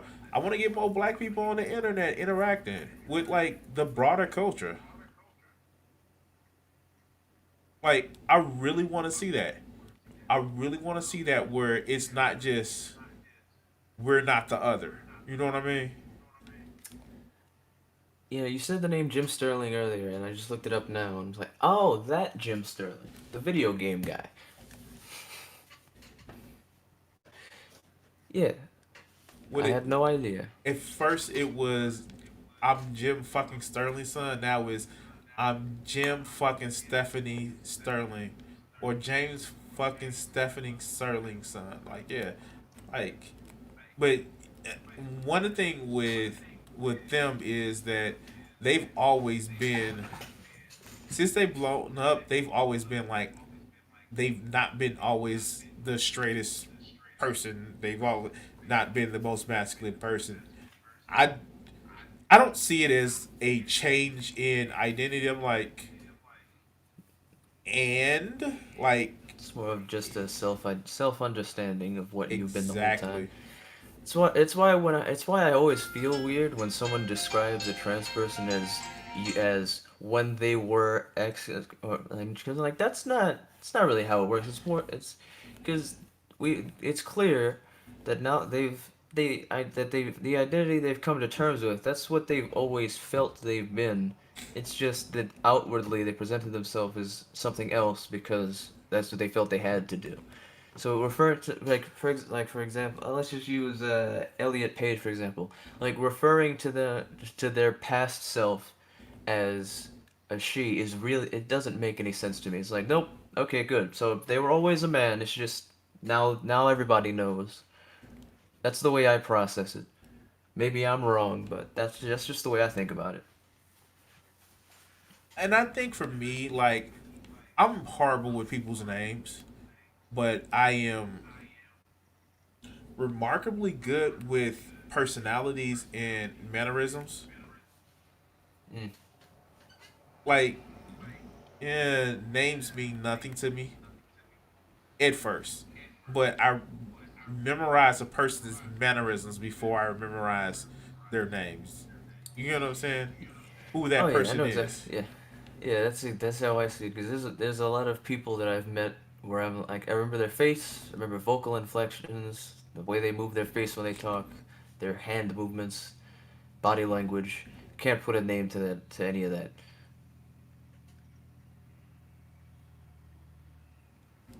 And I think that's, I get it. Like, we've been conditioned to say, well, my name is this. And it's just like, fuck. Like, even in, like, mythology, fan mythology, like, the true name of something. But I think a lot of people miss when, like, even when they use that mythology in like in storytelling, it's like, well, the true name of something. It's never the name that is given.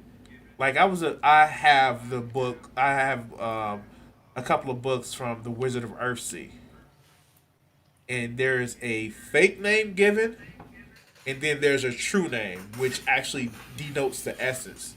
And like, you can always tell somebody a fake name, like alias.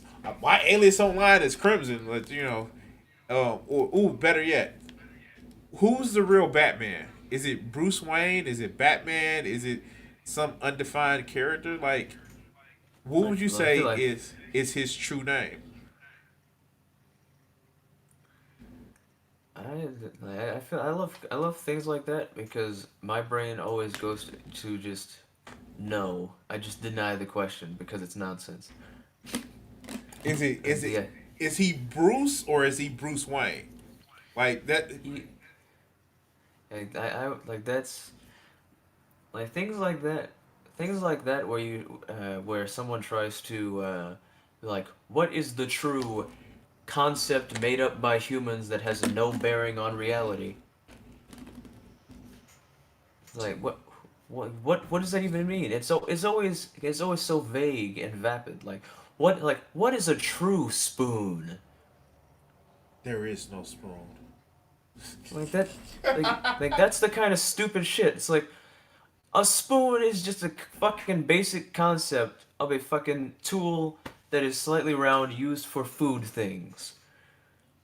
If you like, it really doesn't matter. It doesn't fucking matter. It's just a loose concept of a little hand tool that you can use to scoop things, whether it be liquids or solids, whatever. So what's the difference It between a shovel and a spoon? Because it's a it tool. it doesn't fucking matter. Because a shovel can be small enough to a hand. Look at the sand Ex- shovels. exactly. And if you make a spoon as big as a shovel, you can fucking pick up snow with it. It doesn't fucking matter. It doesn't matter at all. It's just words. Oh shit! Damn it! I was trying It's to like break your logic right there. it's like is a hot dog a sandwich? Who fucking cares?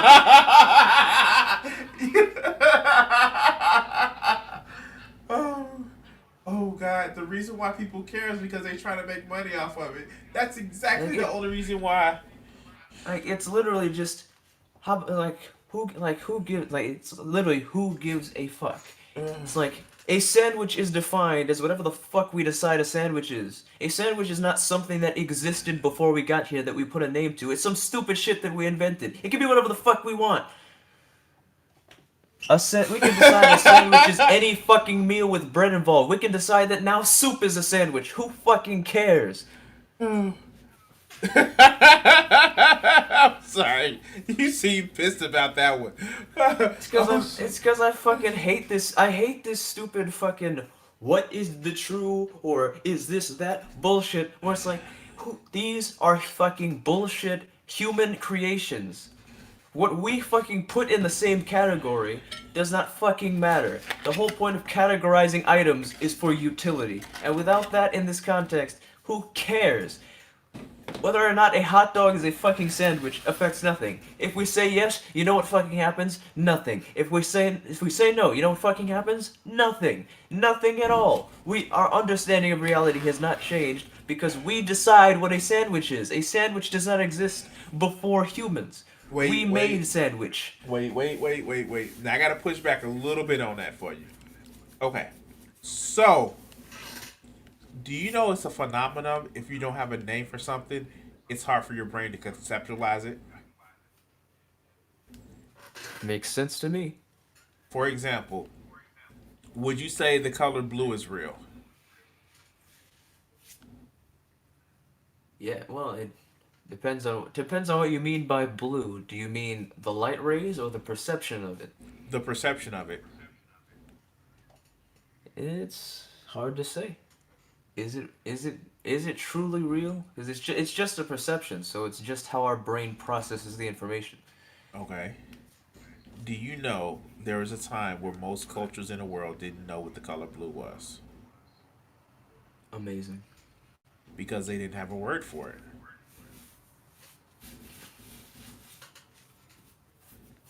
And you know the difference between the color blue and a sandwich? The light, that part of the light spectrum was there to be named. A sandwich is something that is a label that we put on an item that we created.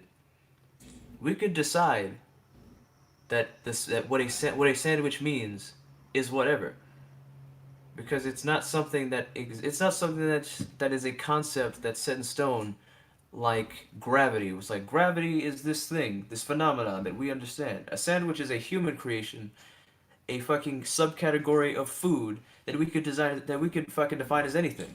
Like if I were to make a fucking clay sculpture of a sandwich, is that a sandwich? Is it not a sandwich? Does it matter? No.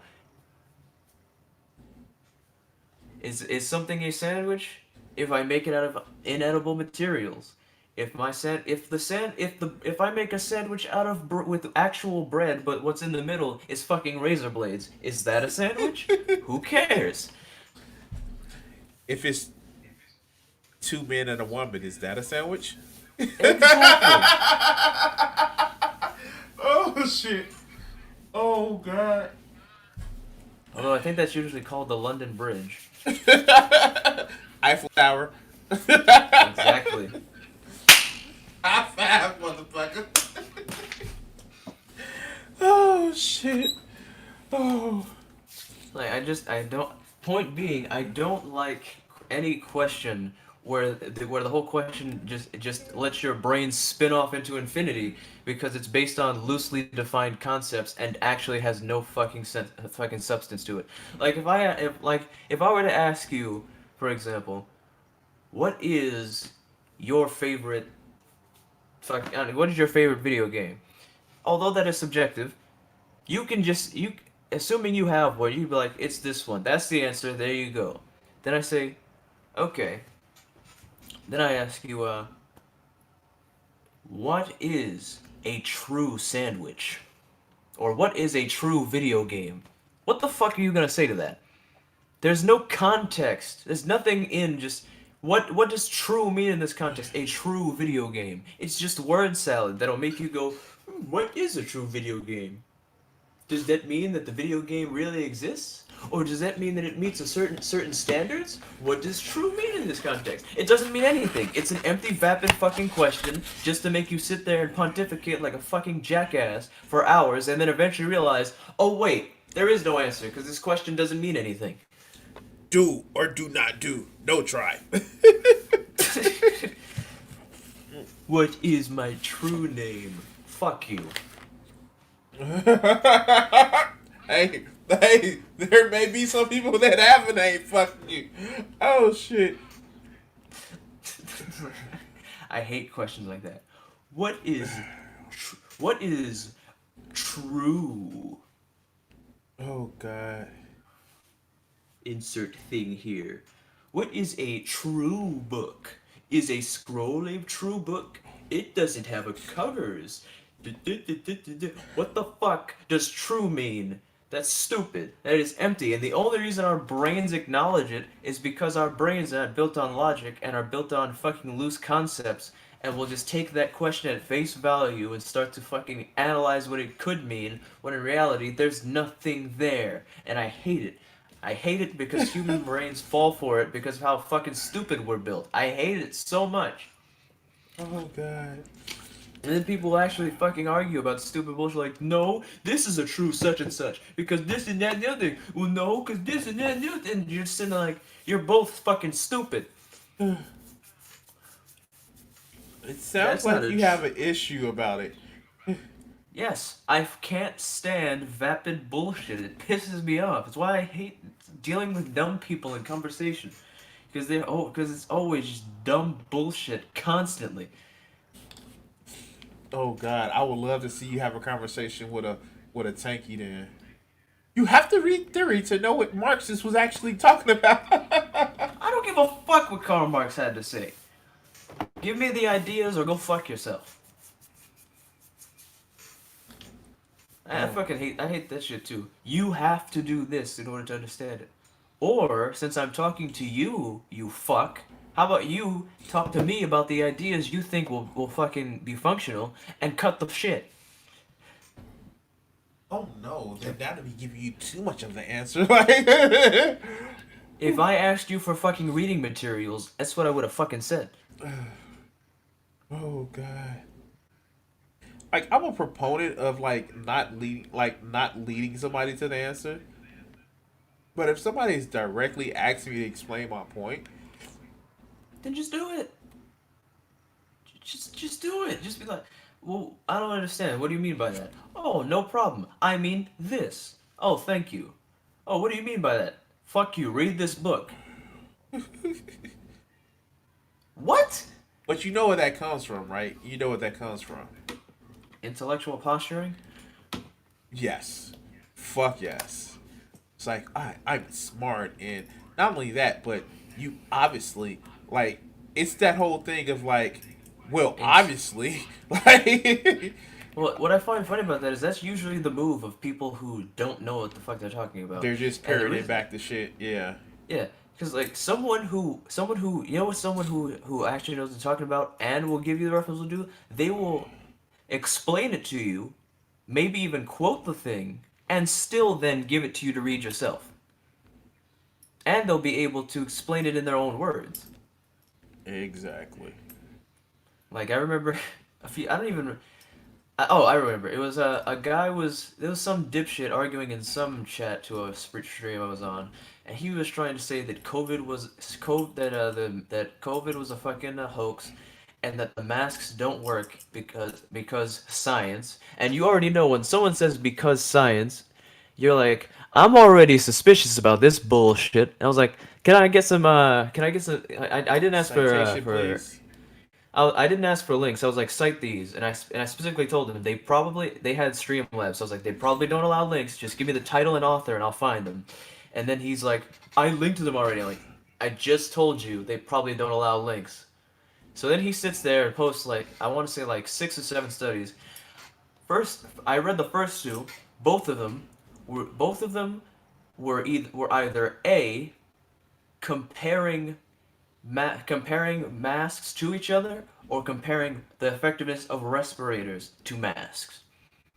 Okay, those don't prove your point that masks don't work. They're literally comparing the effectiveness of masks, but whatever. Next study is about vaccines, so I didn't even read it, threw it in the trash. Next one, same thing. That one I think was both comparing masks to each other and comparing the specific mask they were testing to respirators. And then I was like, so at what point in these studies they're supposed to prove that masks don't work is it going to happen? Because all of these have either come to the conclusion that a specific respirator or mask is just as good or slightly better than other ones. Yeah. So, and I'm just like, this is like, did you read any of these? And the fact that one of them was about vaccines tells me that you did not read these because this has nothing to do with the point you were making. And despite all that, he just ignored me and just continued talking shit in the chat who thought it was all a hoax. And I'm just like, yep, this is fucking stupid, people. It doesn't matter what topic it is. This always happens. It doesn't matter if I'm talking to religious people or fucking weird, crazy people who think that being vegan will somehow fucking make your asshole fall out, or fucking religious folks, fucking right wingers. It just doesn't matter. There's always going to be, oh yeah, the science proves my point, and then the second someone says the science instead of saying either research or data, usually, depending on context, they're full of shit. Like if someone says, if someone says something like the science says I am right, probably full of shit. They're like, I don't know. If they're like, I don't know that the science adds up on that. That I'll be a bit more like, maybe just poor choice of words. But when it's just like when you're appealing to the authority of just because science, yeah, like no, that's gotta be like it's like, yeah. I know not everybody can read a fucking abstract as the way it's intended, but That's fine. But usually these studies, now I know ones that just have abstract, they're fucking annoying. But all the ones he cited, they had a summary of the data, a conclusion that tells you what that data means, and then all the complicated mathematical bullshit and studies they did, then the methods, and then another summary and another conclusion. So you can literally understand the whole thing. You can get the gist by reading the method, the summary, and the conclusion. That they do that specifically for people who don't understand what's below. So it was just a full study. It wasn't just these were the full study. Yeah, if he had just posted abstracts, I could kind of forgive it because sometimes those abstracts can be confusing. But these were full studies with summaries, conclusions, results, fucking method, all that shit. And each one until I decided that he was full of shit because everything didn't prove what he was saying, I read each method, I read each conclusion, I read the fucking summaries of the data, to make sure I knew what they were doing, what their conclusions were, and how they got there. Because that's kind of the responsible thing to do. I know not everybody's going to be able to understand the shit reading through all that. Depending on the study, I may be able to know what all this fucking mathematical jargon means, or I may be reading and like I have no fucking idea what I'm looking at. That's why they have all this shit simplified.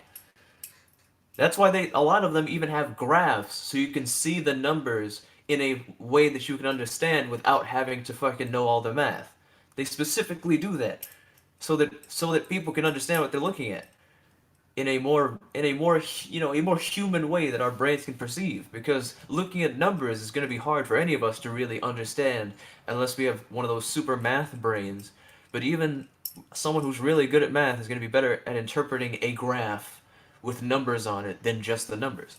Right. So that makes it so much more painful for me. Did I ever tell you the story of the time that a guy tried to tell me that vegans were all mentally ill? And he had science to back it up, and I'm like, okay, give me the study, you little bitch. Wait, what? Yes, he claimed to have that research showed that all vegans were just inherently mentally ill because of low cholesterol. So I'm like, okay, give me the fucking study then. It was a study. Wait, what? Hold on, I'm sorry. I know. It just based off that description for you as a third party that already sounds stupid, right? So that he cites this supposed proof. It was a study on a group of women who specifically had genetically low cholesterol to the point where it affected their mental health. So he decided that based on a study that showed people specifically born with a health defect where their cholesterol was critically low had inherent mental issues, therefore meant that if you are vegan, somehow that means that you are mentally ill. Wait, wait. Okay, I'm about to be mentally ill from this shit. Like, wait, how? I'm. I have so many fucking questions. Like, how? Well, it doesn't. I don't know, because after I fucking described and quoted the study to show that he was full of shit, he didn't reply anymore. So who knows how he reached that conclusion? Yeah, that just. Because somehow I'm assuming he just didn't read it. Because I don't understand how anybody with more than 2 brain cells could look at a study that says if you have critically genetically low cholesterol, it affects your mental health, and then goes, so people who don't eat cholesterol must then be mentally ill. What? Wait. Okay. So,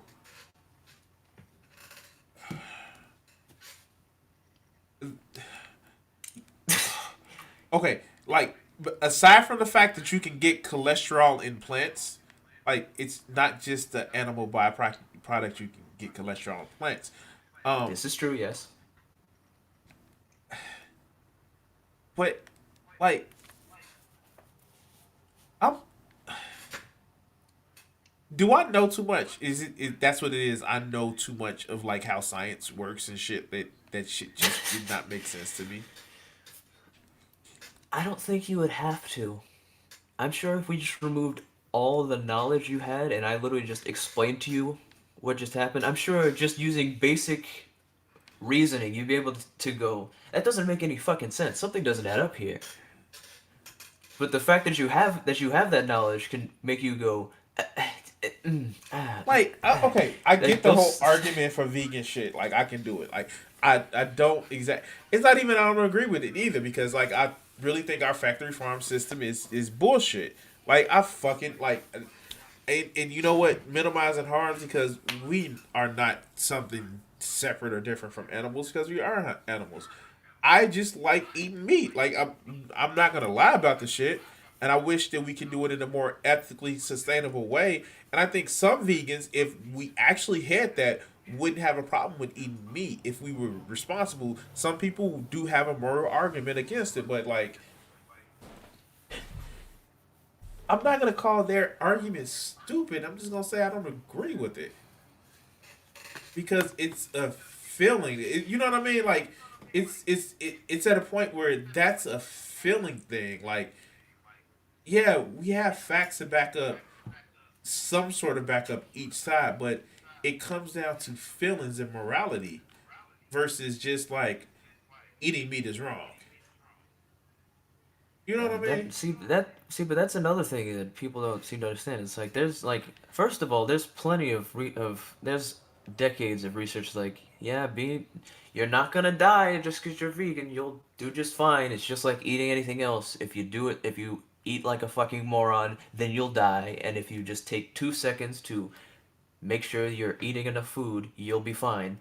But but people just seem to think that somehow coming up to a group of people with an ethical standpoint and going, "Oh yeah, well if you eat plants, you're gonna become gay or you're gonna die." It's like, But humans are omnivores.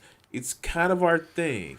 Just like people can eat meat, our bodies were designed to eat plants as well. Well, not designed, but evolved to eat plants as well. Like we have it's it's it's your own argument that humans are omnivores. "Oh no, see that's where you're wrong." See, some of them will say that, and then some of them will say humans are omnivores, so you have to eat meat. No, fuck you. My favorite was like humans are carnivores, and I'm like,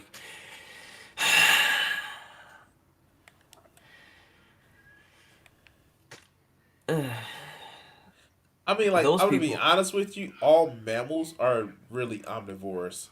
This is about being evolved to eat, like to catch prey. Well, Like, as far as our ability to eat things, any mammal can pretty much eat anything and digest most of it. But the thing is, if you think humans are carnivores that just only can survive off only eating meat and have optimal health like a fucking lion or some shit, I don't know what the fuck you're smoking, but our brains run off of fucking carbohydrates. Our bodies use that as our main source of fuel. yeah. Do you understand that? And when you remove carbohydrates, your body goes into ketosis, which is starvation mode. Which for some reason people seem to think putting your body into starving mode is healthy for some Oh reason. God. Oh, my body thinks it's dying. I guess I must. This diet must really be doing its work. And what I love is that people are like, the ketogenic diet makes me lose weight, so therefore it works. It's good. No, you idiot. Your body's like, oh fuck, oh god, I'm starving. Time to start using whatever the fuck I can. And then you know what happens? The second you start eating like you were before, you get fat again. Oh, I get one better. Like, you want to go on ketosis? Okay, cool. People used to go on ketosis all the time in the 1700s at sea, and you know what that turned out to be? Motherfuckers Scurvy. eating each other. Like, fuck. It's like, But then the funnier part is just what I love is that look, I think a ketogenic diet, no matter what you are eating, a ketogenic diet is fucking stupid. But I love when these people are keto is like, I can't be vegan because keto's the way to go, and I'm like, you can put yourself in starvation mode eating plants too, right? Like there are plants that are low in carbs that you can eat and still be a dumbass without killing animals. That's not really a good argument, my friend. So try again. like As if I'm sorry. Like, I'm like, at least I'm honest. Like, I like the way meat tastes. Like, and if like, dude, like, man, if we could get like, um, stem cell meat production, fuck yeah, I would fucking do it. Currently, right now, technology is not at that level, and I totally get it. My daughter's a vegan. Like, she's a pescatarian, I should say. But like, I'm not gonna shit on people for like, oh, like, I do hate the motherfuckers who try to use it as a personality. I'm vegan, so that makes me interested. Like, no, that's not how that works. But those I'm people are like in that. every group. Right, that's what I said. I'm like that about everybody's like groups. Like, oh, I'm pro black. Being pro black don't give you a personality, sweetheart. It just says that you like a certain thing. And it's worse now with a lot of other different shit. Like the Star Wars shit. The what I say, like, people listen to fans. Like, I'm a Star Wars fan, and this shit is for me. Is like, uh, liking Star Wars doesn't give you a personality. Like, being a I can't fan even. doesn't give you a personality. I can't even identify with that shit after the fucking sequel trilogy. I'm sorry, that shit broke me. But you know I'm what? like I'm like Star Wars. I'm like Star Wars. It's enjoyable as an overall thing, but I'm not. It's not. I can't. It's just it makes me sad now. I liked the Last Jedi. I really liked it, and I wish they would have kept going with the shit. Like, why does everybody have to be a Skywalker? See, they could have just not had Skywalkers involved in the first place. That would have been pretty good, you know? Put the movies so far in the future that they're fucking dead. Like, why does everybody have to be a Skywalker? Fuck, dude, like, if they would have kept that Ray was nobody, if they would have kept that, and the Force can actually manifest in other people besides a fucking inherent monarchy. I I don't have an inherent problem with her being nobody. My problem is the execution of it. It's just like, oh, by the way, you are nobody. Your parents are nobody. It's like that's it. Just in the middle of an elevator. If you were gonna go with that, like there's a way to do that twist without it being fucking boring, right? And I get it, and they try to play it at the end with the little kid using the force. Yeah, but and then they only made it worse by going, "No, she's a Palpatine." It's like, Yeah. oh Oh great. So God. it's like, so now on top of the fact that it was a boring reveal, your fucking stupid double twist is even worse. You know what have made that? If they wanted to go with the whole she's related to somebody, what would have made it a lot better is at the end she would have had an immaculate conception. You know what I mean? Like when Kylo Ren kissed her and he disappeared, like she would have just been impregnated by the Force, specifically by him. That's what I mean. We already know Palpatine did that shit for fucking Anakin apparently, so it's not like it's out of the fucking ballpark for someone to just be like, "Oh, the Force decided you have a baby now," which is kind of confusing because my brain is like, But she it had a Anakin's a man. Where did he get a Y? Where did he get a Y chromosome from? okay, wow, okay, okay. I hadn't thought about that, but it is a galaxy far, far away. But no, but you get why I would say that because that's one thing that they did build well that they had sort of a relationship, and if they weren't on the different sides of the coin, they would have been fucking. See, it would have been fine if everything else didn't fucking blow that was going on around them. Yeah, no, and I get it. Like two people on the opposite sides of the force, like and like I think okay, so outside of the whole grab the helmet in like the rise of in a fucking rise of the Skywalker, them actually interacting them in like the fucking Force dreams. That was actually kind of fun. It's That was also kind of kind of fun. It's also a little funny to think about it if you think about the fact that technically Palpatine is Darth Vader's father. No, no, no, no, So no. Rey is his granddaughter, and that would make Kylo his great grandson. So Sweet Home Alabama. Hey, hey, hey. Remember I said that it might be Pietro from another universe. You Yep. know what? You remember in the Ultimate comic book line, it was Twincest, right?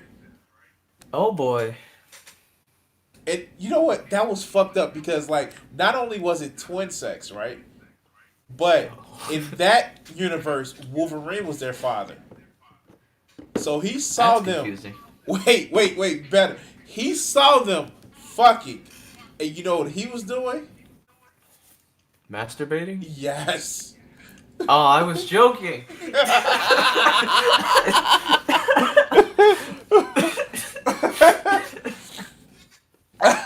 Oh God. I was joking. I didn't mean it. Oh shit! Like, yeah. Oh God. Oh God. I feel that. See, things like that really fuck with my brain, right? Because in my mind, I'm thinking, so they're the same people, but they were born from different people. How the fuck does that work? How is that? That's not the same person. How does that make sense? Wait, what do you mean? Because, like, think about it. If Wanda and Pietro in one universe are the son and daughter of Magneto and whoever the fuck, it's like, okay, how is that? How is those the same people as the child of Wolverine and somebody else? That's different DNA. That's different people. Maybe they got the same powers, but that's a different set of twins. Hold Okay, on, you so can't bamboozle me. so it's like you know that there are very few people in the Marvel multiverse that are different. Like they may have close to the same powers or the same personality types. So there is, for instance, there's always multiple versions of uh, Thor. Like the Thor in the Ultimate Universe is not like physically Odin's son. He was Odin's son's put in a spirit into a different body. Like, you know what I mean? Like they're reborn, like That people. is really fucking stupid. But I would like, just be happy. I would just be happy to be like, yep, in this universe, this person is Thor because fuck you. Why not? That's way less confusing. but in some, it's like, and there, Marvel is actually pretty good for doing that. But like DC, they fucked that up so much because, like in DC, there is not multiple John Constantines. There's just one John Constantine. You know how there's multiple Supermans and multiple Batmans? Yeah, But with Gabe, I think it goes back to his origin. There's only one John Constantine. that's that guy who just travels from universe to universe, right? He Well, just kind of does his own. he's like I would say he's like the Sorcerer Supreme in Marvel, but he's like um Way less interesting. no, John Constantine is he's shit. What is the best comparison? He's he's a magic user. Like don't get me wrong, he is a magic user, but he uses his wits more than or he uses magic, but his most powerful power is his wits. Like he could use like world changing magic, but like how do you make a deal with several princes of the underworld, God, and the devil to have your soul when you die, right before you die? And the only reason why you are able to keep your soul is because you made these deals to sell your soul to all these different people, and instead of they don't want to cause a war, so they just let you keep your soul. I mean, I feel like one of those might be stronger than the rest, but whatever. But they don't want to start they don't want to start the fight. So you make a deal with all these different entities. It's basically like he was a fucking hedge for his own soul. It's like, well, I can't sell this to you. I can't sell this to you. Like, yeah. Um, in DC, there's only one Lucifer Morningstar. Um, there's only one Dark Side. Like every iteration of Dark Side that you see is the same Dark Side because he That's exists outside of the main DC universe because he's basically the concept of darkness now. that's dumb. I He was didn't way say cooler. He was way cooler as just being a weird space dickhead who went around beating the shit out of Superman for no reason. like every time you see that incarnation of him, he's just an avatar of Darkseid. That, I don't like when characters are just the concept of good and evil or like light and darkness. It's just so fucking bland and uninspired. Like I'm fine with characters being like other concepts like death because death it's not good or evil. It's just you gon' die. That's how it is. But having like, look at me, I am Blooby Doo, the god of the evil stuff, and me, Scoopy Doo, the god of the good stuff, and we're enemies, I mean, like or we're I not enemies. Like, how about no? How about just leave morality alone and just if you want to have these fucking avatars of concepts, be ones that aren't so fucking boring. I get what you're saying, and I think that's one of the reasons why people like ended up hating. Like, did you ever see Legend of Korra? No, I've only gotten the gist of the plot. Yeah, people like hated that because like Rava was a spirit of light and peace, and Vatu was a spirit of darkness. It's like One thing about that that does annoy me is that those two their color if they're going to be the yin yang thing, they got the colors backwards. The black one's supposed to be good and the white one's supposed to be chaos and the other one's supposed to be order. They got it backwards. Just saying. And the whole concept Western is that if is that audience. you can't have one without the other. But So that's the thing. They did say that you can't have one without the other. Like, and they played to it. But a lot of the Western audience took it as like, oh, he's just an evil god. It's like, No, no, nowhere in the show that said he's evil. No, they said he's chaos, and people like hated that show because he's just an evil guy, like God and the devil's like that's not like An darkness is not interesting, exactly inherently evil. an issue I have with the concept of chaos and order is that they're kind of fucking subjective. Because True. what I might consider something or something completely in order and fucking organized, somebody could look at it and just see a big mess of bullshit that makes no sense. I feel like that's one of those things that's too subjective, and and it's always interesting that the idea that they are in balance. They no chaos and order just kind of flop back in, like, again, it's subjective, so in your own perception of them they can just kind of flop back and forth kind of rapidly in no particular order.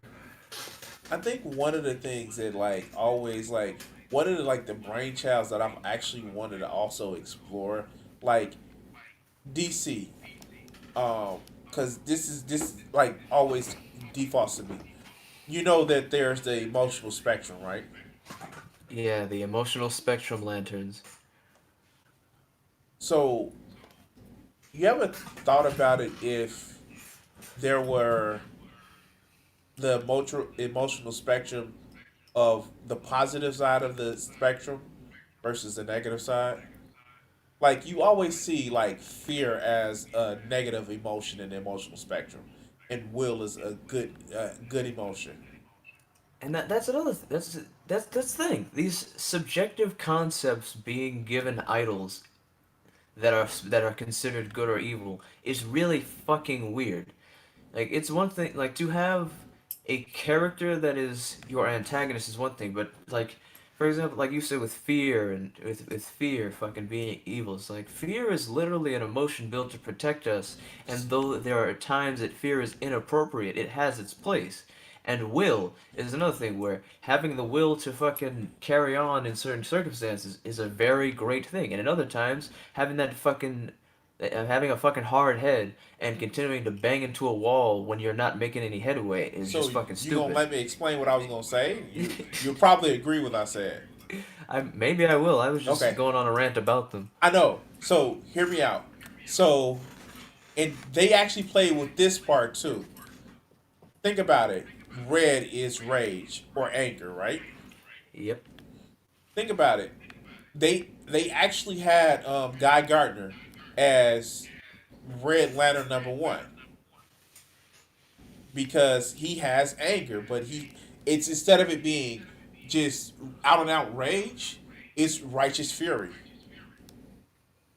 So yes, you can have rage, but you can have righteous fury.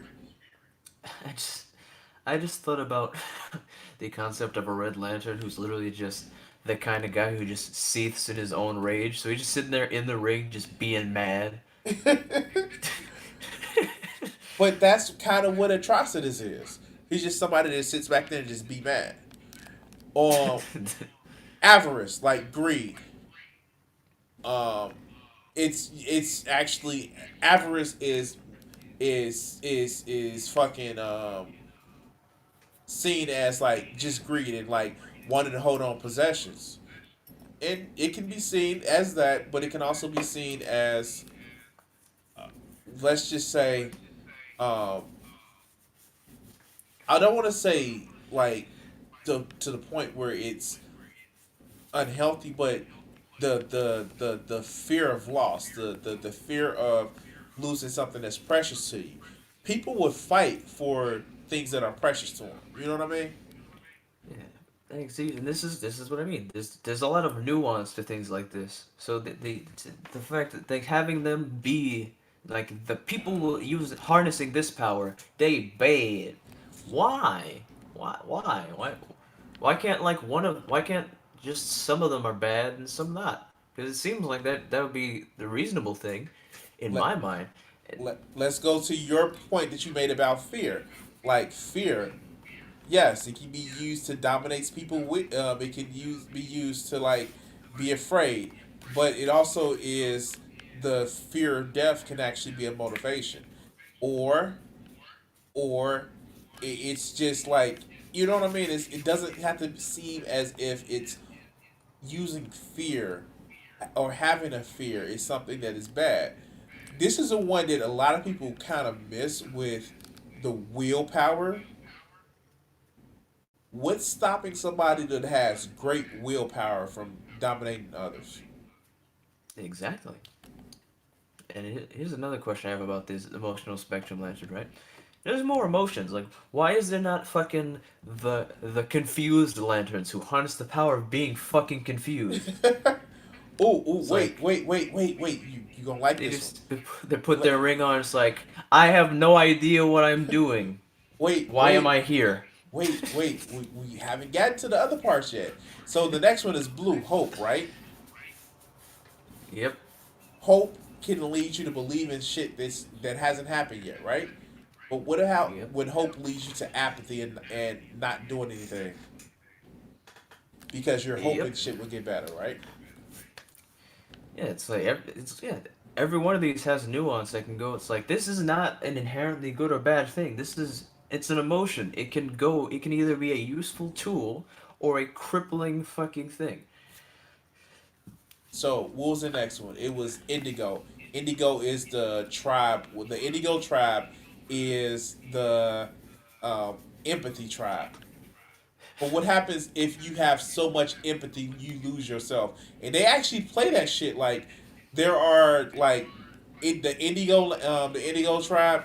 Like basically, if you got an indigo ring put on you, what happens is you lose who you are and become like super empathetic. That's fucking lame. Well, no, because what happened is Abin Sur actually created the Indigo tribe for the chick that killed his daughter. He was like, "Oh, you killed my daughter. Now you're gonna know pain. You're gonna understand loss." Like he literally cursed somebody to actually be empathetic because she killed his daughter. That's some authoritarian shit. See, And of but what course, about okay? we But know consider the this: silence, the violet tribe or the love. yeah, and that's kind of been played on both sides. So I will give them that they did play that on both sides. Here's the question though: is horny an emotion? And if so, why aren't there horny lanterns? Ooh, ooh. Don't talk I about want, Hornyland. I want, I want there to be lanterns that put their ring out and just bust a fat nut, and that's it. That's their only power. They don't get to do anything else. What is their what is their lantern chat? Oh God, I'm coming. Like Jesus, Jesus, mm. That's it. Oh God. It's like it's like shit. What about anxiety? Just anxiety lanterns. Just oh God, what the fuck do I do? Oh shit. Oh fuck. Oh no. Why? What am I doing? Oh, and then they just never accomplish anything because they're always anxious. That's it. But that's the thing. That's why I just hate DC because they do this Paragon shit, and it's just like I get it. Like, and if you can actually say that Captain America is a Paragon in Marvel, but not really because he done Yeah, did because some he does fucked some up. shady shit. And even when he's being all Paragon-y, he pays a price for him saying like, "Yo, I'm making a stand," and he pays a price like nobody in DC pays a price for like, "I'm going to stand up for like what I believe in." Like, good on you, good on you. You're just being this paragon, but like in Marvel, you have humans. Like you literally have, and I don't mean like in the sense of like nobody's an alien, but you literally have humanistic characters of people, not just oh I'm gonna stay like the example of Captain America. He is a paragon, yes, but like yeah, he's not just I'm gonna stand up and always be right. Even in the fucking Marvel movies, he's like, yo, like Yo, we did some fucked up shit. See, what I like about the Marvel movies, and that's why I enjoy him as a character in those movies, is that it's like when he first shows up, it's like, oh look, it's the all-American hero. He's following the American way, and he's gonna do it. And in that first movie, you already see shit already very quickly just starts crumbling when he does that. And then eventually he starts to realize shit's more complicated and it has to act like a human. And then he lies and he steals and he does shady shit. Because he's not perfect. He's not some perfect paragon. Who's like, no, I'm gonna stick to my morals and everything's gonna work out. No, when he sticks to his morals, everything crumbles around him. And when he fucking doesn't do that, shit still crumbles around him. Because fuck you, that's not how life works. Shit just doesn't go well because you adhere to your values. Like, and yeah, Captain America has had some moments where him sticking to his values has actually helped. Like the shit that put him on the map, like him standing up to Thanos. But he wasn't fighting against, like, he wasn't fighting against fate. He wasn't fighting against some concept. No, he was a person standing up against another person that had an idea. Like, even like when you see the Infinity Gauntlet where he's like a little man stood up against a god, like, oh, he knew Yep. he was fucked. Like, it wasn't even that I'm better. It's like, no, I'm gonna win. It's like, if I'm gonna go out like this. Not this See, whole moralized like, no, I'm gonna stand what I write and I'm gonna stand for about what's right and then I'm gonna fucking win. It's like, no, like, oh shit, I'm like, yeah, or I'm gonna probably yeah. die, but like at least I'm gonna go out like I live. You know what I mean? But then there's also like the one when Vision's like, all right, look, I'm gonna sacrifice myself so that everybody else doesn't suffer. No, fuck you, sit your ass down. We're gonna stick to my morals and we're gonna try and do this a different way. Oh god, everyone's dead, and he died anyway. Oh, do you think they're gonna try to bring him back to life? I'm not gonna say anything. I mean, like, let's I mean, like, really, just answer the question. Do you really think they're gonna try to bring him back to life? Vision? I mean, Yeah, you said you don't have a problem with spoilers, right? yeah, I don't. Oh. In episode 5, they've established he's somehow he's alive without the stone in his forehead. No, I know he's dead right now. I know that. Like, but he's also we all but he it's also clear that he has his own will independent of her. So she's not marionetting him. She's somehow brought him back, and he's just walking around doing his own shit. Do you think that it's a after effect of what when she literally tried to destroy him? I, well, I don't know if necessarily she brought him back. That's not clear. That's just something that I think is a misdirect. But somehow he's alive, and I want to know why.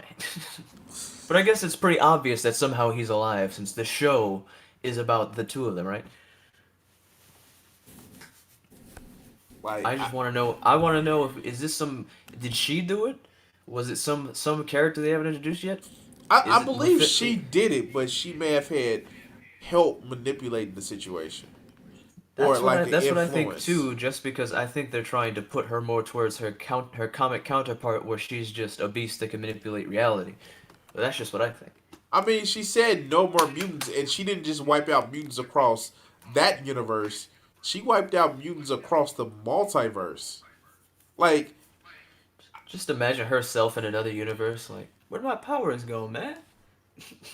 I mean, like, The fuck? I don't know if they're gonna bring in Cthulhu because that's like they've low key admitted in Marvel that like even with Secret Empire, Cthulhu took over her ass, but like she uses his power, and Do they he's ever like explain why she's so strong? she uses his power.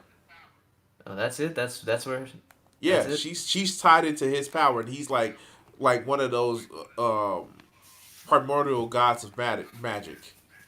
See, I kind of that's one thing I do enjoy about her getting her power from an Infinity Stone because I feel like at that point you have free range to be like, She's got Infinity Stone power, so I you mean, know. like that's what they did with Captain Marvel, but like I don't I don't mind like the how she got her power. I and I hate to say it like this, but I like her more unstable. See, part of what one thing that it kind of annoys me about Captain Marvel though is the difference in how they got their power. Is that Captain Marvel got her power from a small fraction of a fucking Infinity Stone's power, but yet she's that powerful. Wanda was directly experimented on using an Infinity Stone and doesn't seem that much stronger, and that kind of like there should be a massive difference in power just based upon their how they were exposed. But I think it goes more along to like mental willpower. And like I'm sorry, like even in a fucking movies, fucking Carol Danvers is underpowered. I'm sorry. I'm no like They underpowered a lot of the characters. Like Hulk, I mean Hulk's not holding tectonic plates together. That's not happening. I don't think. I mean, maybe, but I don't think they're doing that in any movies anytime soon. I mean like when I say like they underpowered her, like fucking Polaris, when she has that Polaris power, she's using the fucking power of the star. Like, oh my, like Marvel makes some OP. Like, I get it. Like in DC, Superman is just like the shit, and like nobody's stronger than Superman. But like, I want to see Gladiator go up against fucking Superman. See, that's what I find. That's another thing I find so fucking boring about Superman. It's like he's just the strongest, except if you hit it. Except if you fucking put a green rock in his face or hit him with some fucking sparkly magic, then he's your bitch. But otherwise, he's the strongest that has ever lived, and that's fucking boring. Like I enjoy the fact that although the Hulk is one of the strongest beings on planet Earth and can fucking probably destroy the planet in one punch, there is people who can defeat him, and not just because they're stronger, because they have different powers that can counteract him, despite the fact that he's just strong. Yeah, It doesn't have to be, yep, I'm just stronger than you, and that's why I can beat you. It's no, I have fucking this superpower, which your strength just can't do anything about. like the Century. That's another motherfucker I want to see against Superman. I want to see that motherfucker go against Superman. Just like, and then Robert Reynolds just lose a little bit of control, and the Void come out, and Superman just loses his shit. Like See what I would love. I would see how I don't just see, the problem with Superman is that it's like there's not even really a way to know to even scale him, because we all know how it went. It was like he started out with basic shit. He can jump really high. It took nothing more than a fucking tank shell to the face to take him out, and he was really strong. So he was decently durable, strong, and could jump really high. And then eventually they're like, "He can fly now." And because nah, tank shell ain't gonna do shit because reasons. And also he can shapeshift for some reason. And he's basically invincible and has laser eyes. And frost breath, which doesn't make any fucking sense, but sure, frost breath. Like that literally makes no fucking sense. It doesn't matter how strong you are. His human-sized lungs are not going to be able to blow out air that strong. They're just too small. Sorry, no. so you know the explanation that they've actually tried to make him and how his powers work. And another thing, laser eye. Where the fuck are those fucking energy beams from his eyes coming from? Wait. They've actually like tried to do a cohesive story about where it's giving him his powers. Okay, let me guess before you say anything. It's fucking stupid. Am I right? He's telekinetic. Everything in his powers has to do with telekinesis, both consciously and subconsciously. And he's Okay, also so telepathic in a little bit. here's the thing. That's half stupid and half of it makes sense. For things like him flying, I can accept that. Even for shit like maybe his super strength, maybe he's telepathically sending a lot of force. Fine, fair enough. Fucking telepathically lifting heavy shit. That would explain why when he tries to lift something that's like fucking millions of tons, instead of ripping through it, it actually fucking stays in his hand. But how It the also fuck? it explains his heat vision and his energy absorption because he absorbs energy and he telepathically emits it to where it like okay, it doesn't fully explain the shit, but it gives it an attempt of it.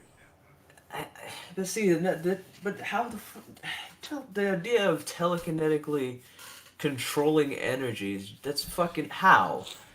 But like that's His very that's yeah and by yeah. by that logic, if he wanted to, he could just shoot the fucking beams from his penis then.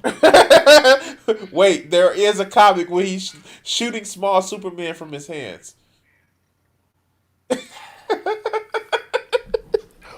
Oh shit!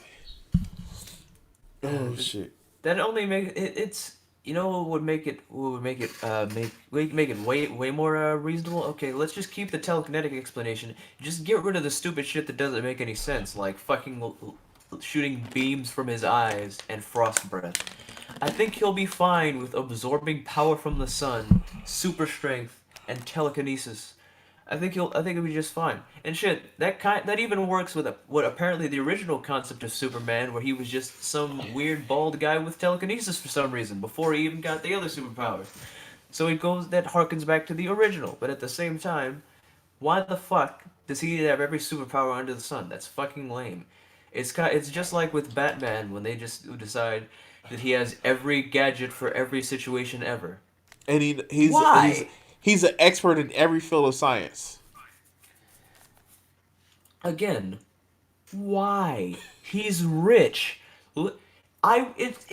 He's literally just a rich guy. I would have no problem if they just fucking hand wave it away and go, "Hey, he just pays scientists to work on things and doesn't tell them what they're for." And somehow they don't figure out he's Batman. I don't know, but that makes more sense than a man who's only in his 30s understanding every form of science ever and just being able to do it. Understanding all that science plus robotics, fucking engineering, and all that other fucking technical shit. No, that is just as stupid as Not fucking only Superman and all his superpowers. not only he's a man of science at about 30, but oh yeah, every he like concussions don't affect him. It's probably because he's already fucking mentally ill and just doesn't even fucking phase him. Concussions don't affect him. Like he's also a hand to hand martial arts, not Yep, adept, he a knows master. all the martial arts. He's a master in all of them, which he only learned in like 5 years, by the way. Somehow, people spend their entire lives mastering one martial art, but no, this guy, the He white guy with a lot of money, he learned all of them in all the like five martial arts. years. And wait. He also knows ninjutsu, which is a real thing. He knows ninjutsu. I'm That's fair enough, but it's just again, all of them? All of them. No. All of them. Where did he have time to learn physics alone while doing all that? Theoretical physics. Theoretical physics. Not just regular physics. Theoretical physics as well. It's like, Oh shit. Oh shit. I mean, this is why Wonder Woman is the best one. Unless you're about to tell me that she's fucking ridiculous too, because as far as I know, she's just can fly and has super strength, and she's a really good warrior. And she's been around for millennia.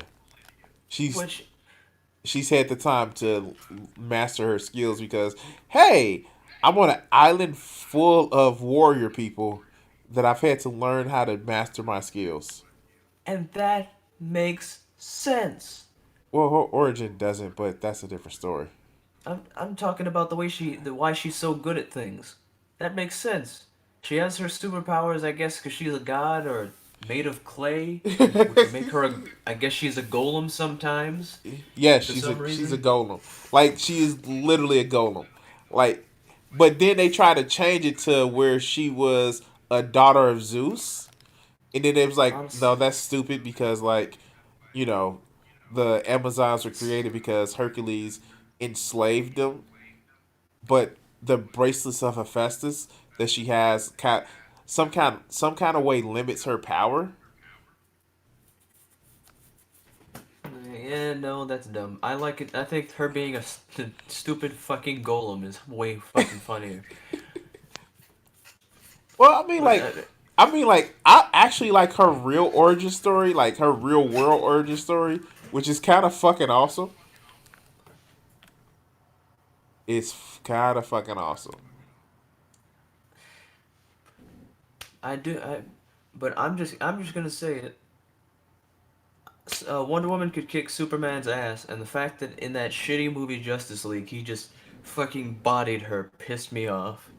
She should have taken that lasso, wrapped his bitch ass up, and made him sit the fuck down. Because that's what Wonder Woman would have actually done. Fuck that movie. Wait, and besides that, the lasso is magic. He should have been weak to it. It Exactly. The second that lasso touched her, you're like, come here, bitch. And his ass would have been done. That's it.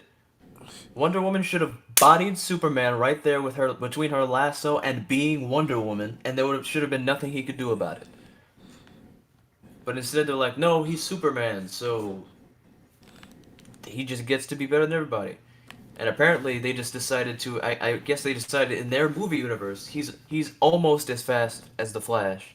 You know, the character who's so fast that in a race against Superman slowed down to make him feel better about himself. But whatever. Wait, no, I think Superman actually slowed down in that race. And the Flash was like, "Oh, you gonna let me win?" And like, because it's been multiple times, and it's just like at that point, I think that was right before the Flash could like outrun time. But it was like, oh yeah, no, the Flash is like, I know it was that the Flash like Superman tried to like throw the race, but like, I'm sorry, the Flash is faster because he can outrun fucking time. Yeah, if you can run so fast that you can just defy the laws of physics, I don't think you're gonna run fast. I don't think you're gonna move faster than that guy. Sorry. Honestly, the fact at the speed he's moving, like, you know that whenever they show anything, they show a scene of him running around the earth, and you can see the lightning go wrapping around. It's like, at that speed, he would just once the angle of the fucking planet became too steep, he would just fucking fly forward into space. That I think that's one of the powers that he did before. Like he literally vibrated his feet that he started running on clouds. It's like, But come But on I now. honestly but it wouldn't even matter. Just the pure momentum would fucking be way stronger than any fucking amount of gravity that the Earth can have. He would just go, phew, and he'd be fucking gone. But you know why? That's the same reason why he doesn't burn up for going as fast as the speed of light. Because Speed Force. But I can accept that because I'll be like, okay, the Speed Force. In my mind, the way the Speed Force, at least the way I perceive the Speed Force, is someone who doesn't know much about DC Comics. Like, okay, he can run fast, but the Speed Force is pretty much taking him and putting him in a little safe pocket where everything around him is now slower. On top of the fact that he's already fucking fast. That's the way my brain processes it. But I don't know. Maybe that's not how it works. And that's the thing. They try to make it that way, but then they wanted a like another way as well because then he generate like all the speedsters generate the speed force Why? because Why? the speed force and all speedsters generate speed force, right? Not only do they generate speed force, but the speed force created them. So not only did Barry Allen get created by the Speed Force, he actually goes back in time and creates the Speed Force. Like he's his own That like it, power father. Yes, yes. that there literally does not need to be an explanation for it. The Speed Force can literally just be an entity. The entity being energy going really fucking fast, and in a little pocket thing. That's it. Just for whatever reason, these individuals can now harness that, get sucked into the little Speed Force pocket, and now, on top of the fact that the Speed Force lets them move really fast without fucking imploding on themselves, they can then, while in the pocket, I, this how would make sense to me. See, on top of them moving, the little pocket that is protecting them is increasing their speed. It's allowing them to perceive the world around them slower, or some shit like that. Because it establishes rules, and if you establish it as basically being a physical law of the universe that they've somehow fucking been able to harness, then you don't have to explain it. Because like you don't have to explain, like, if a character has like the ability to fucking manipulate gravity or some shit, you don't have to explain why gravity's a thing, because gravity's just a rule of the universe. If you make a power based in the rules of the world, you don't have to get complicated, because it's dumb. And you add in that stupid bullshit paradox that anyone who thinks about it for 2 seconds hates, where a thing that created a thing is created by the thing it created in the past. That's so dumb, because that then creates the thought of, how the fuck did it exist in the first place? Well, they've actually explained that, because what happens is, because the Speed Force because the Speed Force was created by the speedsters, in the future it goes back into the past to create the speedsters.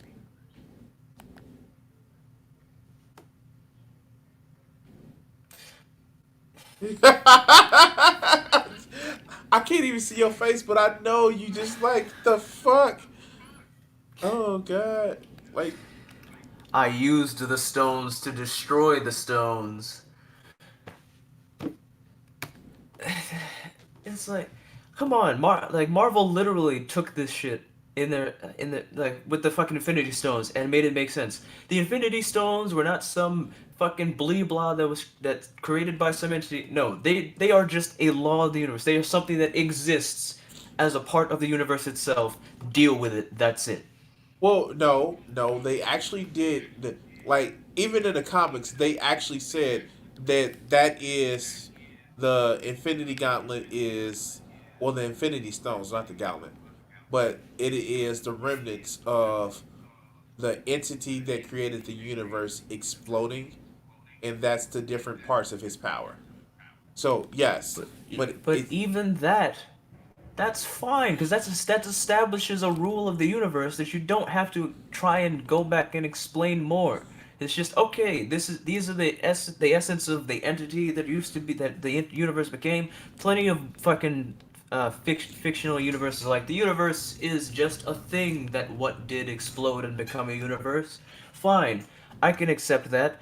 And then he just became these stones now. Sure, why not? Fuck it. But I don't want to hear about about a man who was created by a thing going back in time to create the thing, when you could have just went, the thing exists. yeah, it's true. It's so dumb. And I feel like, I don't get this obsession in fiction with explaining your bullshit. It's fiction. The whole point. The No, whole no, no. the I'm gonna whole stop you point. right there. The whole thing is that that it is fictitious. There are things there that don't make sense. Now if things within your established rules don't make sense, you have a problem. But that explaining the rules is pointless. I'm gonna tell you what the reason why that happens. I'm gonna be very honest with you. People lack imagination and they always want fucking answers. That's why we have midichlorians. Fuck Because metachlorians. they wanted to know, why did this happen? Why does this thing that happens in a magical ass universe? Why is it that this thing happens? And you know who fucking ruined that for us? Nerds. George No, George fucking Lucas, because he nerds. actually listened to people. Nerds ruined that shit because it has to be an explanation. The say it, I don't like. yes. See, but this just starts a whole. But then this is exactly what I'm talking about. This creates an issue. When it was just the Force is just this entity that moves through life. That gives you, it's like, okay, so this is a magical force in the universe. Magic exists. as a thing that interacts with all the life. So now we know that. Then you throw in midichlorians, like midichlorians are tiny life forms that harness the force. So what the fuck are midichlorians? Did midichlorians just become a thing when life started? Did they start? Where the fuck did they come from? Why is it now? There's all these questions that make it make less sense than when it was just a magical thingy that is just one of the laws of physics in this universe. Nope. Fuck it. Let's try and explain it in a way that makes things make less sense. It makes no sense. However, you have to understand this one thing. And I want you to really understand this. You're right. People came wanted to know an explanation. It's not like Star Wars has a thing where I don't know. People make up whole expanded fucking universes. No, people want to have fucking canon. That's the reason why the Bible is such a cluster fuck of what it is. Because people want a canon, an established canon of people telling them what's in, what's out. Like, Well, fuck. to be fair, at least with the Bible, it's a bunch of contradictory bullshit that makes no sense inherently. I'm going to introduce you to something in a fandom called Dragon Ball Z fans. And Oh, we're going here, aren't we? I Are we going to the power level stuff? Is that what not we're even doing? just power levels, but it's so much shit in that it's like people argue about canons. Are the movie canon? Or is this Broly canon now? Is this Broly canon? Like the fuck? I mean, Canon is what I always find funny about that is just it's like we know what they can. The canon's pretty simple. Just the story that goes through. These movies are just they're just movies. They're just offshoot movies. They're like, hey, look at this. There you go. It's oh, that simple. it gets worse, especially with Super, right? So what's up, Grand Ultimate? Oh, is this a Super GT shit? Yeah, like which one is I canon now? hate that. It's Like, like it's like, are you stupid? We already it's like it was already established that anything Akira Toriyama didn't have his pinky toe dipped in was not canon. So just GT's just it's just like the movie. It's just a little story that doesn't really make much sense in context when you think about it for 2 seconds. But fine, it's a thing for entertainment. but by that token, is Super really canon? Because Toriyama gives an outline, but he doesn't write most of the story. But he had his pinky toe in it. Or one a fandom that is like really shitty. Sometimes I watch Boruto, Naruto: The Next Generation. Like even in the original Yikes. Naruto, right? It's some shit in Yikes. Naruto that did not make sense because it wasn't in the clearly isn't part of the canon. It was just like filler shit. But there's some shit in the filler arcs that are referenced in the canon. Like they made the manga, but they went back and like on the anime and actually filled in some of the blanks. Like Boruto is actually doing that shit now. Like they had the fucking story, and then it's like Kishimoto came back and was like, "Hey, add this part too, add that part." It's like, at what point is it canon? What point is it not canon? It seems pretty simple to me. Anything that is in both canon, anything that was just added because we all know that animes are like, oh shit, the next chapter isn't out yet. Fuck, we gotta do something. Let's just throw in a filler episode. But what about the times where canon is actually expanded on because the manga needed to catch up and they didn't want to actually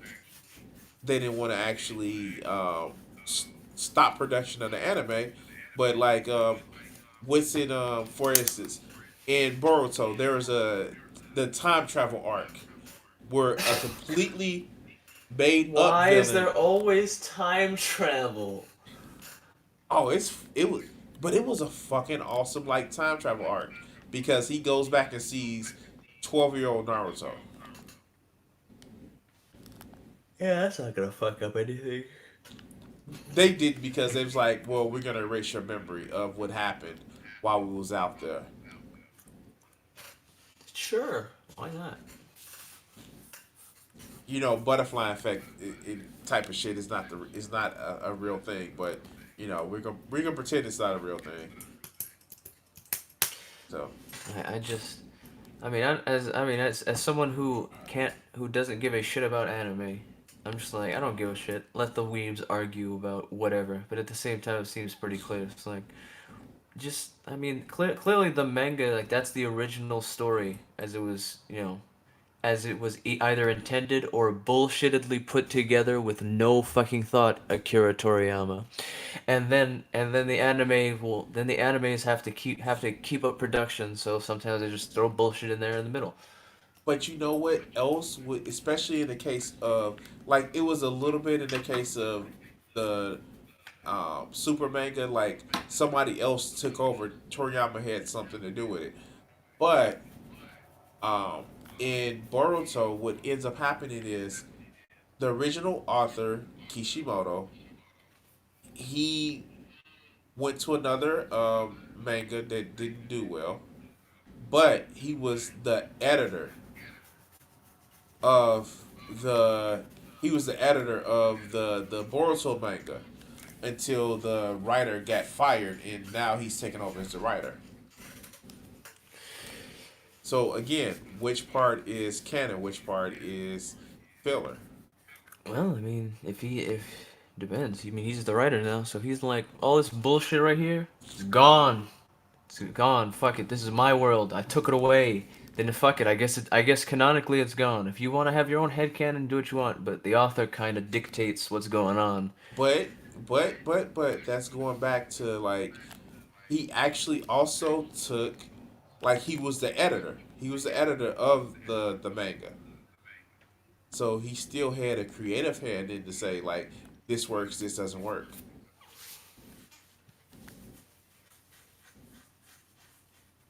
See the problem? And notice we don't do this shit for, like, and I'm about to fucking wrap this game up right now. Getting fucking tired. I need to actually oh shit. My eyes are burning, and may need to lay down for a minute. But So many people judge oh shit. strictly off of no, looks. man. And No. Shit. But, like, we don't do this for, like, other shit. Like, would you say that that there's no Spider-Man canon except for the shit that Jack Kirby wrote with Stan Lee? Nope. I'm also aware that they made the smart move. And they're like, there's a multiverse, and also our canon is just continuously changing. So fuck you. What And I'm just about like, okay, I guess that's just how it works then. the Claremont X-Men? Like, is he, like, no longer, like, is it no longer, like, canonical because, like, Chris Claremont doesn't write the X-Men anymore? You shit like that. Like, I like in the Japanese stories, except for, like, One Piece. Fuck that manga, anime, and fucking intellectual property. Because, like, at least they try to have an end to a story. Now they're getting more westernized, where they're coming up with different parts of a saga. But, like, Naruto had an ending, Bleach had an ending, fucking Dragon Ball Dragon had an Ball had ending. like 3 endings, 4 endings. But you, like, fuck, like, I really wish they would have actually did the canonical ending of Yu Yu Hakusho, because what I saw in the manga pages, it turned out to be a lot better. But, like, I don't know, like, I at least mangas have an ending. Even Inuyasha had an ending, although, like, they made the fucking next generation of that shit. Like, but that's the thing too. Like, they always have the next generation. Like, you don't see, like, you get what I'm saying. Like, you don't see, like, the kids are allowed to grow up. You know what I mean? Well, I can't. You know, it'd be nice if instead of this, oh look, remember how you really liked these characters and they were kids? Well, here's their kids. How about instead of that, how about just let me see them as adults? Or if you're gonna show me their kids as grown up fucking people. Or show me let the next generation be like 3 or 4 down the line, so everybody I remember is fucking dead. kill the past. I just I don't like when a creative person feels like they have to be forced to do fan service just because they put the timeline of the new story in the same universe too close to the old one. Where it's like, yep, the old characters are still around. Or these are the kids of the old characters, so they're definitely still around. But their kids fucking suck because I don't want to write this story. But here you go. I think like I was never an Inuyasha fan, but like I think something is to be said about how they did the next generation, where they waited like 30 episodes to show us to Samaru. I have no idea who that is, but continue. Did you ever watch Inuyasha? Remember that part when I said I wasn't into anime? Yeah, fuck. Anyway, but it's one of those things where it's just like you get those people that just like I get like uh the thing about a sequel series is the only reason why the sequel series got made is because money. Money. Money. Like Ugh. I'm sorry, like the only reason why this get made, like say what you want about like Tessero, the dude who do Final Fantasy, but it is something to be said that every time they do a Final Fantasy, they actually start off in a different universe. Oh, is that what happens? Yes, it's never the Ah, same okay. universe. Like there have been like probably two sequel series out of the whole Final Fantasies. I did not know that, but I also don't know anything about Final Fantasy, so guess that makes sense. That's why you can see Uh, such a difference in like they try to create a new engine with every fucking Final Fantasy. But like yeah, every Final Fantasy is its own different universe. Feels kind of weird to number them then, doesn't it? To be like one, two, and one, two, three, etc. Because usually when you name them sequels like that, they're typically it follows the same story. It's one way or another. But to have it be different universes, that's odd. Because they're spiritual sequels. Like it'd be like if Dark Souls was called Demon Souls 2, even though it's in a different universe. That'd be But really fucking weird.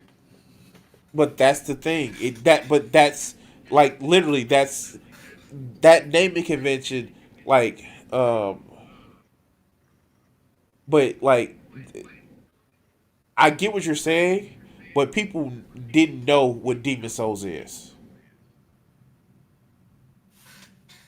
The mechanics were like almost the same from what I hear, but people didn't know what Demon Souls were because it was a nice little indie game, and like I fucking hate this From Software was so successful with like the Dark Souls, Demon Souls games. I fucking hate it. It's for a petty reason. It's literally for a petty reason. And what would that be? Have you ever heard of a game called Armored Core? Maybe. It was a customizable mech game where you were a mercenary that built your own mechs. I think this does sound familiar, but I'm gonna look it up to make sure it's what I'm thinking of. They had Armored about Core. 7 armored cores. Yep, Armored Core, Another Age. This does look familiar. Yeah, I hate the fucking Dark Souls games and the Bloodborne games because From Software would never make another Armored Core video game. It's petty. It's petty as That's fuck. it? That's yes. It's petty as fuck. Oh god, it's petty as fuck. And there was another ninja game that they had. It's called Tetsumo something. I forget how to pronounce it. But you literally was it was like Shinobi, the old Shinobi game, but you was like a ninja stealthing around, and you can actually one of the powers in the game is you would transform to look like some of the guys, like some of the soldiers walking around. Yeah. It's petty as hell. I know it's petty as hell, and I admit to the pettiness. But it's like you kill some of my favorite game franchises for like things that make a shit ton of money. Well, if it makes you feel any better, at least Dark Souls 2 was a steaming pile of shit that nobody likes. Except for when they actually corrected it to make the Scholar the first sin. I think people liked it better, but it's still a piece of shit. I thought Dark Souls 3 was the worst of the group. Have you played them? No, I actually have. Let me just pull up my fucking category.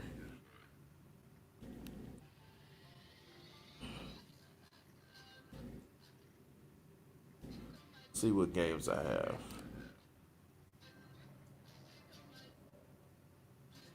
PlayStation Plus.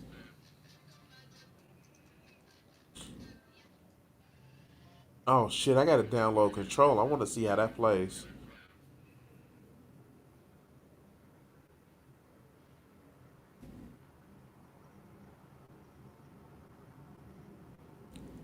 I could have sworn there was a Dark Souls that you got with PlayStation Plus. Say again? No, I guess it's not. It was only Bloodborne.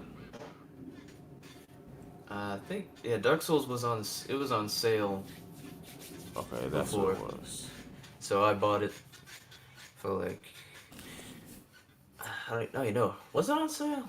I don't even remember. Yeah, it was I on think I sale. think yeah, I think I bought it for like $25 before tax or something like that. I also bought Xenoverse and Yakuza 0. And I don't know if you've noticed me just fucking hopping on Xenoverse for hours at a time. I Xenoverse 2. I okay.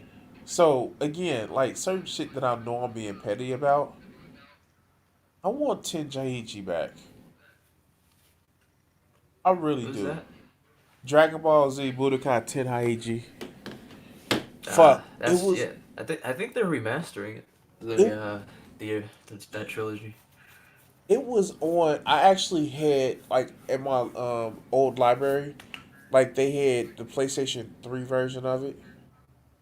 I fucking love that game. Like I fuck. had the wait. So do you want the Tenkaichi games, or do you want Budokai Tenkaichi? Budokai Tenjaichi. Okay, so that the ones with a million characters. Yeah. And Yeah, it was I definitely want I want a remaster of that. That would make me happy. and they had like the world mode, but it was just going around fighting and shit, and you could actually do the capsules and shit. Like yeah, like two was just shit. One was fun and three was fun, but two was just shit. I think you're combining Tenkaichi and Budokai Tenkaichi 3 both in your brain. Because Tenkaichi 3 only had maybe 30 characters, but that one allowed you to, in the story, you would fly around the world and fight shit. Yeah, that's the one I'm thinking about. The only thing Yeah, that I that one. hate is because that was that the one that I hate was I hate that you had to build up to do the special move because like newsflash, my favorite character was Vegeta. Hell yeah. And like he had the fucking easiest ass combo, punch punch kick kick, and then fucking like fireball, and that would send somebody into the final flash. The only problem with it is that they turned some of the super moves into like Dumbass quick time events. a rock paper scissors, yeah, and it's just like, dude, like no, I just want to do the fight or flash somebody, like Like, fuck. oh, I like that game is almost solid. The issue is those quick time events. Like, oh, I'm in the middle of a fight. Oh, suddenly the fucking I've been sent into this stupid quick time event Yeah, that will now waste like 30 seconds to 45 seconds of the battle, completely halting the fun we were having. and it may not work. Yep. It's like I don't want this. See, for me, I like the combat in that game, but the quick time events eventually just wore down on me, and I just couldn't play it anymore. It just got too fucking annoying. Just like I'm enjoying a fight, and then the NPC does that stupid glowing red bullshit, and then I try to dodge. They hit me with that. I'm sitting there for like 45 seconds, hoping that I hit the fucking right quick time event thing, and then I have to wait for that whole thing to finish either way just for me to continue fighting and having fun. Yeah. And oh god, like, and they gave you 3 chances, like you had to build a meter up 3 times, and it's just like, oh my god, like this is not fucking edgy. This is not skill based. You are literally playing rock paper scissors. Yeah, see, when me and my brother would play, in order to counteract that, just anytime one of us did that, I'd be like, yeah, I'm just gonna hit circle. I don't want to do this shit. And you're right, they turn glowing red and just like, and like, come on, like I fucking get fighters. I see why people like fighters. Fighters looks like it's fucking fun. But I played it a little bit. It was fun. the whole thing, and I don't know why people like Kakarot. Like I get it, like Brain damage. okay, okay, but oh god, like I get it. Like you get some like cool fights and you can fly around, but like I think people forget that there were other Dragon Ball Z games like that, and it just did not feel fucking fun. It didn't feel fun at all. It felt like a fucking chore because, like, you could, Kakarot, you had to lock on to shit, and then they actually did a lot of fucking like grindy shit. I'm like, no, Ugh. like, See, but you know what? It's nowhere near as bad as the fucking worst Dragon Ball game of all time. And no, I'm not talking about Dragon Ball Z sagas. I'm talking about Ultimate Tenkaichi. That game was AIDS. oh god, you know what? You remember that game? I remember, but you know what? I blocked most of it out of my memory. But I remember like the best Dragon Ball Z game. The best Dragon Ball Z game ever. Ever. Ever to exist. You wouldn't know what it is. You wouldn't guess what it is. Is it Ultimate Butoden 3? It, are we talking about the same one that was like a Super Nintendo fight game? Yeah. Oh, that motherfucker was the fucking best game ever. Like, and you'll get like little shit like where like if you fought Future Trunks as Future Trunks, it's like, wait a minute, I don't get it. I'm supposed to be a kid in this timeline. Like you can actually fight like, and then like the super moves were actually fucking fun to do. I mean, like they still had some bullshit to them, but like, oh god, it was just fucking fun to do. It wasn't this bullshit that you see like, oh god, like, and you can actually get into a beam struggle and shit. Like, yeah, that was like the I, fucking. I fucking love. That's one thing I loved about the PS2 fucking Dragon Ball games. Budokai Tenkaichi, any of those games. It's just getting that perfectly timed beam struggle and having to spin the shit out of that fucking joystick like a jackass just to win that beam struggle. Exactly. Oh shit! How long have we been streaming? Fucking 6 hours. God damn. Well, I'm about to end the stream, people. Thank everybody who's watched. Thank Kat who came on earlier. Thank Wajita. This is a Sunday stream where we just sit back and shoot the shit. If you like this, and you're watching this in replay, hit up my links and join shit and follow shit. Right now, I'm about to go rest my eyes for a little bit. Right, Anything else you need to say? Do not put your sheep near sheep-eating plants. All right, people. Peace. I hope they listen. They're gonna lose their sheep. Afraid you're gonna do to white America? Probably stop some racism. Stop racism. Yeah, I'm probably afraid of that because then people don't hate each other, then people start talking to each other, and then they start talking to each other. They find out who's the problem.